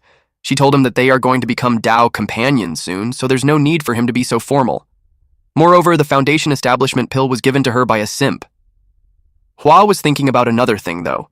He vowed that once he's fully recovered, he will definitely find that creepy thief and kill him to release his hatred. Snaky felt the killing intent. He was confused as to why he felt a familiar but dangerous aura. Black Yellow noticed that Snaky had gotten better. Snaky was confused as to what he meant. Black Yellow told him that it was unexpected that Snaky noticed. Right beside the guest room above them is the pill-making inner room. The scent of the minor chi replenishing pill has seeped to the ground. And he addressed that as for danger, that's because there's 2 elders guarding there. One in the early stage of the Foundation Establishment realm, and another in the middle stage of the Foundation Establishment realm. Black Yellow planned for them to move separately. Snaky will be making a commotion above there and attract one of them. Then Black Yellow will deal with the other one. Then, after they are done taking the pills, they will move to the teleportation array and meet up. Snaky asked what kind of commotion. Black Yellow told him that it can be anything. He can kill someone or destroy a room, as long as it can attract the attention of a Foundation establishment. Though, Black Yellow advised not to overdo it. It will be enough as long as Snaky can make a distraction, but not cause a big commotion. Snaky scoffed, but he agreed. He was thinking of going up and taking a look anyway. He was sure that familiar aura earlier is definitely not a minor ki replenishing pill. Snaky knew that it was a weakened cultivator who just reached the Foundation establishment realm who's unstable. Then he felt something. He saw Yuntian and realized that he's not dead yet. Snaky thought about why he just reached the Foundation establishment realm and speculated that it's because he was hurt previously and just recovered. At this point, Yuntian and the lady were just chatting. Snaky knows that Yuntian has a grudge on him. It made Snaky plan to take Yuntian's life at that moment while he's in a weakened state. Snaky inspected and found out that the layer above is the toughest stone layer. Even if the earth-piercing spike can pierce through it, it won't be fast enough. The commotion will be big too, and he will easily get noticed. At that moment, he can clearly hear them talking, and because of that, he can sense their location. He estimated that he's less than 10 meters away from them. At that distance, using the golden scale to assassinate him is the most appropriate act. Someone knocked on the door and looked for Lady Ling. Snaky sensed it was another male cultivator. Snaky speculated that they would have 3-way cultivation. Snaky finds it weird, so he decided to observe for now. Besides, he's not that confident that he can take all 3 of them out at once. He sensed that the third person's aura isn't weak. It's even stronger than Yuntian's. But he still hasn't reached the Foundation establishment realm yet. This person is the mountain-moving sex intersect disciple, Xiaoqiu, and he perfected Qi refinement realm. He told Lady Ling that he heard that she wasn't feeling well before, so he brought her supplements that he brewed himself, and it took a few hours. Ling replied that he can just put it on the door, then he can leave. Chu asked if there's someone else in the room. Ling replied that it's the young master Hua, and he's teaching her some techniques. The man replied that the young master sure is working hard. He inquired if the young master's injuries are getting better. A woman outside laughed and commented that she had never seen such a simp before. It was unprecedented that he's asking if his love rival's body is getting better. She knew him to be a genius, but he's still simping on Lady Ling even when he knew that she's just using her. Chu informed Ling that he'll place it by the door. The women who gossiped uttered that Cho is just shameless. She heard that he even gave away his own Foundation establishment pill for Ling. They called him stupid, since Ling wasn't even unwell and the supplement is just going to end up in Yuntian's hands. Snaky heard that and realized that it's what the simp that the old dog talked about. Snaky understood that nothing good ever comes from being a simp. He wished for this man to leave and not get in the way of his work. The woman outside told Chow that she felt sorry for him. She invited him to her place instead. Chow told her to scram. The woman replied that he's unappreciative. That's why it's no wonder that he'll always be a coward. They even told him that since Yuntian doesn't have any strength left, he should just go in and push him. Snaky knew the guy was gone, and he found his chance. He released his golden scale to kill. Yuntian was surprised. Ling asked what happened. Yuntian sensed the killing intent. He moved while yelling, "Watch out!" The spike appeared from Yuntian's legs. He screamed loudly. His peepee was always hit. Ling cried out loud because her arm was hit. Snaky used gravity technique and thrust. Yuntian covered his body with his aura. Snaky expected that the power of the scales weakened after turning around. Yuntian checks if Ling is all right. The people outside got curious about the commotion. Ling has a hole in her head. Snaky realized that he can't kill him in one shot. Yuntian had too many treasures on him. The simp from earlier came back too, so he can't attack now. He already caused a commotion, so he decided to get out of there and meet up with Black Yellow. Snaky ran as fast as he could. Chu entered the room and immediately searched for Ling. He saw them naked, and Ling hurt. Chu was so angry. Yuntian tried to explain. He told him not to get the wrong idea, and Ling was assassinated. Yuntian questioned the poor timing. Chu accused Yuntian that it was him who killed her. He was mad that he didn't protect her, so it was him who killed her. Chu yelled at him to die. He called him a murderer. The roof collapsed. A woman saw it from outside, and she asked what happened. He yelled at them and called them out for fighting because of jealousy. She told them to stop, and if they really wished to fight, they should go outside and not destroy the sect. This old woman is the Purple Cloud Sect Pill Room's Foundation Establishment Realm, Old Crone Wang Lin. She was surprised to see Yinling. She was enraged that Ling died. Snaky realized that the simp was actually strong. He can fight evenly with Yuntian. That expert from the pill room arrived too, so Snaky knew his mission was done. At the same time, an old woman was wondering why her senior sister hadn't dealt with it yet. She wondered what happened. Black Yellow was lurking. This woman is the Purple Cloud Pavilion Pill Room's Foundation Establishment Realm, Old Crone Luo Fei. Feo commented that it's too noisy. She blamed the male cultivators for fighting over their sect's disciples. Black Yellow was pleased that Snaky did it. Now it's his turn. He said that it would be a waste not to use such a big, refining cauldron. Fei smelled something. She got worried that the pill burned, but she knew it shouldn't have since she checked all the ingredients and she's keeping an eye on the fire. Then she speculated that senior sister added something again when she wasn't looking. She questioned if the senior sister is secretly researching new pills behind her back. She turned off the fire. Half of her body entered the cauldron since she wanted to see what her sister added. She stated that the old woman hides everything from her. Otherwise, she won't get any credit if it works, and she will take the blame if it fails. Black Yellow pushed the woman inside the cauldron. Fei was surprised. She yelled at who it was. Black Yellow was grateful that he observed in advance and knew about the two old women. With that, he set to take the pills. He used fireball technique and lit the cauldron. Fei kept screaming on who it was. She yelled to be let out. Black Yellow told her to keep screaming. He shared that there's a fight outside, and no one will come to her aid even if she screams.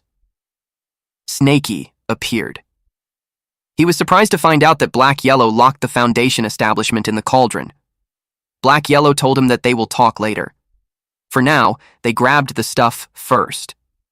Snaky was surprised to find that there's so many pills. He exclaimed that they are rich. He kept the pills and brought back the ingredients for Snowy. Black Yellow commented that it's rare to see Snaky being so loud. It made him feel that the trip was worth it. Fei realized that the ones who locked her inside the cauldron are pill-stealing thieves. She vowed to kill them. Snaky replied that he might not have the courage, but he has fireball technique. He increased the flame on the cauldron, which made Fei scream out loud. Black Yellow felt proud of his disciple. Fei used Purple Cloud Golder spell, Burst.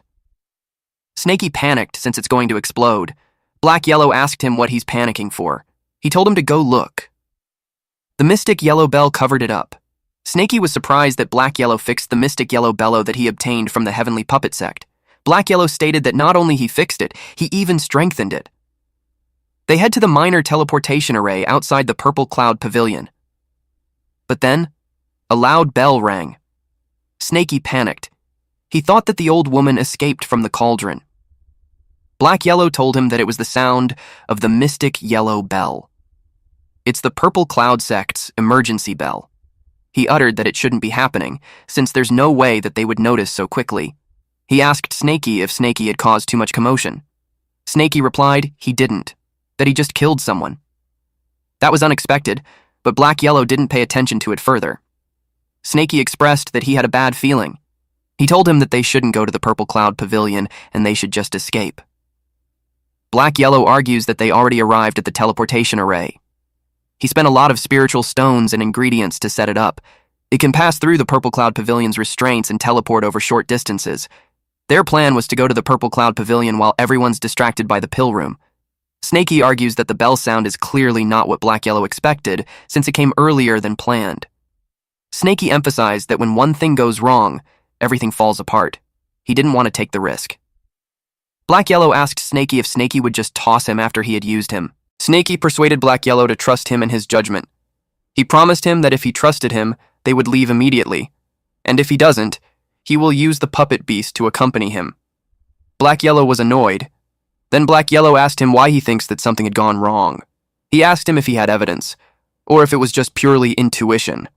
Snaky replied that it was his intuition. Deep down, Black Yellow knows everything has its risks. If there's no risk, there's no point to rob and cultivate. Black Yellow likes that kind of dangerous cultivation path. Never mind a 90% chance, he'd take the risk even with just a 30% chance. This is also the reason why Black Yellow was able to rise from a mortal to the world's top existence. But because of that, Black Yellow had his body destroyed. He went from being the heavenly wandering demon to what he is now. Black Yellow thought that he should learn something from Snaky. He decided to believe Snaky for once. But since the array has been placed, he suggested that they shouldn't waste it. If Snaky is using a puppet, he decided to use one too. They activated the minor teleportation array. Their puppets arrived at the Purple Cloud Pavilion. Black Yellow told Snaky to search for what they need and make it quick. Snaky whined that teleportation made him dizzy. Snaky looked around and saw that each middle-grade minor QE replenishing pill costs 50 contribution points, while an upper-grade minor QE replenishing pill requires 70 contribution points. Then, a foundation establishment pill costs 10,000 contribution points for one. Snaky was amused to find out that everything can be exchanged with contribution points. He uttered that human cultivators have exceptional advantages, unlike the demonic beasts. Meanwhile, Black Yellow struggles getting an item. Snaky asked if he found something. It was an item that Black Yellow left in the past. Black Yellow told Snaky that he released some of the restrictions, and Snaky should take a look if there's anything he wanted, and to grab it quickly. He told Snaky to stop staring at the pills. He suggested a mountain-connecting deep ravine that costs 300,000 contribution points, which is really suitable for Snaky to cultivate. Snaky replied that he's coming. Snaky thought that the pills that they collected in the pill room are enough for him to cultivate until the perfected spirit awareness realm. He knew he'd waste too much time if he got greedy. He decided to take this time to learn some new techniques in case the puppet is unable to bring the Jade Scroll out. Black Yellow saw something.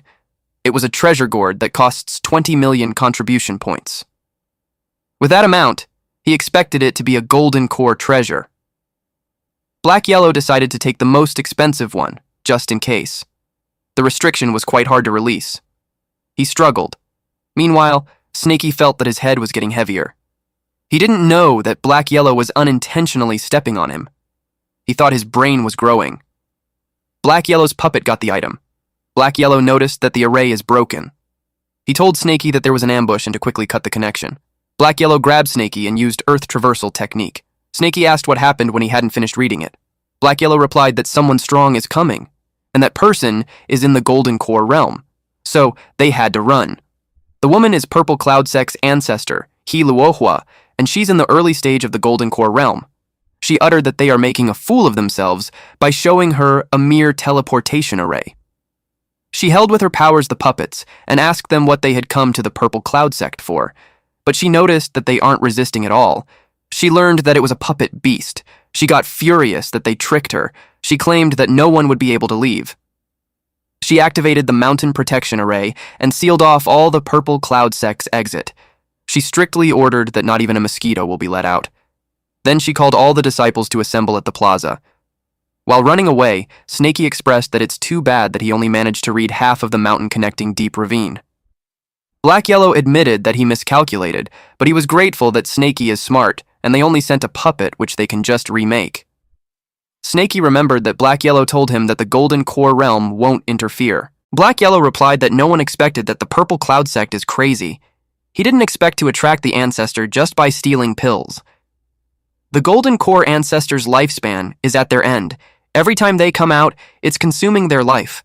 By rights, they will only appear when the sect is in great danger. Black Yellow was thinking how close it was. He was thankful that his idea hit him and was able to take the most expensive gourd.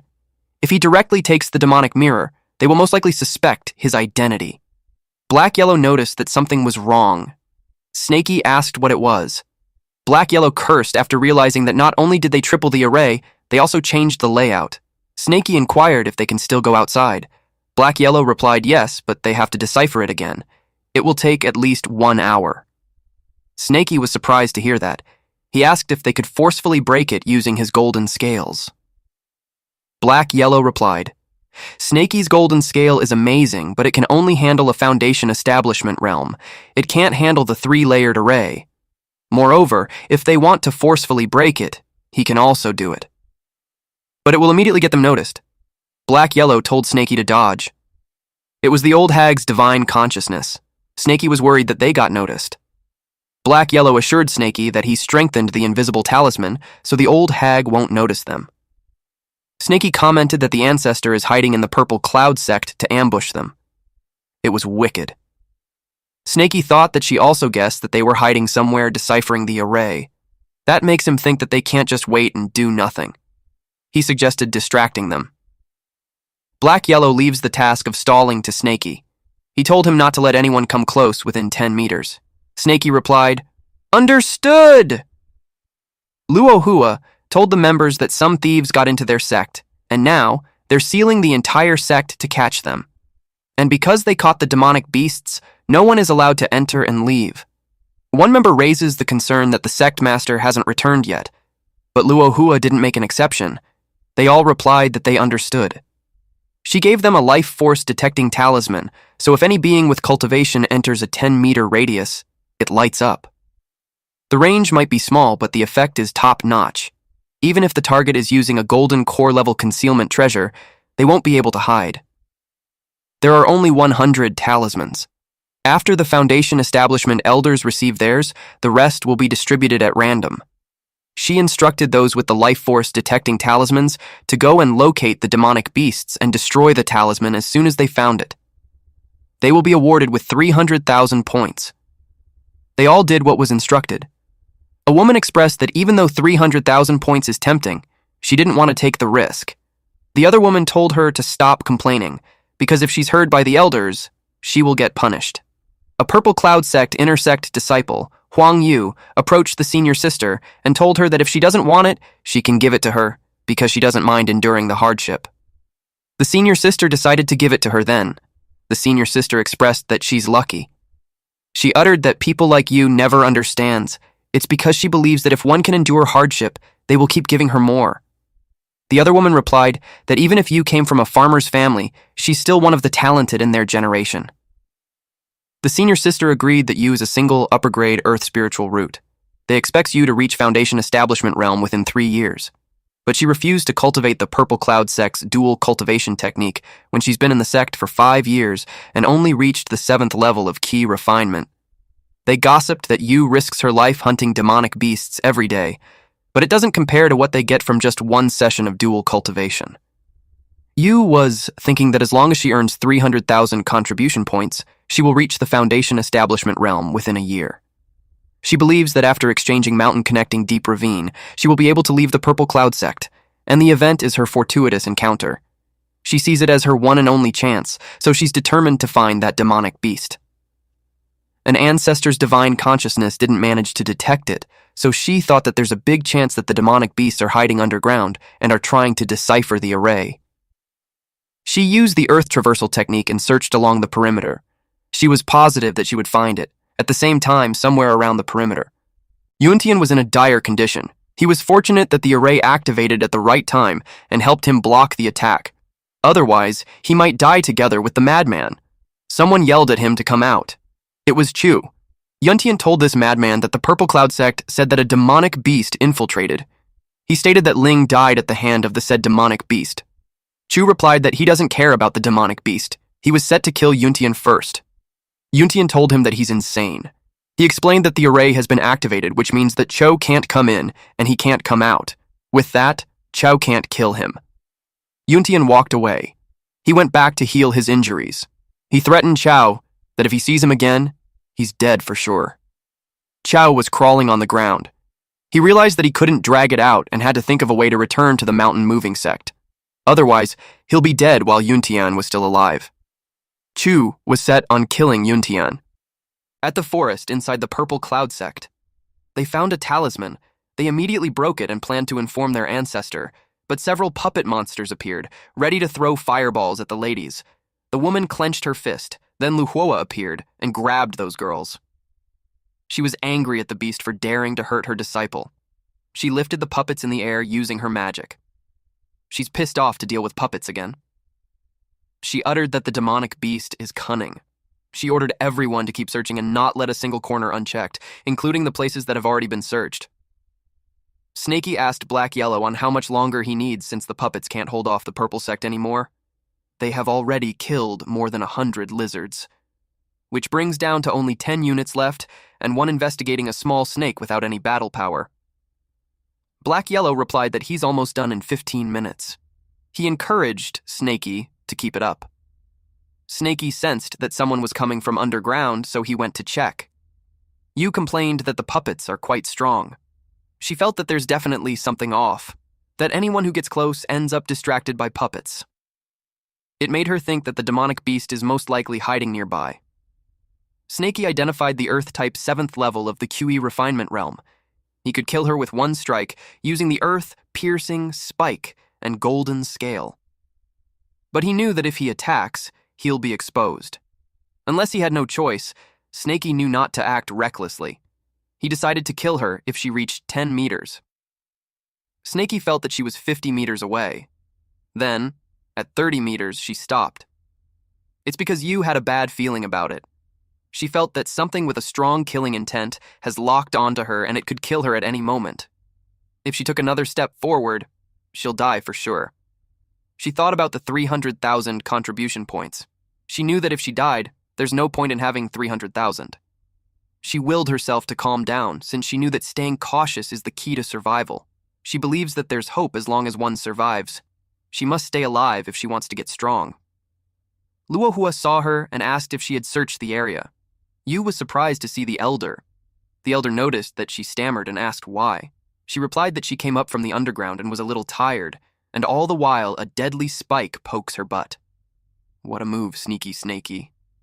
She couldn't tell the truth since at that range, she'll be surely killed, then the others would surely take the credit.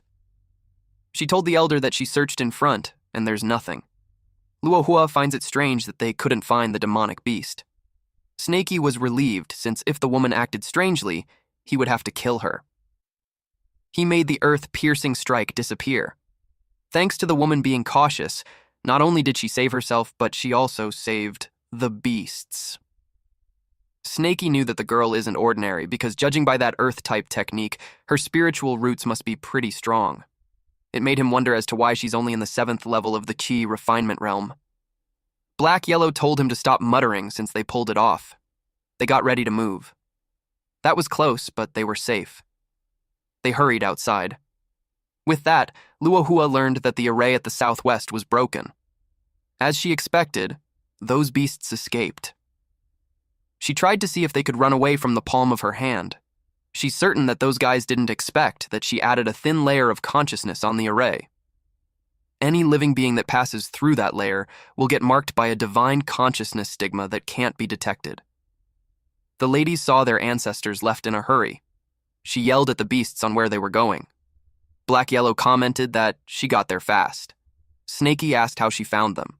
Then it made him think that there's a consciousness stigma on the array. Luohua learned that there's 2 beasts. Snaky and Black Yellow used Earth Traversal technique. Luohua made sure that none of them would be able to escape. She used the celestial golden alms bowl. The ground on where Snaky and Black Yellow was being detached. Something gathered at the bowl. The bowl was absorbing the area around them. Snaky reminded Black Yellow that he has a trump card. He urged him to hurry up and use it. Otherwise, they are done for. Black Yellow replied that he doesn't. He panicked as he's getting absorbed. Snaky yelled that if he goes out with Black Yellow next time, it would make him worse than a dog. Black Yellow was planning to wait until that old hag got closer, but she's catching on to them using the treasure, which led him to think that he had no choice now. He had to do it, so he called something to come out. The bowl that Luohua was holding slipped her hands. When the mountain-moving sex ancestor, Wu Yao, appeared, she was right. Yao was half a step away from the nascent soul realm. Yao told this old lady to leave some room when dealing with others. Otherwise, they'll fight to death and it won't end well for her. Luohua realized that the mountain-moving's ancestor's corpse was stolen by them. Not only that, she learned that they also made him into a puppet that can cultivate himself. Black Yellow told her that although Yao is not as strong as he was when he's still alive, it's still enough to kill an early stage of the golden core like Luohua. He told her to scram if she didn't want to die. Black Yellow told Snaky to head back first while he held her back. Snaky doubted that what Black Yellow had just said was true, so he had to verify. Black Yellow tapped Snaky's head and told him to stop dilly-dallying and go. Black Yellow just wiped off the stigma on Snaky. Then he gave him a talisman to stick on Snaky's body. He told Snaky to run far away so that the old hag won't be able to find him. Snaky asked why he didn't say that earlier. After that, he's off.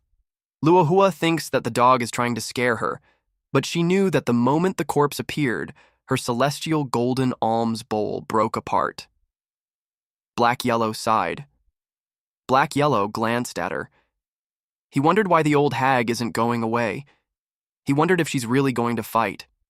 He felt bad that with his current strength, he's unable to make Yao into a puppet. The most he can do is place his divine consciousness stigma on Yao and control his body. He can also circulate the remaining golden core in his body to cast a technique that might scare people off, but he can't do anything else. Black Yellow knew that the golden core inside Yao was barely the size of a nail, and Black Yellow already used half of it just to bring out the celestial golden alms bowl.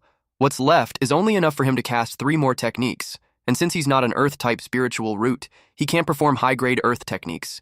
He's afraid that he'll be discovered too quickly. Snaky finds it weird that Black Yellow hasn't shown up yet. He knew that if what Black Yellow said was true, that the corpse is so strong, then it could easily kill that old hag. It made him wonder as to why Black Yellow made him run away. That's when Snaky realized that Black Yellow lied and he's in danger. Snaky knew that he can't just leave him behind and run off on his own. He also pondered that if Black Yellow's words were a lie, just going back meant asking for death. And that maybe Black Yellow is strong and he would just hold him back if he returns. Snaky slapped his face and told himself that he can't keep making excuses for his weaknesses. He decided that no matter what happens, he won't leave Black Yellow behind and run away by himself. Secondly, he won't recklessly seek death either. With those 2 things in mind, he needs to figure out what he can do. They were in a standoff. Luohua knew that the stalemate wasn't getting them anywhere. She decided to launch a small attack to test out Yao. She released a purple cloud silver needle. Yao yelled that the old hag is seeking death for herself, and she shouldn't blame him for it. Black Yellow decided to start with a flashy spell to throw her off. Then he planned to make a quick escape while she's distracted. Luohua was surprised that the silver needles got corroded. Then, Yao created a monster-like mist. Luohua knew that there's no way that the mountain-moving sex ancestors knew that kind of technique. She had determined that he must be a demonic cultivator. Yao replied that no one cares about the righteous path or demonic path. He claimed that if it can kill people, then it's a good path.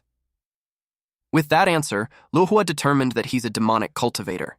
She planned to eliminate him to protect the righteous path. She used primordial golden light burst. Yao replied that she's too weak. When the mist disappeared, she was surprised to see him gone. She was pissed that she was tricked. Luohua noticed that the enemy used stealth. She then used the 1,000-layered divine consciousness array. She was determined to kill the enemy. Black Yellow didn't expect her to have a wide divine consciousness technique. He knew that it's impossible to guard against that which rendered stealth useless. And with the old hag's speed, He knew that she'll catch up to him soon. Black Yellow knew that the purple miasma plague is still too weak. Except for the small amount of power at the beginning, everything that follows is just for show. He's aware that he needed to use a stronger attack to hold her down longer. He thought that the technique is Rashomon, but realized that it's too strong. He's afraid that the golden core will be exhausted before he even manages to cast it. Black Yellow sensed the parade of 100 ghosts. He knew that it isn't good either, since an Earth spiritual root corpse can't cast it. He determined that he had to do it himself. But Black Yellow's powers still haven't recovered yet. But to his surprise, a sword appeared in front of him. Luohua called him a bastard and asked where he's running to. Black Yellow recognized that the technique was 9-mist unparalleled sword. Black Yellow knew that if his Earth traversal technique was as fast as Snakey's, he would have escaped long ago. He decided to gamble again. Black Yellow made Yao inhale deeply. Then he used the soul suppression requiem. Luohua uttered that the old dog is too demonic and must be killed. She used 9-mist unparalleled sword to slash him. Black Yellow ran as fast as he could. His body starts to disintegrate because of the attack. Black Yellow learned that the old hag is dead set on attacking him even if he gets hurt. At this point, Black Yellow is also gravely injured, and if he takes 2 more hits, he's finished. Even if his essence soul can escape, he will have to go into slumber for 1,000 years. The drain from casting a cross-spiritual root technique drove him crazy. That technique had depleted 1/3 of his golden core, and if he used it 2 more times, it would be completely wiped out. Luohua used a technique called 3 pure evil killing. Black Yellow knew that was bad, but something from the ground deflected the sword. Black Yellow was shocked by Snakey. Even Luohua was surprised that it created a dent on her treasured sword. She wondered what hidden weapon it was. Luohua knew that, because she placed a stigma on him, he wouldn't be able to escape anyway. Black Yellow saw her fly away. Snakey appeared in front of Black Yellow. Black Yellow scolded him because he already told him to escape. He asked him why he returned. Snakey asked Black Yellow if he could control the puppet. Black Yellow asked if he's talking about the mountain-moving sect ancestor. Snakey replied, yes. Black Yellow told him that since Snakey learned the puppet technique, of course he can control it. And with the level of divine consciousness, his body might collapse just from controlling it for a little while. Snakey expressed that since he and the mountain-moving sect ancestor are both Earth spiritual roots, he wanted to give it a shot. Black Yellow told him that he definitely won't be able to handle it by himself. He offered to assist him and try, but Black Yellow warned him that he has to cooperate with him, that if they're out of sync, they will be both finished. He plans to slowly transfer his divine consciousness to him. Snakey was determined. Then, it looked like he was in pain. Black Yellow told him not to force himself. That if he really can't handle it, he should dissolve the divine consciousness immediately and escape. Black Yellow told him that the golden core inside the puppet can still cast 2 techniques. It should be enough to cover his retreat. Snakey insists that they will leave together. He urged Black Yellow to hurry up and think of something. Snakey bled through his eyes and mouth. Black Yellow has a divine exploding pill that can boost Snakey's body and divine consciousness for a short time, but the side effects are brutal. If it doesn't work, he's afraid that Snakey won't even have the strength to escape. Snakey insists that he knows what he's doing. He told Black Yellow to feed him the exploding pill. Luohua saw that Snakey, that little bastard, came back too. Black Yellow spoke softly to say to Snakey that Snakey will handle the casting technique while he catalyzes the golden core. Luohua saw that the scales are not ordinary. She saw it as a material to make a golden core treasure. She was grateful for the material. She was ready to kill them both. Black Yellow gave the cue on Snakey. Snakey used the Great Earth Shield. Luohua was surprised that they blocked her flying sword. She used 3 pure evil killing to pierce them. Black Yellow was out of breath. He complained that the old hag is persistent. He asked Snakey if he could still hold on. Snakey replied that he has to, even if I can't. Snakey ate a divine exploding pill so that he wouldn't faint. Black Yellow was surprised that Snakey is eating 3 at the same time. He wondered if Snakey was already trying to kill himself. But Snakey replied that it was just his instinct. It's telling him that he can do it. And at this point, we see this huge purple dragon aura that is manifested through our boy. He told Black Yellow to catalyze the golden core, and he'll cast a technique. He prayed that his divine demonic cauldron would be able to withstand it. Otherwise, they will all die there. Yao exudes powerful energy. Luohua was concerned about that commotion. Something from the ground appeared a centimeter in front of her. It nearly got this old hag. It was the earth-piercing strike, the same one that Snakey used to poke the lady's butt earlier. But this time, it's really freaking huge. Luohua stepped back. When she saw the earth-piercing strike, she couldn't believe it. It was huge, which made her think that it was clearly a mountain. She felt relieved that she activated the protection technique beforehand. She cursed at them for making her miserable. Snakey used another earth-piercing strike. Even him, he was surprised that he can still go on. Our boy is on a roll. I just hope nothing bad happens to him while trying to break his limits. Snakey released several earth-piercing strikes. Our boy is really determined to kill this old hag. Luohua commented how endless it has become. Black Yellow notices how the earth-piercing strike is being cast one after another. It is what he expected of the finest grade earth spiritual root. The depletion of the ancestor's golden core is less than when Black Yellow was controlling him. Luohua was forced to use a golden shield talisman just to dodge Snakey's attack, and cloud-breaking sail. Snakey saw that Luohua flies too high. The earth-piercing strike can't reach her. They cursed upon realizing that she's countering every technique with the right response. Luohua broke the ornament in her hair. She expressed that she underestimated them. But it was about time that she ended it. She used Pearl Flower Storm. Snakey used the Great Earth Shield to protect them. Luohua challenged them to see how long they could hold on. She speculated that the mountain, moving ancestor's golden core is going to exhaust soon. She wondered how a golden core that has died a few centuries ago and has long become a dried corpse is going to compare to her. Black Yellow agreed with her. Even though Snakey's Earth-type technique has low consumption, a third of the golden core has been exhausted. The ancestor won't be able to hold on for long. Snakey replied that they will have to bet on a big one.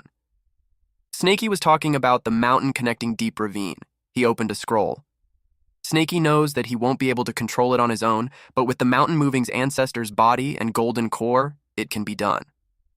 Unfortunately, he only read the first half. He will have to imagine the remainder by himself and create it on his own.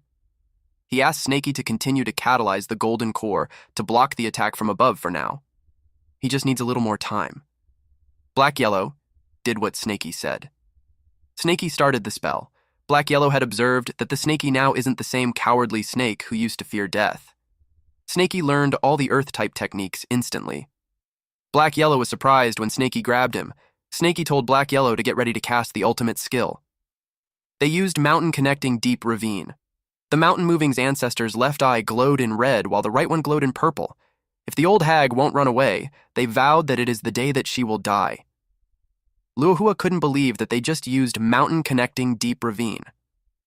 The mountain connecting Deep Ravine is something that the founding sect leader obtained from the mountain moving ancestor at a great cost. Over hundreds of years, no one in the Purple Cloud sect is able to fathom it. Even all the previous sect masters are unable to do it.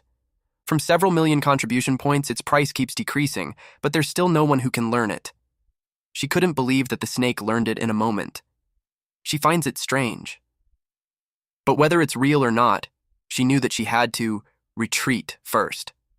But her path was blocked with the sudden rising of cliffs. She got enclosed. Snakey's skill was just too incredible at this point. Controlling the whole terrain at this level was just unbelievable. Snakey told her that it's too late to run. Black Yellow told her to die. Luohua didn't expect two beasts to be able to force her into the situation, but since it has come to that, she had no choice but to take out the memento given to her by his Dao companion. She used teleport. Black Yellow was surprised that she used a minor teleportation talisman. The old hag had escaped. Snakey asked what it was. Black Yellow explained that it's the same as the minor teleportation array. However, the minor teleportation talisman is instantaneous. The price is steep, though. It requires the rare void stone to create one. Once activated, one can cast the teleportation technique that only a nascent soul cultivator is able to perform once. Snakey replied that no matter what, he He wants her dead. Luohua sensed something. When she turned around, it made her pale. Right at that moment, she knew she fucked up. She saw the earth rising. She could tell that it's not the mountain connecting Deep Ravine. It is different from what was recorded in the Jade Slip. Snakey told her to die. The earth then formed into a large snake. This is Snakey's version of mountain connecting Deep Ravine. Luohua simultaneously casted Heavenly Thunder Bead, Fire Cloud Talisman, Green Deadly Needle, and Explosion Talisman. It reaches the large snake made of rocks. But in return, the snake gave her a vicious look as it touched the ground. Luohua used all her treasures, but none of her attacks worked.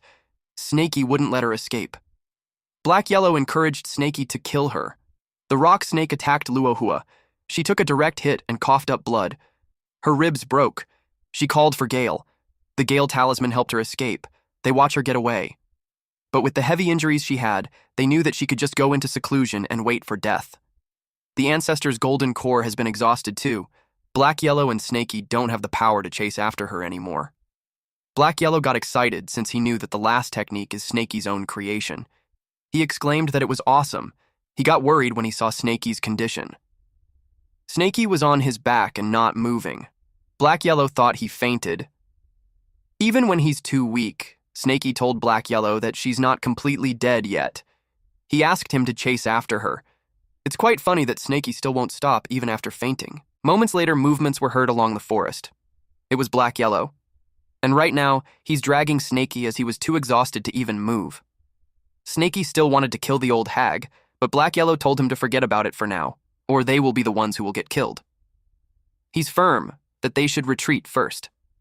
Then, out of nowhere, Snakey's body got covered by an earth armor. Black Yellow didn't expect this. He wondered just how many backup plans did Snakey have that he can even automatically defend himself even after fainting. But because of this, dragging Snakey became much more difficult. Black Yellow also didn't forget to retrieve the body of his puppet. He thought that, although all these treasures that the old hag left behind are already broken, they may still be usable after some fixing. And after a few more minutes, the voices of the disciples of Purple Cloud Sect were heard. The reinforcements are here. Black Yellow promised to Snakey that sooner or later he will turn this battle around, but for now, they need to survive first. Black Yellow and Snakey vanished as he used stealth. At the same time, Purple Cloud Sect's sect master, Shen Qingzhu, found their ancestor barely able to retreat. But the old hag's first command was to still find and chase the demonic beasts. Everyone, listen to the order. Search the mountain immediately.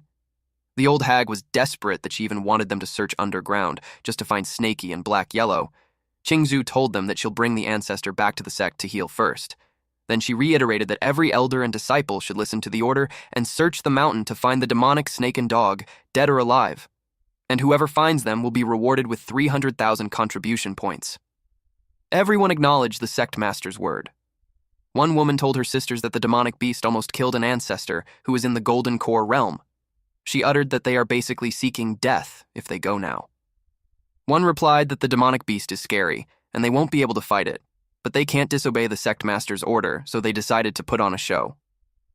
A week later, the news about the Purple Cloud Sect spread like a storm, engulfing the entire southern city of Chu Country. People talked about how mysterious demonic beasts infiltrated the Purple Cloud Sect deep in the night to steal the pills. The public knew that those beasts were being hunted by the fifth-generation ancestor. However, the ancestor was unable to defeat them and got gravely injured and retreated. Another breaking news is that a snake and a dog stole the Mountain Moving's ancestor's corpse into a puppet and was used to defeat the Purple Cloud Sect's ancestor. At the Mountain Moving Sect. Someone was enraged that the ancestor's corpse was stolen. He ordered to raise the bounty by tenfold and retrieve the ancestor's corpse. At the Carefree Sect. Yangzi commented that the dog and the snake were interesting. He gave it 10 points. He assumed that it was them who destroyed his clone back then. Yuntian replied that back when he was hunting the elephant, they lost a lot of disciples, and puppets and earth-piercing spikes were involved too.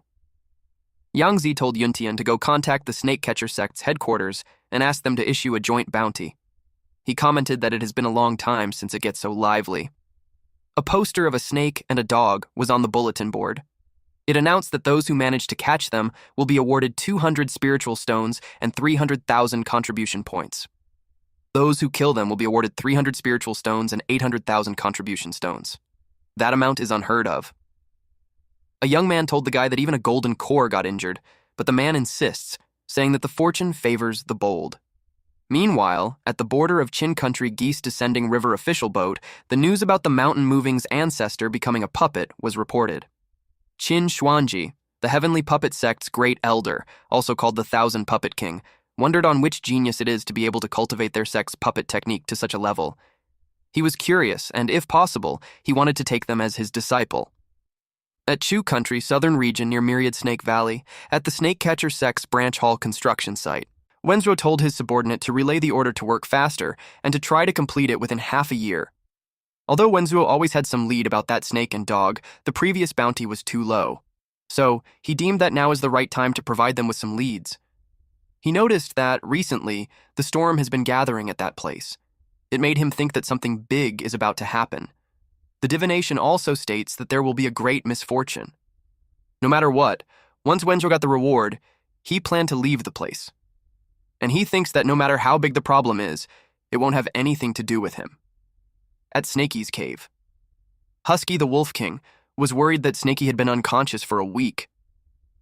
Snakey was groaning, so he thought that Snakey is having a nightmare again. Snakey was dreaming of the bad guys he encountered, and all of them were haunting him. Then a mythical creature appeared, asking Snakey if Snakey felt that he's never strong enough. He asked who this person was. It is the divine demonic cauldron. The dragon mist from the cauldron replied that it is not important who he is, that if Snakey wanted to become strong, he should reach the Foundation establishment. Once he reaches the Foundation establishment, the dragon mist promises to answer the questions. However, if he wants to reach the Foundation establishment, there's still a part of technique that is lacking. Snakey asked his senior if he could teach him the complete techniques. The senior replied that the complete technique is within Snakey's heart. He needs to comprehend it himself. Others won't be able to teach him. Snakey was surprised when the ground was breaking apart. The senior told him that the time is running out. The senior wished this descendant of his clan to comprehend it properly. He knew that Snakey's path would be 10 times harder than the others, but once he breaks through, Snakey will be 10 and even 100 times stronger than them. He reminded Snakey that the key to comprehending is to go against. Snakey woke up and jumped up asking what it meant. He was frustrated that the senior spoke in riddles. Snakey's sudden movement made his head hit Husky in the jaw. Husky was surprised that Snakey is finally awake. Snakey was so dizzy. Husky told him not to move around too much. Black Yellow said that it's the side effect of using a divine explosion pill. Snakey asked where Black Yellow and Snowy were. Husky replied that Black Yellow has something to do. So he went out, and Snowy made a pill making cave abode nearby. Snakey noticed that the scales that he previously plucked out have grown back. It even increased in numbers. Not only that, when he was unconscious, he broke through into the 8 levels of the spirit awareness realm. He wondered if it's because he honed his skill during the fight, or if it's because of that he is in his dragon realm. He wondered where the old dog went. If Black Yellow was there, Snakey would have asked him about the flaws in his technique. Snakey remembered that Black Yellow said that there's a 90% chance of succeeding, but he cursed at him since they got hunted down by a golden core and almost died. He saw the items they brought, and it made Snakey comment that the harvest was abundant. There's a minor Qi replenishing pill, divine explosion pill, Qi restoration pill, lesser yang powder. There are even 2 of the most precious Foundation establishment pills. These pills are enough for Snakey to eat until he reaches the Foundation establishment. As for the herbs, the pill-making cauldron and pill-making jade slip can be given to Snowy. Snakey stated how all those were all obtained through life and death situations. If Black Yellow weren't there, he wondered how he would manage. He knew that he wouldn't have stolen the spiritual chicken, he also wouldn't have learned Earth-type technique, and also won't go to the Purple Cloud sect. Snakey could see that he would still be a small demonic snake who's only in the early stage of the spirit awareness realm, hiding in a corner where no one will notice. Then his lifespan will come to an end in 10 years and end up as ashes. He said that the lifespan of a snake is only 10 years or so. If they don't fight with heaven and earth and humans, then it's a puzzle on how they will live a long life. He realized that he should thank Black Yellow. But when Snakey imagined him being conceited, He didn't feel like doing it anymore. Snowy was happy to see Snaky awake. Snowy invited him to her new cave abode and wanted to show him the pills that he refined. Snaky told her not to rush. Snowy offered to carry him, but she told him Husky could do it too. Snaky replied that he can walk by himself. They arrived at the place. Snaky's eyes widened. Snowy told him that it's a good one. She narrated that Black Yellow even helped her set up an array to reinforce the cave and prevent explosions. Snaky asked how long he had been unconscious. Snowy replied that it's about 10 days to half a month. Then Snowy excitedly gave things to Snaky. Snaky was surprised that there were a lot. Snowy replied that she wanted to repay him. Then she gave him tons of pills. Snaky replied that he already has enough pills, so she should keep those. Snowy told him not to look down on her. She boasted that she did the pills right, that it won't kill anyone, but they're also very effective. She was proud that a dog would praise them. By dog, Snaky asked if she's pertaining to Husky. Since it doesn't look like Snaky believes Snowy, Snowy told him to have a sniff. Snaky did, and he realized that it had the aura of a strength enhancement pill. Snowy replied yes, and asked him if he wanted to try it. Snaky suggested that they should let the pig try it first. Snowy was confused. They looked at the pig pen, and Snaky assumed that Snowy raised those pigs to test the pills. Snowy replied that the place doesn't have any pigs. Snaky realized those weren't pigs. Snowy informed him that those are rats. Snaky was surprised. He asked why those rats are so big. Snowy replied that there's a simple explanation. She grabbed one rat and made it swallow a pill to show Snaky. The rat grew in size as it developed muscles. Snowy explained that demonic beasts prioritize body size during battles. When the body is big and strong enough, then one can defeat the enemy. Snowy explained that as long as the strength-increasing pill is consumed, even a rat can defeat a cat. She threw the rat back into the cage.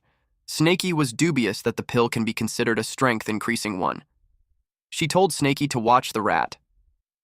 The rat releases a powerful punch towards the wall. Snaky replied that it made sense now. Snowy encouraged Snaky to try it out. She tries to make him swallow a pill, but Snaky refuses and suggests that he has to catch a cultivator and have him try it first. Snowy told him that he can keep it for now since she has a bunch of others anyway. She also shoved him some minor ki replenishing pill, divine increasing pill, bone enhancement pill, and blood replenishing pill. Snaky looked overwhelmed, but he still replied that he'll keep it. Snowy noticed an insignia. Snaky explained that it's a secret insignia. It means that there are valuable items inside, so he can't show it to anyone. It looked like a skull, though. Snaky told Snowy that she can continue doing her stuff since he still has something to deal with. Snowy inquired if it's to avoid being pursued. Snowy told him that before Black Yellow left, he placed a detection talisman for miles around. If humans get close, they will be able to detect it. Snaky replied that it's great. It means that he can rest and go cultivate. When Snaky was out, he uttered that Snowy's pills are still too scary. It made him think that the pork he ate was actually a rat. He was wondering if he asked Snowy to make poisons instead, it might be more effective. But he didn't entertain the idea further since a regular pill already has that effect. He thinks that if he lets her make poison, she might end up poisoning herself and die. And if they aren't careful, they might end up poisoning themselves first, then the whole village. After that, not a single blade of grass will be left alive for miles. Snaky thought that since he isn't lacking in pills, he would focus on cultivation first. After the battle in the Purple Cloud sect, all of his puppets have been destroyed. Only a small investigation snake without any battle power is left. Snaky thought that he needed to think of a way to fill up the gap. Otherwise, it will be inconvenient. Unfortunately, he didn't have the materials needed to make puppets. Only the Heavenly Puppet sect has those. He saw that the mountain isn't short on stones, so he thought he could make some stone puppets for now. Although it's low level and can't fool anyone, he thought that it's still better than nothing. The strength of the stone puppet is only mid-stage of the Qi refinement realm. It can handle simple movements and scouting, but it can't cast any techniques. The only attack it can do is throw stones. If Snaky let the Heavenly Puppet sect see it, he knew that they would laugh at how silly it is. Snaky is glad that he has an earth spiritual root. He made the puppet use earth-type technique and stone technique. The rocks that it threw broke a tree. Snaky had observed that a single puppet's strength is just average, but if they all attack together, their combined power isn't so bad. He decided that if a single puppet doesn't work, then he'll just win with numbers. If 30 don't work, then he'll use 50. If it still doesn't work, he'll use 100 of them. Snaky also dug some granite to try to control more of them. He gathers enough stones to make 500 puppets first. He saw that his storage bag had no more space. Fortunately, he still has that storage jade stone. Then he noticed that the detection talisman 30 miles ahead just went out. He was alarmed, especially since he doesn't know if it's a passerby or a cultivator. He released a puppet. He can't just casually use his divine consciousness because he might alert them.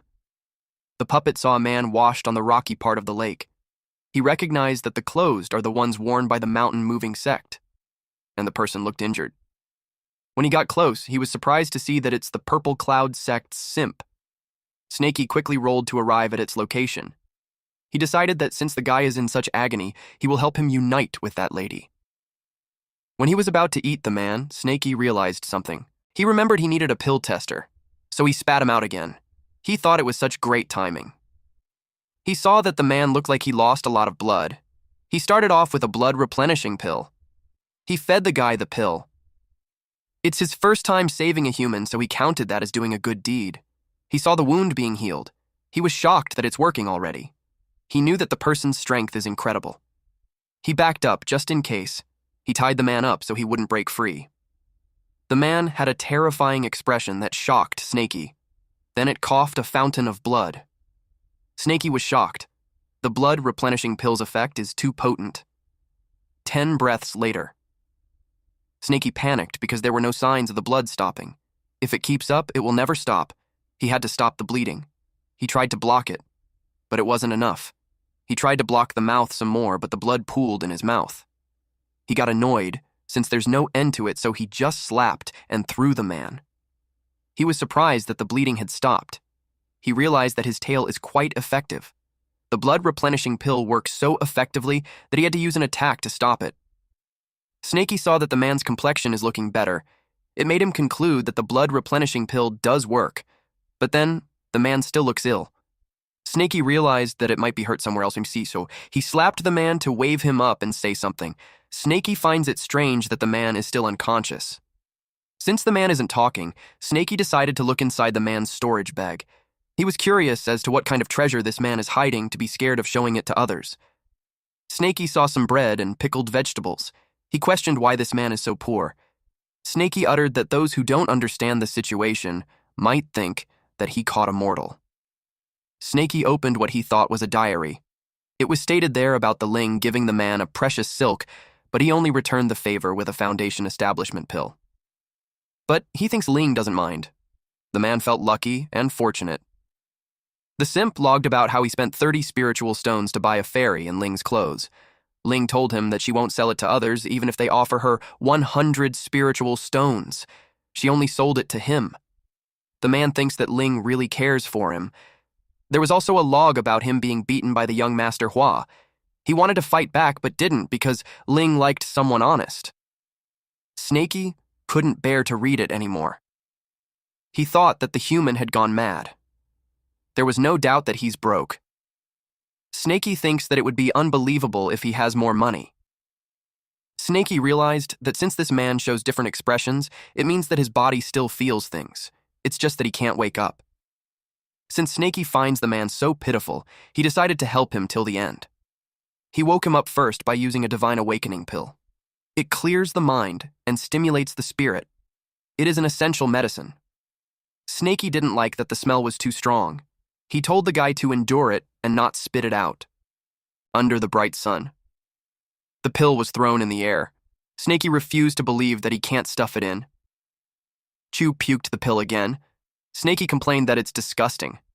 Snaky noticed how the smell is getting stronger. He speculated that it's because the saliva got on the medicine and it's starting to vaporize.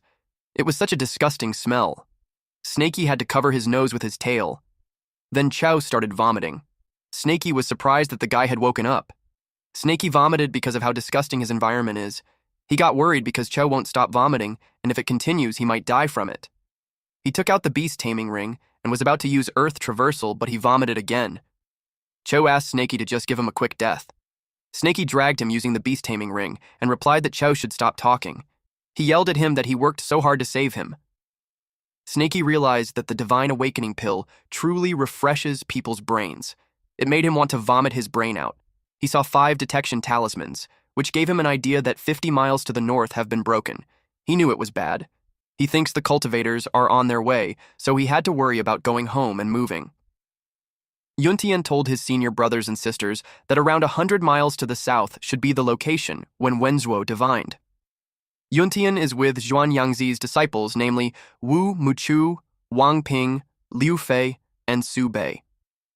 Chu asked his junior brother Yuntian if he is all right since his arm just got attached. Bei hoped Yuntian's divination was accurate. He warned Yuntian not to let the trip go to waste. Fei replied that whether it's accurate or not, they will know once they get there. Someone agreed that she's right. Ping sniffed. It stinks. So much that it was hard for them to bear. They retreated and took a detour. Meanwhile, Chao was tied up and had difficulty breathing. Snaky saw Snowy and Husky. He immediately instructed them to pack their stuff and get ready to move. Snowy and Husky worked together to move things at once. In a blink of an eye, it was done, and Snowy informed Snaky that everything has been packed and they are ready to go. Snaky was surprised that they did it so fast. Snowy informed them that while Snaky was unconscious, the old dog rehearsed with them. Husky reported that he's ready too. Snaky was impressed that he pats Husky while saying that he's dependable. Cho was confused on what's going on. He questioned if he's still alive. Snaky assigned Husky to carry the pet. He replied yes to Boss Snaky. Meanwhile, in Cho's perspective, this is what he was seeing. Then, he questioned if he's the pet that they are talking about. Snaky informed that the pet was hurt, so he told her to give Chu medicine and let him have a good sleep while healing his wound. Snowy complied. Husky holds the head while she shoots the medicine in Cho's mouth. As soon as Chow swallowed the pill, he fell asleep instantly. Husky was surprised. Snowy reported to Snaky that she had finished placing the stealth talisman. Husky asked where they should go. Snaky replied that they will go to Mount Wu on the border between Qin and Chu. He had a hideout there. Husky was impressed with the backup plan. Snaky told them to wait because Black Yellow hasn't returned yet. Snowy replied that Black Yellow said before that if they are moving due to an emergency, there's no need to leave him a hint. He has his ways of finding them. Snaky agreed that with Black Yellow's skill, there's no way they can't find them. Snaky had learned that Black Yellow told them not to leave hints behind because he is afraid that they will get found out by the cultivators. He thought it was thoughtful of him. Upon realizing that, they thought of using that method to lay a counter trap. Husky replied that he knew a lot of good places on the mountain. Meanwhile, the cultivators face a boulder because according to Zhao Wenzuo's divination, it should be in front. Fei asked why she couldn't see the entrance of the cave. She wondered if there's a concealing array. She used Mystic Sun Sword technique to break it. They were surprised to see that there's no one. It made them wonder if Wenzuo got it wrong, but they also considered the idea that the demonic beast ran away. Muchu felt a lingering demonic snake's spiritual energy in the cave, so he knew Wenzuo got it right. He knew that they were a step behind, and the beasts had already run away. Yuntian asked if they should ask Wenzuo to be divine again.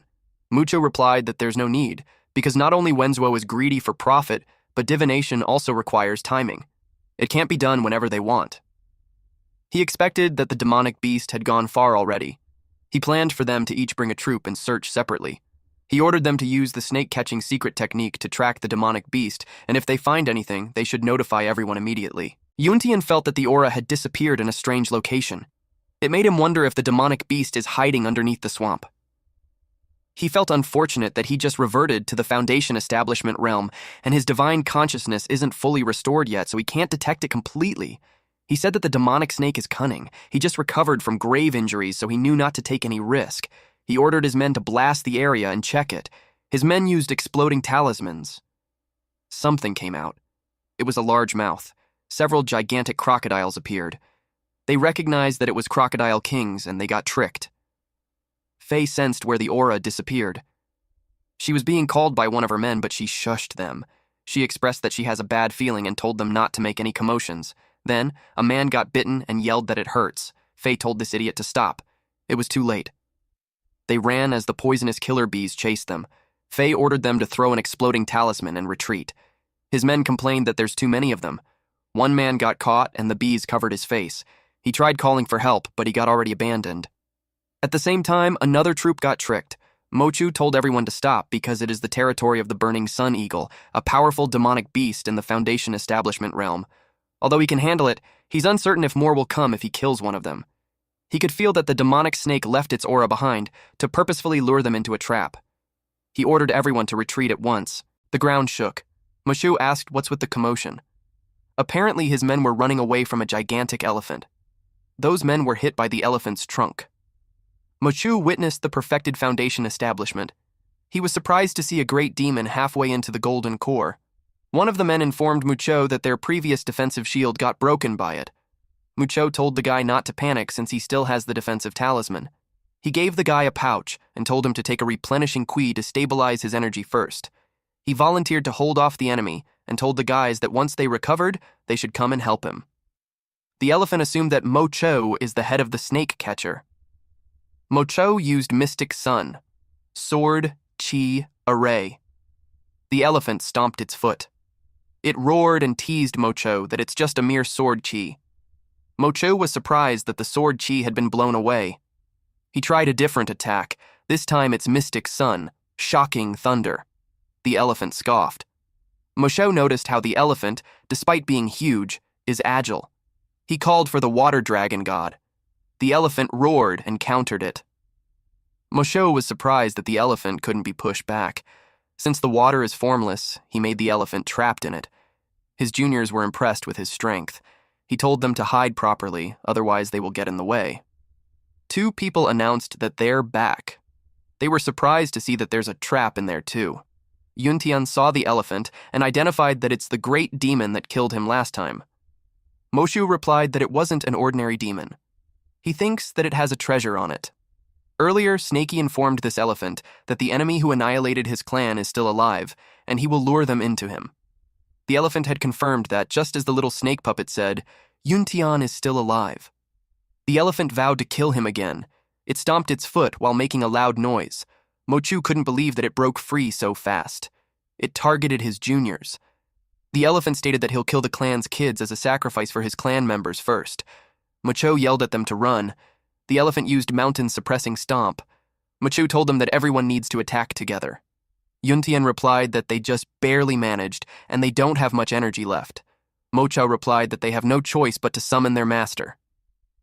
He threw a scroll. The elephant saw his act of calling reinforcements. It wouldn't let them. The elephant destroyed the scroll. Immediately, Muchu told everyone to send out the transmission jade slipped together and send it to different directions. Then he told them to retreat immediately. Everyone followed his order. Meanwhile, Snakey kept going, but he knew that with all those traps and that giant elephant, even if those guys aren't dead, they won't be able to catch up anytime soon. Snowy told Snakey that he's so cunning, almost on par with a human. Snakey felt flattered. Husky questioned if that's supposed to be a compliment. Husky was panting heavily. Snakey told him to pick up the pace since he's the slowest one. The sun is about to rise and they still have a long way to go. Husky defended that he's carrying a person behind his back. Meanwhile, Bay expressed that the demonic snake is too cunning. It killed 15 people on their side, and they couldn't just let it get away. Faye agreed. She uttered that the grudge can't be settled. He vowed to rip out the snake's tendons and crush its bones. Ping told him to stop, and at least few of them are fine. Ping uttered that if the eldest brother hadn't been there that day, they would have all been dead under that elephant's foot. Faye asked if they no longer need to chase the demonic snake. Mochu replied to leave it be, and they would return to the sect first. And he planned that next time they hunt it down, they will bring Wenzuo with them. The elephant sighed when even if he stopped all the jade slips, some still got away. He knew that the mountain was not safe anymore, and he needed to consider moving away with his clan members. He wondered where they should go. At Mount Wu. A few hours had passed, and Snakey was relieved that they had finally reached Mount Wu. Back then, he heard from Black Yellow that the mountain is full of powerful demonic beasts. Some even rare ancient ones. Their cultivation is on par with golden core cultivators. He told them that once they settle in, they will keep a low profile, and they wouldn't go too deep into the mountain.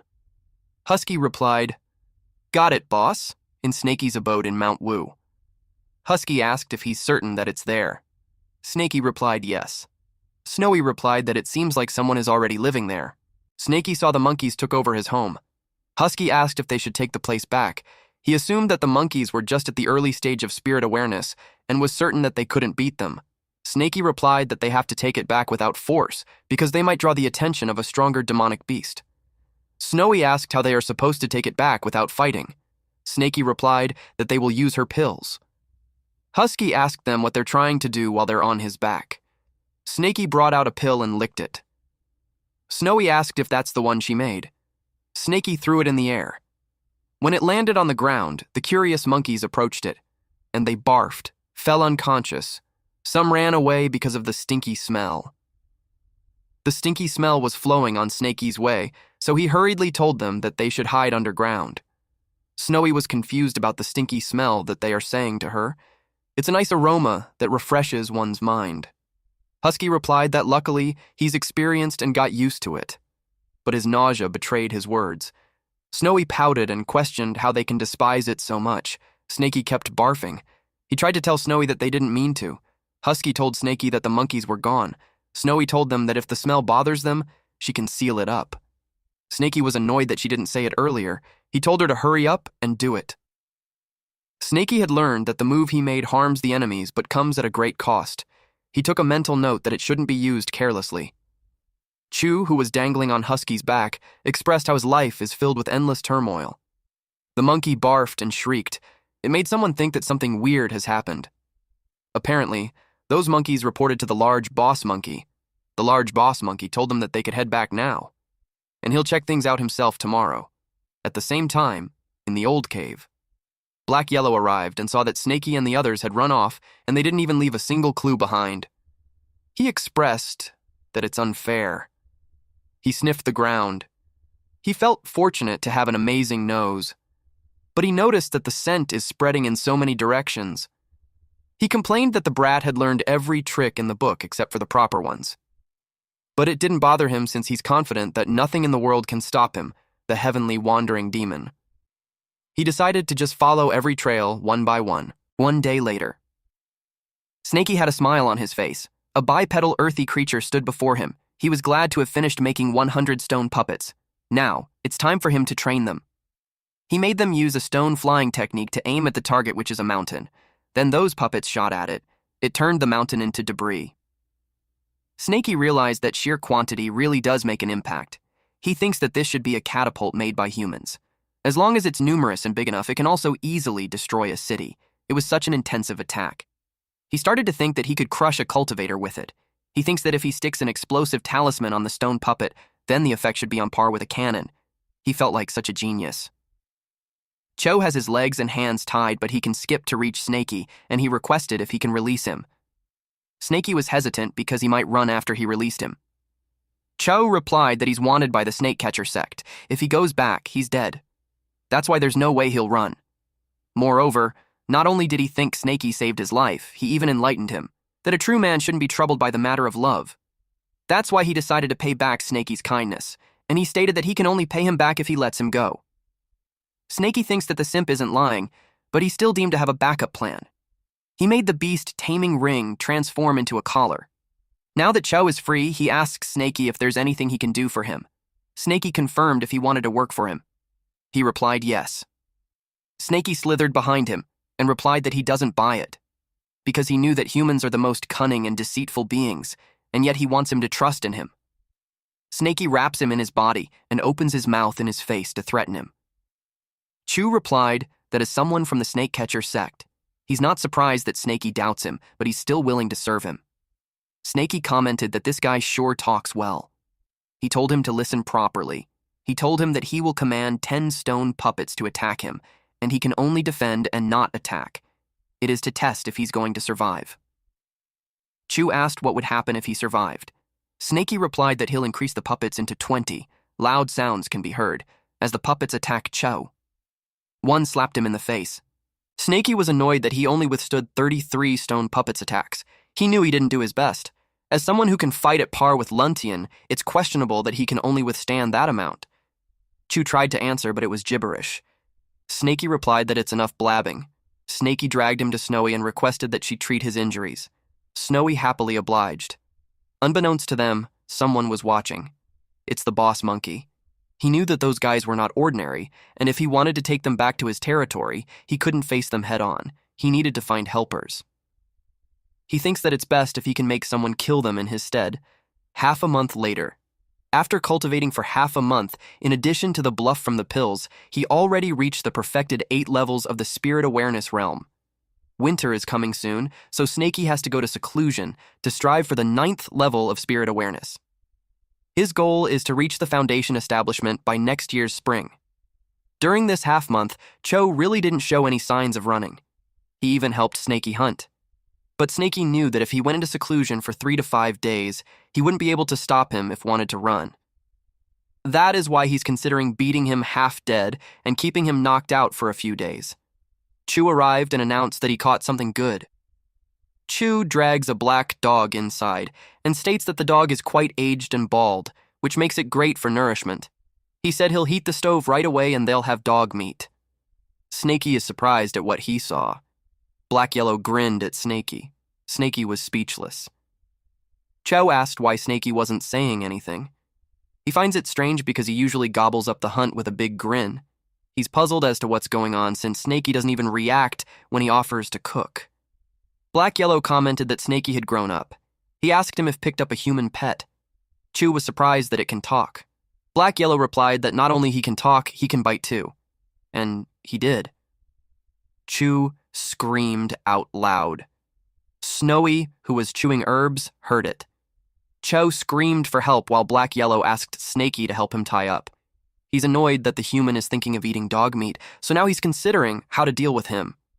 He suggested slicing him up and throwing him into a hot pot. Chu yelled at Snakey that he can't just stand there and watch him die. He dangles on top of the pot and panics. He yelled that even if he didn't achieve much, he still puts effort.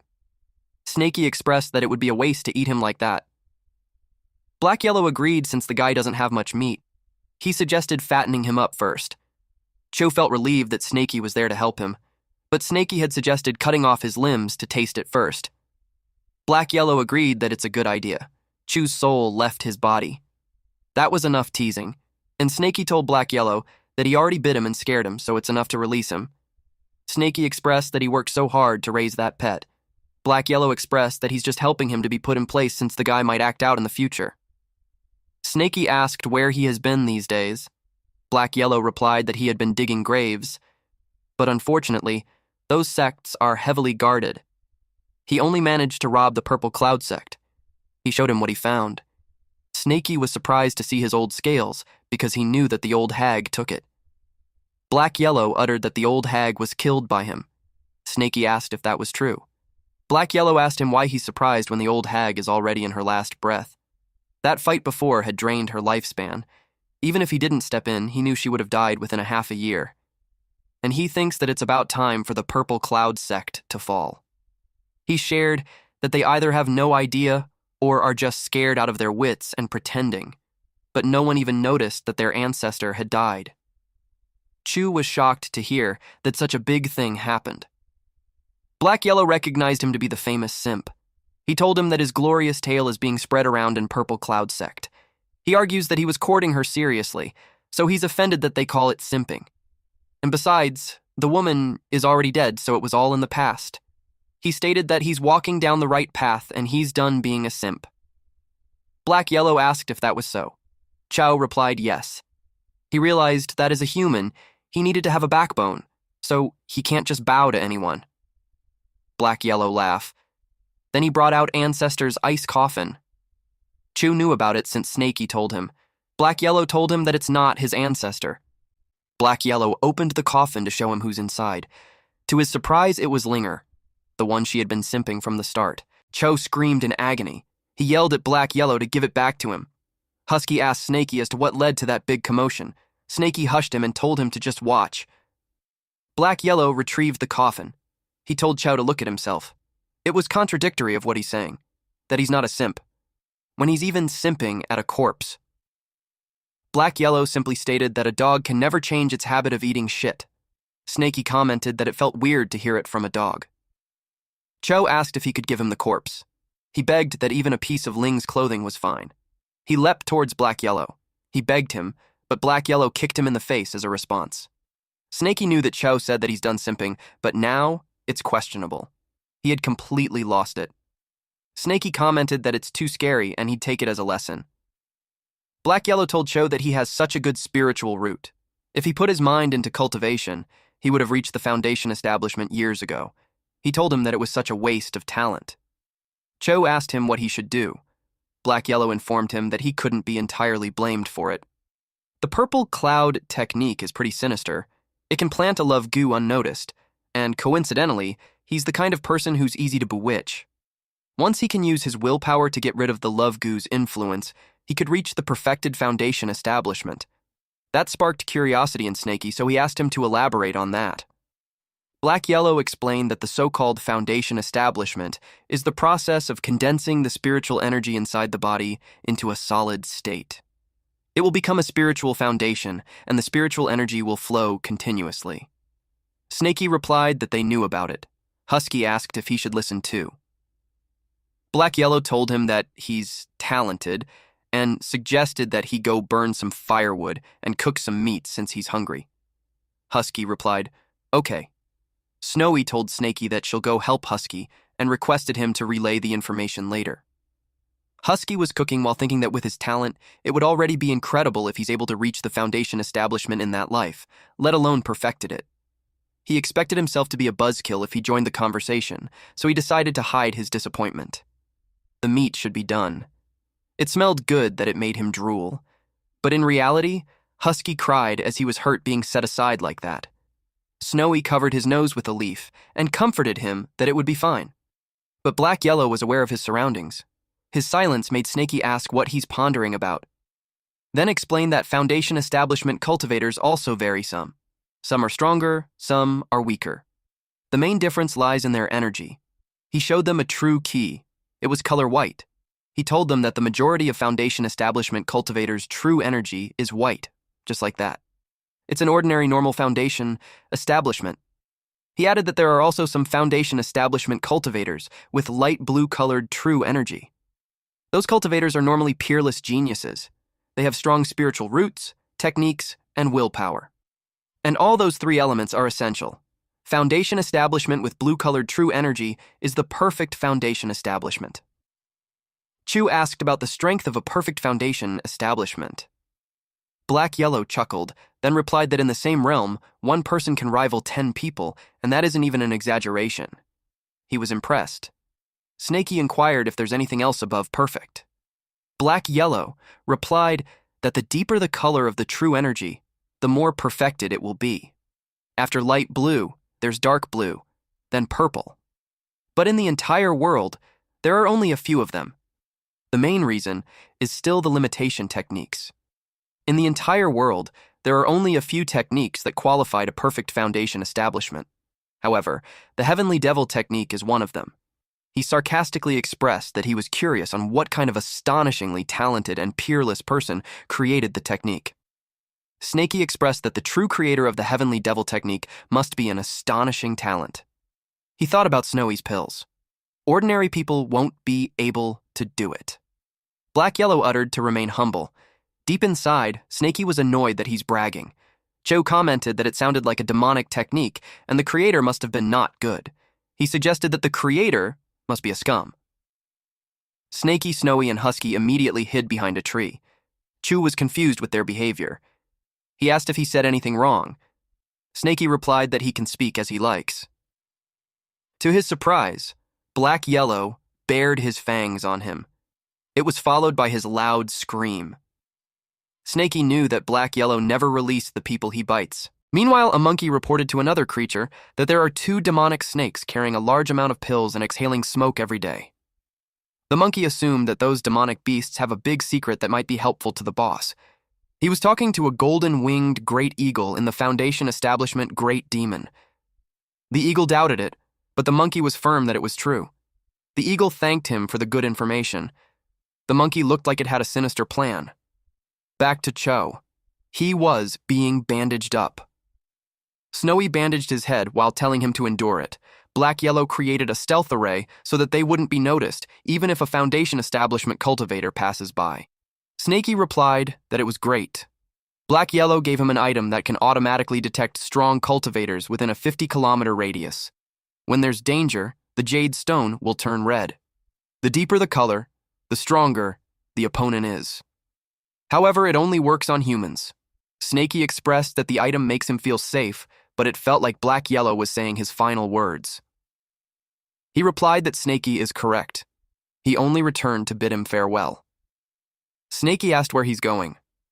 Black Yellow replied that he discovered a yin-infused place deep inside Mountain Wu, which is suitable for him to cultivate, so he decided to go into seclusion for a period of time. Snakey asked how long it would be. He replied that he'll come out once he finishes absorbing the yin energy inside that place. It will take at least 1.5 years, 3 to 5 years at most. He added that the amount of time is nothing since a cultivator's lifespan is long. 10 years of seclusion could pass in the blink of an eye. Snakey replied that it's great since he's going into seclusion too, though it's a short one. Then Black Yellow remembered that he has another protective charm that he wants him to have. He told him not to open the storage bag just yet and only use it in life or death situations. Snakey turned his face away from him since he's already teary-eyed. He received the bag using his tail. Black Yellow told him to use the item inside and he'll be able to fight on equal footing, no matter who the opponent is. He emphasized that he can only use it once, so he shouldn't use it randomly. Black Yellow told him that he will now. He hoped that the next time they meet, Snakey is already a great demon in the Foundation establishment. Snakey replied that he hopes so too. When Black Yellow was a few steps away, he yelled at him to wait for a moment. Black Yellow glanced behind him and asked what it was. Snakey had something to give to him. His jaw dropped when he saw the spiritual stones, and there were tons of them. He scolded the brat for being bad. He didn't expect him to hide so many treasures behind his back. Snakey replied that he's giving it to him now. Black Yellow grinned and commented that he's messing with him. I bet Black Yellow felt proud that the once cowardly snake he found in the forest is now able to hide something from him. With that, they expressed their gratitude and hope to meet again. That dusk, Snakey watches him leave. He thought, "Thanks, brother. Let's meet again." The sun was shining brightly. Cho saw that Snakey is finally back after being outside the whole day. He reported that Husky just left too. Snakey asked what happened. Cho told him that Husky couldn't bear to bid farewell to them, so he asked him to relay a message. He wanted to venture out on his own and hoped that by the time they meet again, he'll have the strength alongside him. Snakey felt down. He asked about Snowy. Cho replied that when Snowy found out, she chased after him. He asked if she went by herself. He was worried about her. Chu assured him that she's strong, but before he could finish his sentence, Snakey yelled at him to dodge. An eagle had just attacked him. The eagle saw that there was not even a cave abode or pills. It realized that the monkey just said that to trick him into dealing with its opponent. But nevertheless, it's still a win for the eagle if it gets to eat demonic snake meat. Cho told Snakey not to panic since it's not time yet. They used a golden shield talisman. Then Snakey grabbed Cho and dove under the ground using earth traversal technique. The eagle was surprised that they used a talisman, but it think lowly of that. Then Snakey noticed the claw's force energy. He used his golden scale to defend his body. The eagle noticed that its attack didn't work and decided to retreat. That was a close call. If Snakey didn't have the golden scales to defend himself, his tail would have been cut off. When he checked his body, it didn't have any scar at all. This time, Snakey got targeted by his natural enemy, and it's even a great demonic beast in the Foundation establishment. He questioned why it was him. Chu admitted he was frightened.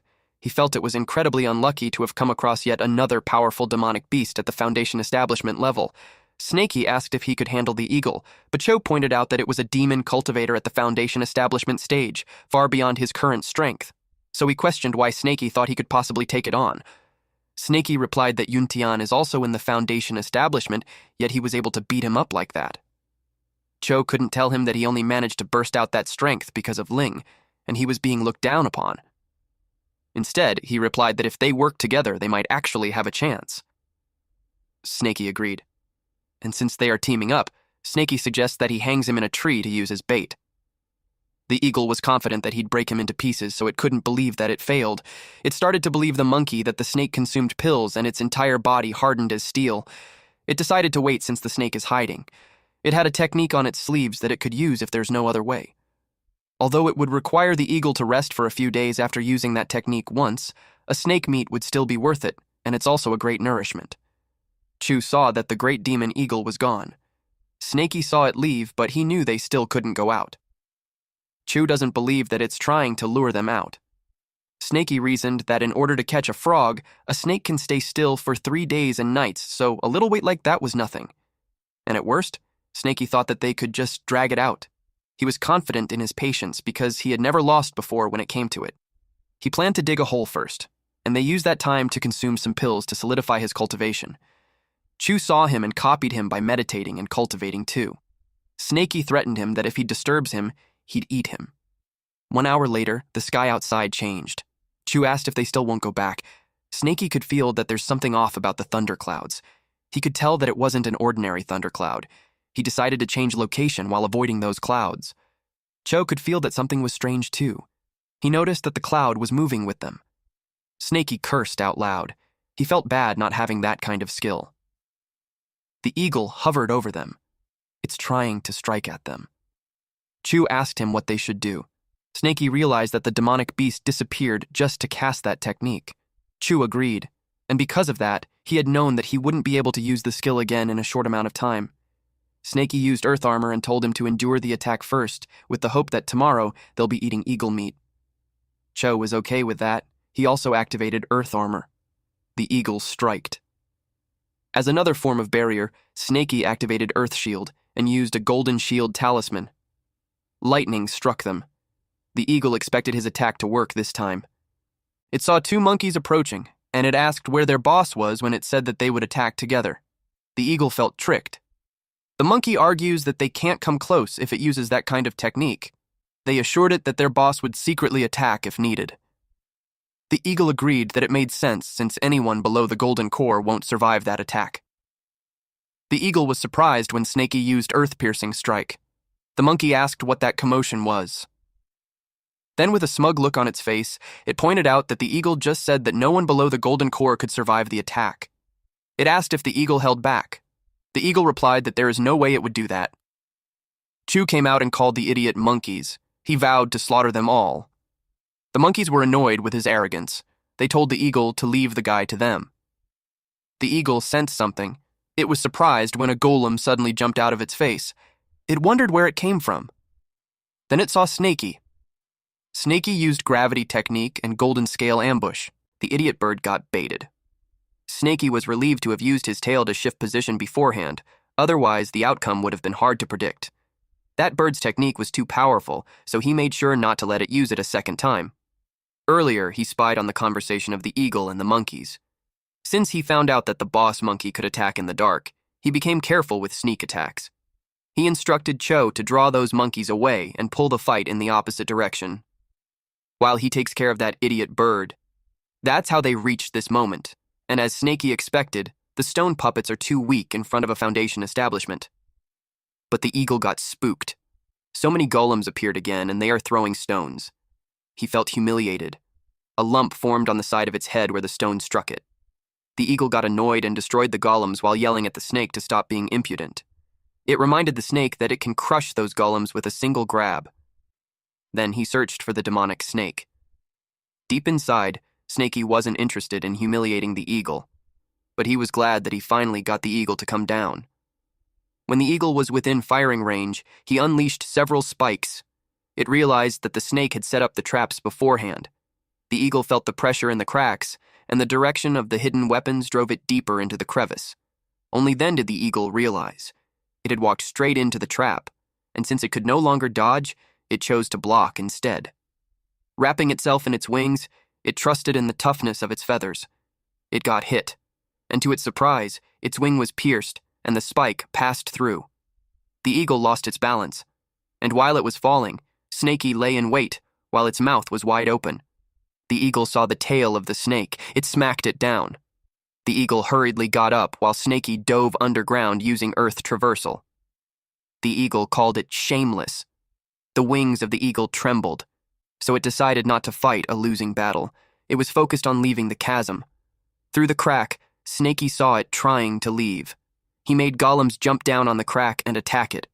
Making the eagle shriek loudly, it used flying technique stone. Snaky followed up his attack with an exploding talisman. He was determined to trap the eagle there. Now the eagle faced golem puppets above and exploding talismans below. Snakey was determined to bring it down. But the eagle cried out, declaring it had no fear of the demonic snake. And although those golem attacks are weak, there's too many of them. It left him with no choice. The eagle attacked the golems, using its technique called feather-transforming sword chi. Snakey defended himself using the golden scale shield.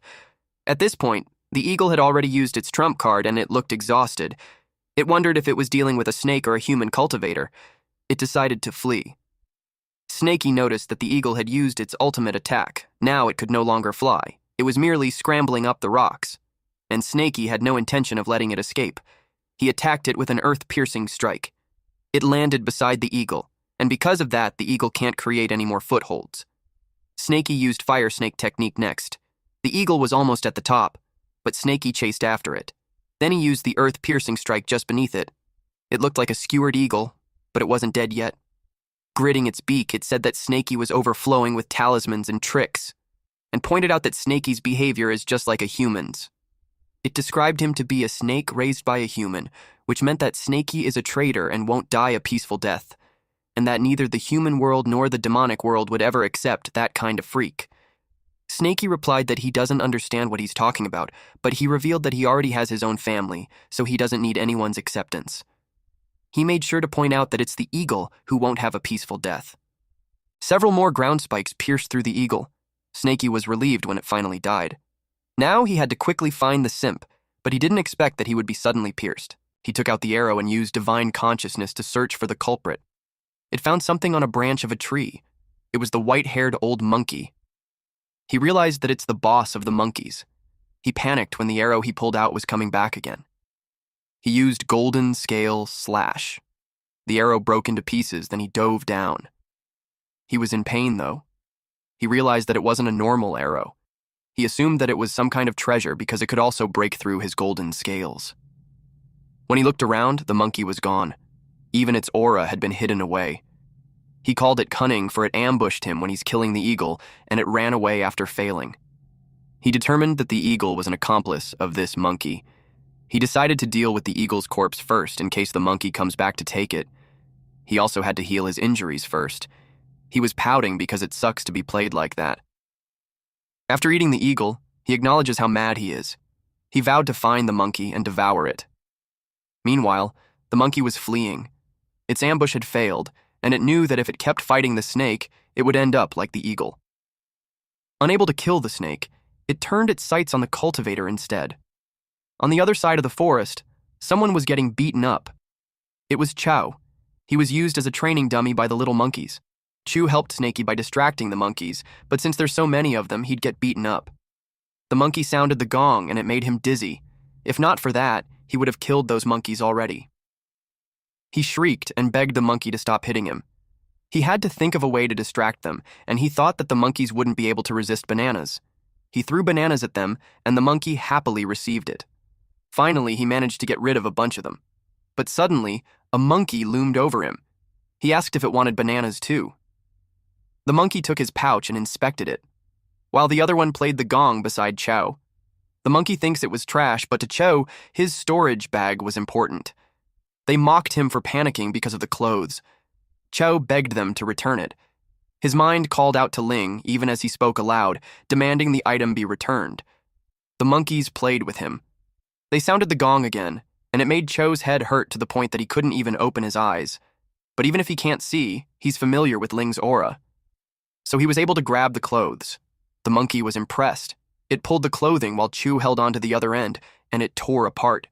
These monkeys are such bullies. They made fun of his reactions. At this point, Chu could no longer hold it in. He cursed at them and told them that he's not playing with them. Chu's body exudes aura. The monkey felt weird, so they got cautious. Chu made the ground shake, and it threw the monkey off balance. Due to the erosion of love goo, Chu has completely lost his sense. He transformed physically into a wooden monster, becoming a puppet that fought solely for Ling. The monkey with the gong stepped forward and played it, but the transformed Chu pushed the monkey on the ground. Snakey noticed the commotion on where the simp is. The monkeys ran as fast as they could, but the monstrous Chow was determined to kill them all. The monkey that he grabbed shrieked out loud. while the other fell into a stream of lava. Since they can't hide, the monkeys decided to fight, and to prepare for that, it ate a berserking fruit. The monkey grabbed Cho's hands and wrestled him, snarling that he would pay with his life for killing the kids. But Cho was able to grab the monkey on its neck, and the monkey complained that it was hot. Cho burned the monkey using his sky-piercing giant arm. Snakey searched for the other monkeys. When he arrived, he was confused about what was happening. Snakey got confused as to why Chu, who was just getting beaten up earlier, suddenly went mad. Then he saw ripped clothes off Ling, and it made sense to him. Snakey knew about it since that was recorded in Cho's bamboo slip diary. He remembered it costs around 30 spiritual stones. Snakey was impressed. He realized now why he can beat Yuntian to half dead. He noticed that the simp is getting smaller, which means that his strength will be exhausted soon. He decided to go there after this one. Snakey noticed a trail of light. He warned him to be careful of the hidden weapon. To his surprise, that idiot grabbed it instead of dodging it. He could sense something was wrong with the arrow, so he yelled for him to throw it away. It exploded, resulting in unveiling his stone armor on the side. Snakey was right. Then Cho's arm shrunk. Chu yelled out loud as he garnered strength, and he threw the arrow back. Snakey watched it disappear in the air. The distance was so far that his divine consciousness couldn't investigate it. Then he heard a sound which made him assume that the attacker was hurt, but he didn't scream at all. It made him curious how he'd put up with it. He decided to send 2 puppets ahead to check it out just in case it's a trap. Chu fell face down on the ground. Snakey could tell that he's exhausted. He noticed that Cho's spiritual energy had almost dried up since it was leaking out from the right arm's wound. It made him intrigued what the bone arrow is made of that it can destroy spiritual energy. Snakey could tell that the bone arrow is too terrifying. Its concussion power back then already left him with a deep wound. Had he not used his tail to block it, the consequences would have been unimaginable. Then he checked what the golem found. He was surprised to see that both the old monkey and the bone arrow are gone, and only some blood and fur are left behind. He decided to collect them, thinking it would make tracking easier in the future. If it were him, he wouldn't have left such an obvious clue for his opponent. Knowing how cunning the old monkey was, he wondered if the blood and fur were planted to mislead him. Then again, maybe the creature had been too focused on escaping to clean up its trail. Considering he wasn't fully healed yet, he chose not to pursue the monkey. Still, erring on the side of caution, he dug the area so he could return and investigate later. He knew that no matter how that old monkey is, there should be some lingering aura left in the soil and grass. 1,000 miles away, deep inside Mount Wu. Someone was eating happily. It was black-yellow and he's eating corpses. He liked how the yin energy is so pure. With that, added to the spiritual stone mountain that Snakey gave him, it would be a matter of time before he returned to his peak. Suddenly he remembered that he hadn't given Snakey the puppet that he promised him. He wondered if he should just leave it be, but he imagined Snakey calling him a liar. So he decided to keep his promise. But before he left, he took a bone to bring with him as a snack. Snakey was back in his cave, but Snowy hasn't returned yet. He checked Cho's condition and took out the limb regeneration pill he had received from the Purple Cloud sect.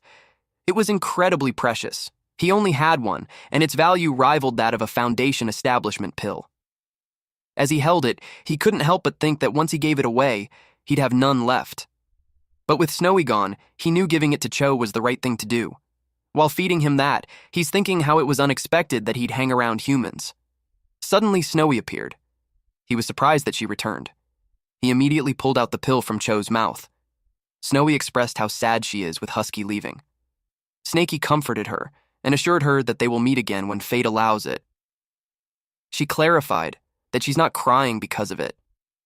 Earlier, Husky told her to stop chasing. She wanted to catch him because he hasn't tried the new pill that she made.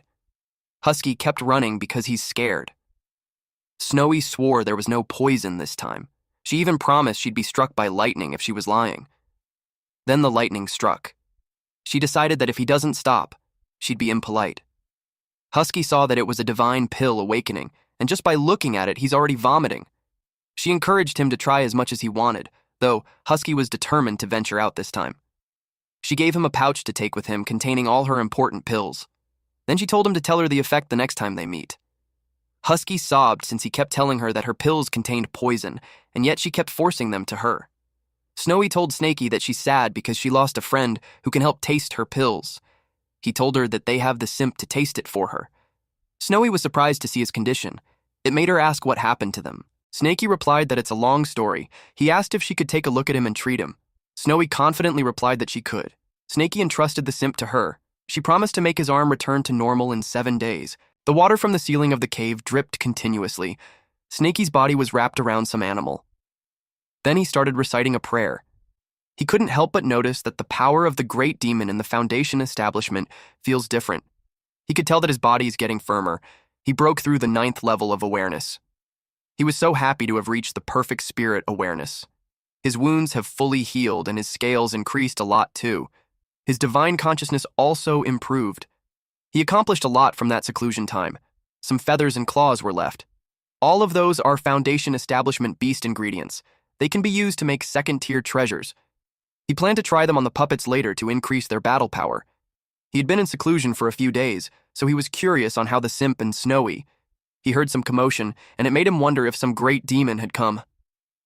It was a large, rat-like creature sniffing around. Snaky could tell that it's another Foundation establishment demon, and it's a mongoose who specializes in suppressing serpents. The mongoose thinks he was scammed by a bastard who lied and told him that there's a snake to eat there, but he couldn't find any trace of snake scent, just some weird, funky smell. Snaky thinks that it was the old monkey who lured it to him. He was glad that he had always been cautious and had cleaned up his scent.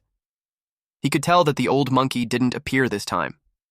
It's obvious that he barely knew the mongoose. He knew that he needed to get rid of that old monkey, because if it goes on, who knows what other demonic beasts he'll summon.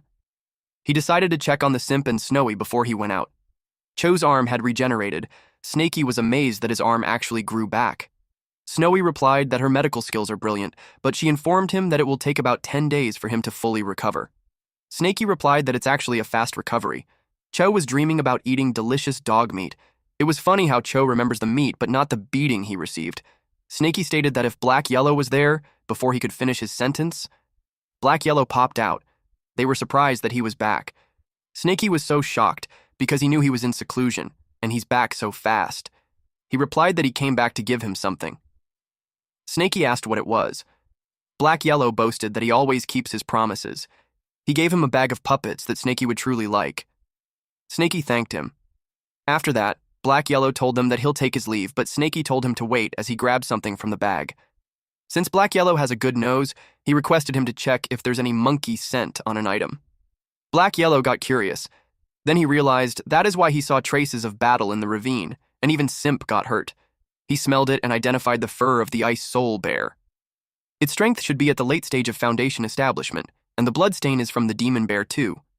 He caught its scent on his way there and had estimated that it's about 30 miles away. He added that the bear is really sensitive to intruders. Anyone who gets near its territory will be hunted down to the end of the world. He commented that the monkey was really sly, and if he had followed its trail, he probably would have been crushed to death. He sniffed some more as he inspected the bottle. He identified the scent of the snowstorm monkey. Although its cultivation is at Foundation establishment, it might have been injured before. That would explain why it's so weak. Snaky asked if it was nearby. He replied no. Within a 100-kilometer radius, there's no trace of that monkey.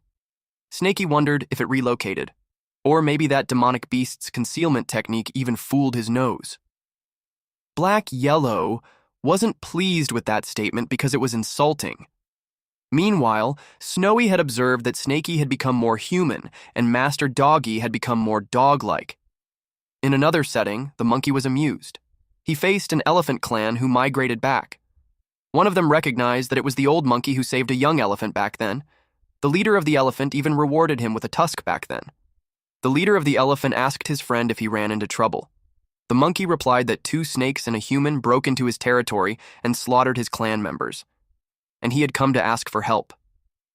He was curious about what happened, and even if the elephant clan usually doesn't interfere in other clans' affairs, they always repay kindness since it's one of their ancestral rules.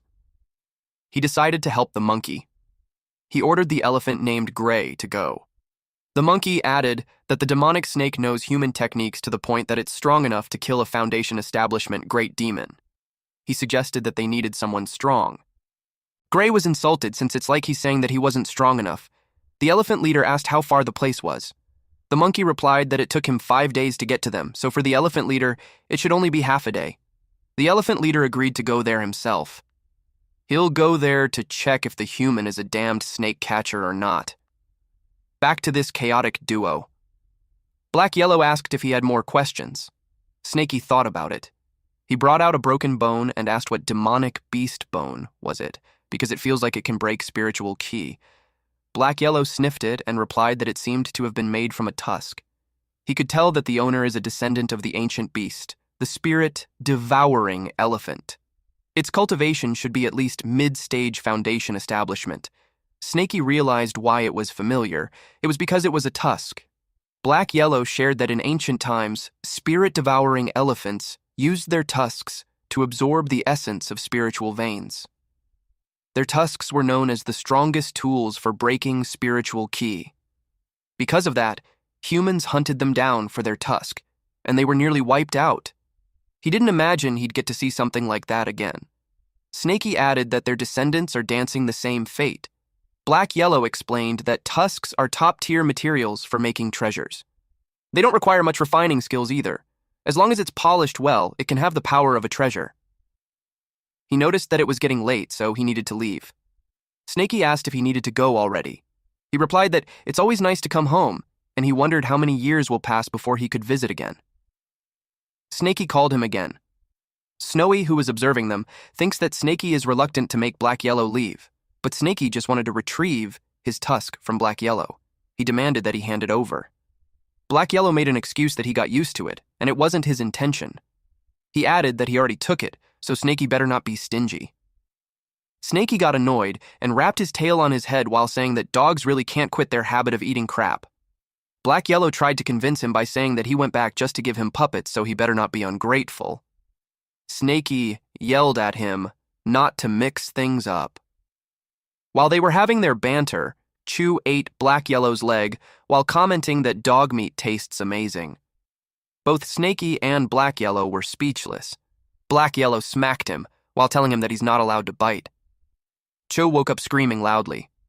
Good food was being served. Cho looked like he's in bliss.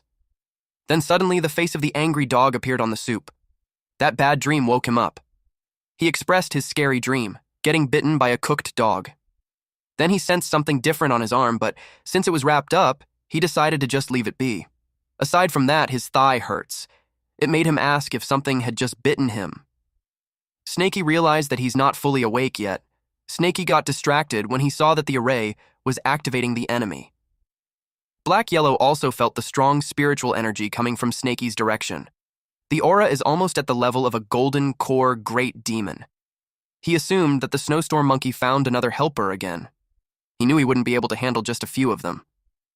Meanwhile, the elephant leader arrived at the ravine together with the monkeys. He wanted to hurry and get it over with. With that, the monkey thought that any tricks would be useless, and the snake would have nowhere to run. The monkeys cheered. Those three were alarmed, especially Cho, since his injuries haven't healed yet. Snaky told him not to panic, and they would observe the situation first. The elephant leader yelled for them to come out. Snaky peeked, and he was confused what he's doing there. Then, connecting the information he has with the monkey and the tusk back then, he realized that the monkey has a relationship with the elephant clan. The elephant leader noticed something. Snaky realized that it can even notice his scouting puppet. This guy immediately recognized the snake puppet. The elephant leader then used scatter and fell from his flying cloud. The monkey gave him praise. The elephant leader asked if that was the place. The monkey replied that he's right, and suggested that he can just overrun the entire place and the stealth array will break by itself. The monkey announced to his clan that they could get revenge soon. With snake meats, treasures, and pills, their clan will become strong once again. The elephant leader yelled at the master of the place to come out and face him. The monkey was surprised since it was an attitude different from what he imagined. He dismissed it by thinking that he's just overthinking it. Then the elephant leader says that he hopes the friend can come out.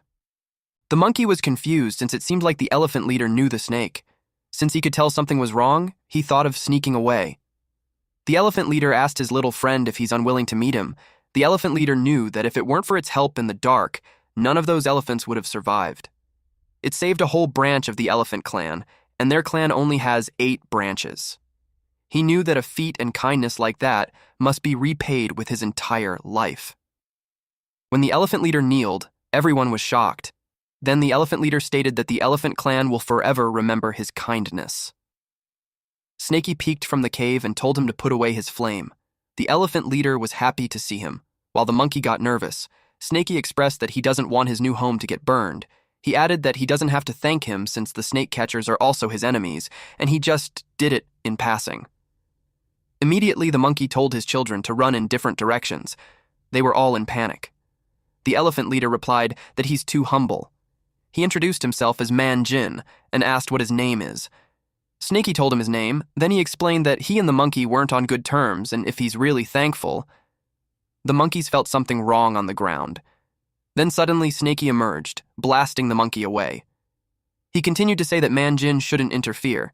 Man Jin replied that he'll remember Snakey's name. Meanwhile, Black Yellow was out of breath. He realized that it was just a false alarm. He didn't expect Snakey to do something like that. He arrived at the scene where there was a pile of roasted and dead. Black Yellow could tell that he's no longer the cowardly Snakey from back then. He realized that he shouldn't have worried. Concurrently, the monkey leader hurriedly went to the volcano. His only chance to win is by using the terrain in that area. Snakey saw that it has talismans too. That's why it's fast. But he was confident that he wouldn't lose in terms of speed. He used triple wind talismans. The elephant leader watched them. He saw how fast Snakey went, that he already caught up with the monkey. Then, he used earth-piercing strike. If the monkey dodges, the gap between them will shrink to just 3 meters. The monkey used his treasure, the dark nether cauldron. He rode it and borrowed the force of the spike, throwing him to a distance. That made Snakey pissed. This monkey leader really is cunning. A worthy opponent, I would say. Thank you all for watching. Please watch this next Giga Chad video, and I'll see you guys next time. Also, support the channel by joining the Summon Club membership. You can also support by just liking the video and being awesome.